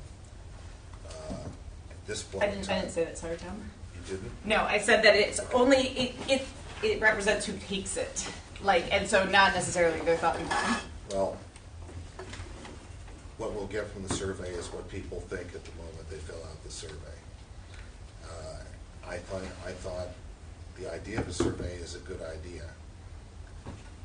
I also think that the revisions that Dr. Duva made, and I was initially thinking I wanted to know what you asked, why did you vote? He expressed a different point of view, and this is coming from the school department. You drafted this. It's coming from the school committee. I'm sorry. All right, so then that's a change, because I'm just going to, This is the school committee and the school department, But I did think, we had worked on putting a survey together. I shared that with you because I thought it was important. You saw what we were doing. If it's going to come from the school committee, then I think the school committee needs to create the survey, not the administration. I understood it to be And that way coming it's from. what the school committee wants. I understood it to be coming from the administration, and I think that's a good idea. I think that it will provide us some guidance for the future. I don't know that it will control what's going on. I think it might help to be a gauge of whether or not it makes sense to even go forward with a vote in the spring. And I support what you're trying to do. My view is that it should be coming from the administration at this point. Can you tell me more about why? It's an honest question. I see us working collaboratively together. This project is not, there's no line in the sand. It's school committee and school department, obviously. I think that's why Dr. Duva asked, or at least he shared it with us and wanted, I think, some thoughts before he sent it out. Is that correct? Right, I think there. Well, no, I asked Dr. Duva to share it with us. I asked for it and asked you to share it. Right, so I had shared with you, and then after going back and forth, you asked me to say the school committee. I think there is a difference if, as administration, we're putting something together under our role of administrators, and we have a right to put something out.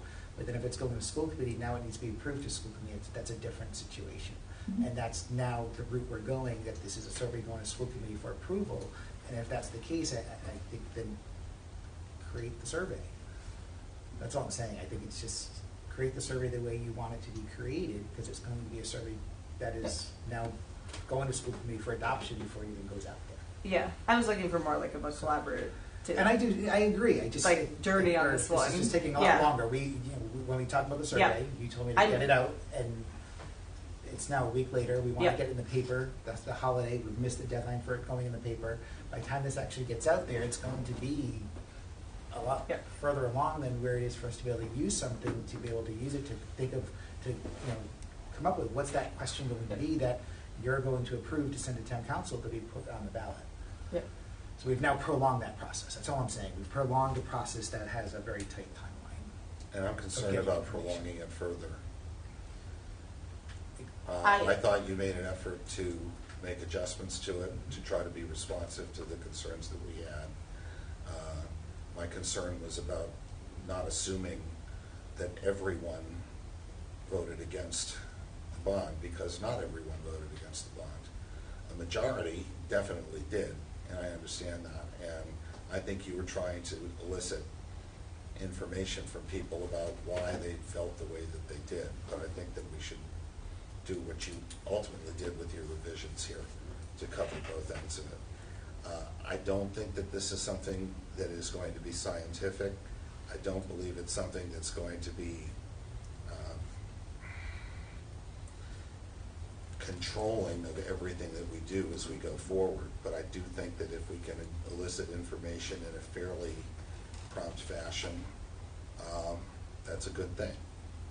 So I'd like to see the survey go forward as quickly as possible. So are you making a motion?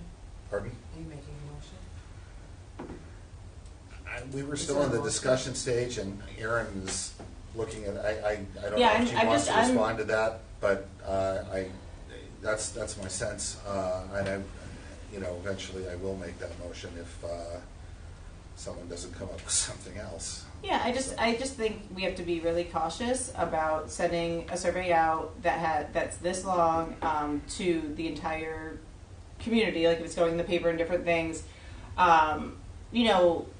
like asking questions that are, it just again it's just the information is going to be. I can hear it being said back to us, right? People are going to come to the meeting and say, "Hey, when you sent out that survey, they said." This many people said this or this said this. How can you not be doing that now, X, Y, Z? And I think it's much more complicated than that.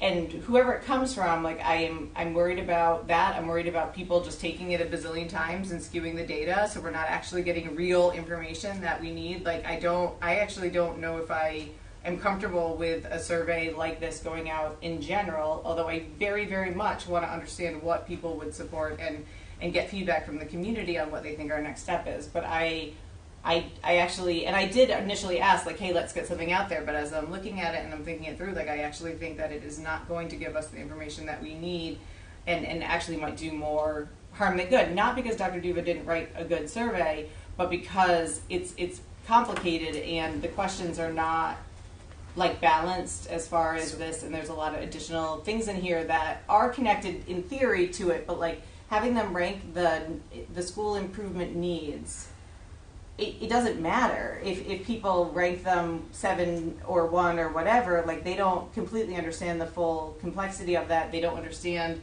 the 1, 2, 3, 4, 5. They don't. It's not the full list. So if something does go out, I feel like it has to be way scaled back because I don't want to confuse people or have them answering questions that do not have that we have to make decisions about based on what's the words actual needs or actual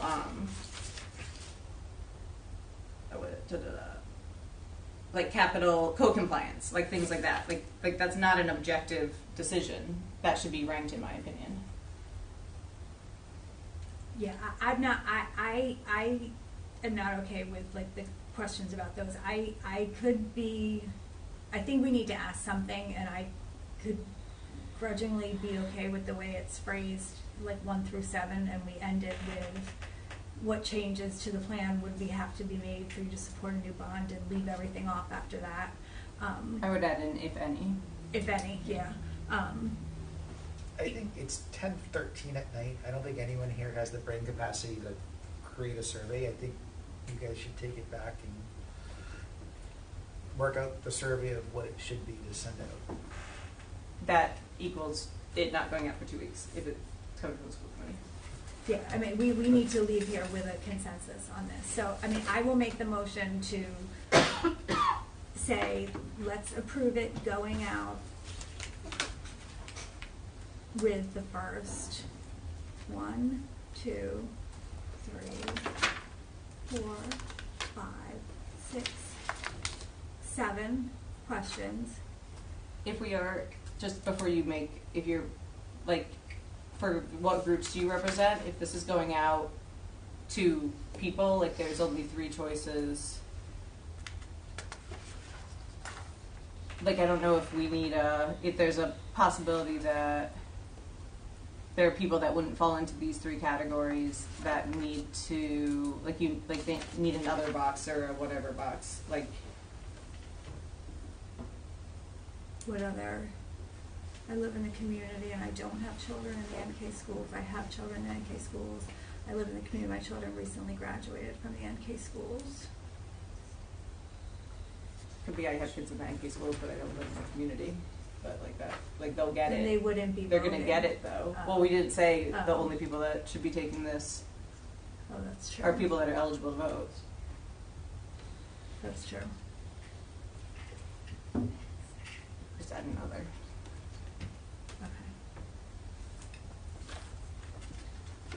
Like I know it's late, but like, and I know this has to get out, but like, if I'm I'm really concerned that like if we send something out and people like it isn't done well, like it's not going to get us the results that we need and might actually complicate like the scenario. Like we did like a drop down for all the reasons that people didn't support the bond. Like there's not an equivalent drop down of the reasons that they supported it. Like, oh, I like that it's consolidated. I like that it's whatever. Like it's.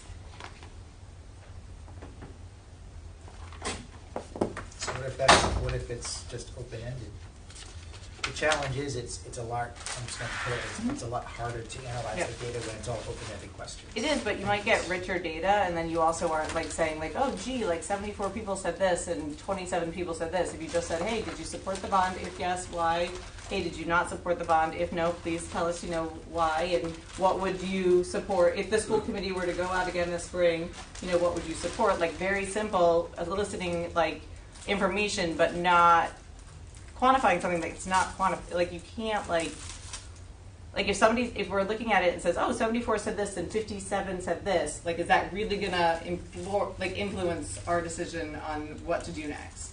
Knowing all of the things that we have, knowing all the challenges and the problems and how we got to where we got. I don't think it is. I think just 2 or 3 simple open-ended questions is better. I think to Dr. Duva's point, like it's harder to analyze, but I think we'll get richer, more important information about the people that filled out the survey, what they think. Or again, it won't be completely community representative, but it will be at least what the people said, and it would be simpler and quicker for people to fill out. I also would support if we wanted to, if we have choices within the CIP that we'd like community feedback on. Like I think that is important as well. Obviously, people can come and talk at meetings and whatnot, but like.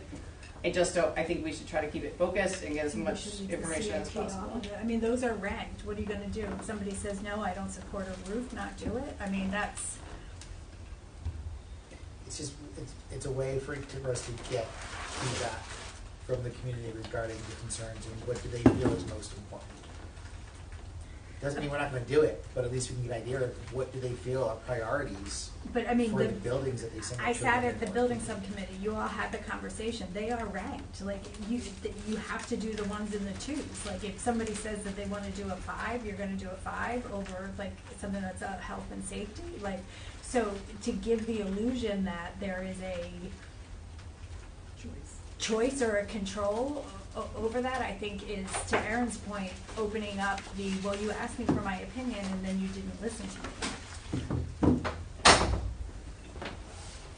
What's on here are all 1s, 2s, and maybe a 3. Right. So we didn't put anything on there that's not something we would consider doing. It's what we feel is important right now. It's not valid, but like as far as like the decision that the school committee has to make, which is hey, do we want to put out a bond this spring to try to get the maximum amount of reimbursements, and like what is going to get supported by this town, like knowing that they ranked new roofs as a 7 and like walls at Stony Lane at 2 isn't going to help inform that decision. So that's like where I want us to make sure that we're like soliciting information that's really important. Not that we don't want community feedback on things, but like, again, to Jen's point, like if 49 people say, oh, HVAC's important to me, and then 52 people say, oh, media center is important to me, like that, I don't know how that information is going to help us determine what needs to be done and in what order. Like we know that all of the work in the 1s and 2s and 3s need to be done. Like our goal is to do those over the next 5 years. We're trying to find the funding for that.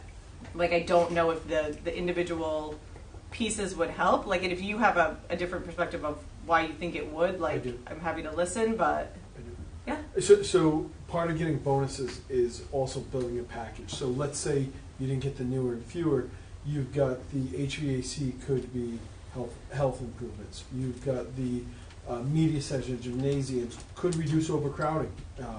If we were able to, I know we talked about it earlier, so there's other ways to get that 20% maximum bonus, and if we start identifying projects that the community will support, we might be able to start building some 55% packages that don't necessarily include a new school.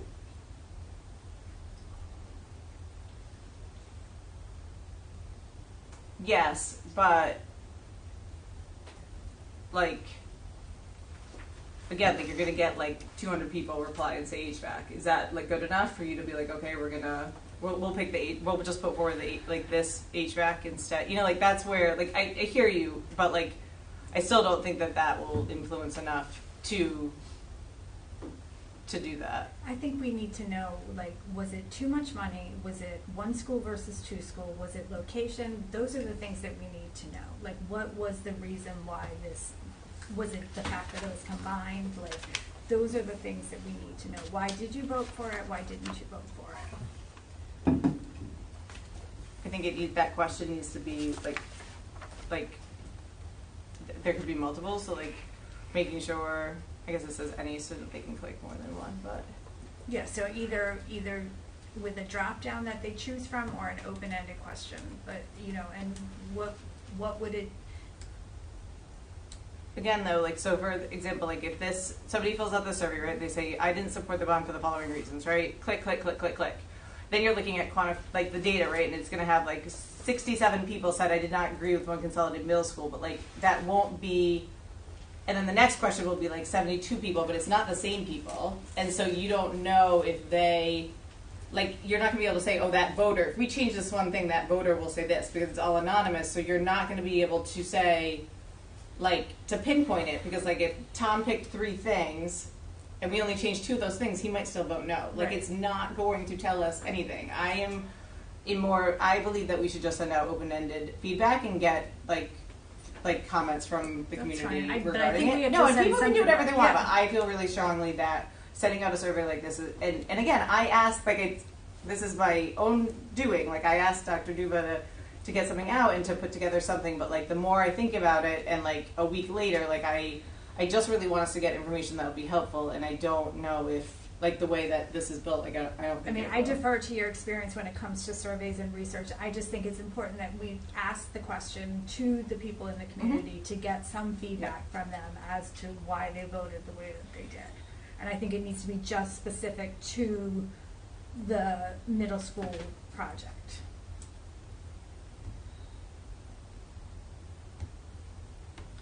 There's thoughts? I think you just like hold it in handy.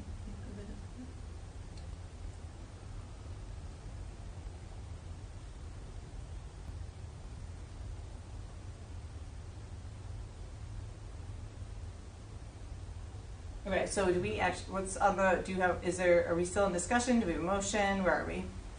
Still in discussion. Yep. I mean, I have an opinion, so I'll say I move that we send out a survey that just solicits information regarding, why people have, like, open-ended text boxes asking folks to explain why they supported or didn't support the vote that we just had, and what would they like support going forward. I'll second that. Discussion on the motion. So is this a one-page survey? I'm sorry, Jen, you go ahead. Who's going to compile all the responses? I don't know. Yeah, we could ask. I'll volunteer to do it if it expedites the process. I'm trying to think if we. Where do the responses go? Platform. To Google. It's a Google. I mean, we're Google humans, right? So it would be a Google one. The Google form that goes into a sheet. Yeah, so that's why I was trying to have not all open-ended questions. That would be because then it does put the data together for you. Yeah. Gives you some quantitative Yeah. data. So no, and I really avoid like just open-ended, which then you got to go through and sort and categorize. And but again, like, I want to be really clear, Kevin. Like, I don't think that this is bad, and I really appreciate. I can sort the data. That will be an easy thing for me to do.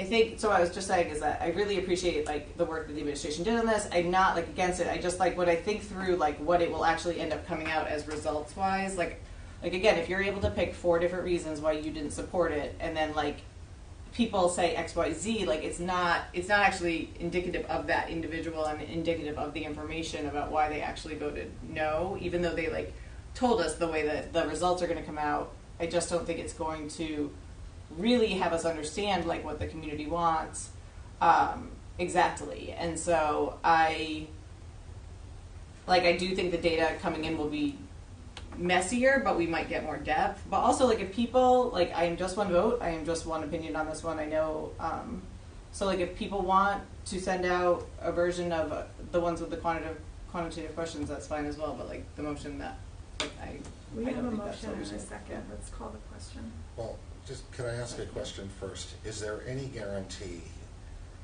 regardless of which way we go, that we're not going to have people who are going to take advantage of this and try to, I mean, there isn't. No. So there's no way that this will ever be a completely scientific sampling of the thoughts of the community. No, and it doesn't. I mean, no, it wouldn't be, and no survey is. But like for example, like what I'm worried about is we put this out, a certain amount of people take it, which is great. Like we'll appreciate that. But like say we get a couple hundred responses. How many people live in town that are eligible voters? Like 25,000 people, right? So you're going to get like a handful of people giving you opinion, and then what I'm worried about is that people that might be opposed to it or want us to go one way or the direction because that's how they feel are going to come up and say, well, you sent a survey to these people and the majority of the people said do this, but like that's not the majority of the people. Whereas if you ask qualitative, like just open-ended questions, you get like feedback, but it's not like that you get 75 versus 40, and why didn't you go with the majority of what people said? I think it's more complicated than that. And so that's why I made the motion like I did, because that's what I think will give us some information about, how people feel and give people an opportunity to tell us what they liked or didn't like about it. Even in that scenario, people could abuse it. They'll be able to log in and write different things multiple times, so it might seem like more people thought something than they actually did. It could happen the other way. People could go in and say, I love the one school a bazillion times. Like it could go either way. We have no control over that. The only way to prevent that is not sending out a survey and doing a call for people to come to a meeting or a workshop or whatever and talk to us. But like that's also not efficient or for people either as far as like getting information from them, because we've obviously been doing that and like we did not. All right, can we just call a vote then? Yeah, people are done with discussion. You're more than welcome to. Okay, I can call the question. All those in favor of the motion on the table, please say aye. Wait. Yep, go ahead. What is the motion at this point? So the motion was, Jody, did you get it? Okay, I'm pretty sure. So the motion was changes that were discussed. Open-ended questions. Yeah, the motion was to do open-ended questions soliciting why people either supported or didn't support the bond as written, and a question, about what they would support, like in the future, basically. Mm-hmm. So, like for example, and the reason that there's 3 is they might write, I didn't like that it was a combined question, right? And that's why I didn't vote yes. But then in the future, they might say, I would support one that was just the same question, but just whatever, right? Like, that's why I was differentiating those three levels. So that was the motion that is on the table. Everyone clear on that? Mm-hmm. All right, all those in favor, please say aye. Aye. Okay, opposed? Okay, motion carries. So we'll work with the administration and the clerks to get that up. Is that it? Correspondence. Oh, correspondence. 3-2. Correspondence. 1031, Kara Martone, frequently asked questions. 11-2, Kara Martone, bond reimbursements. 11-6, Laura Starr, NK special election. 11-6, Laura Ducat, North Kingstown special election. 11-8, Greg Coppa, middle school proposal. 11-8, Kara Martone, bond next steps. 11-10, Steve Butera, town bonds. 11-11, Greg Coppa, great job by NK school bands at the Veterans Day Parade. 11-12, Keith Lazarski, school and safety complex, letter to town leadership.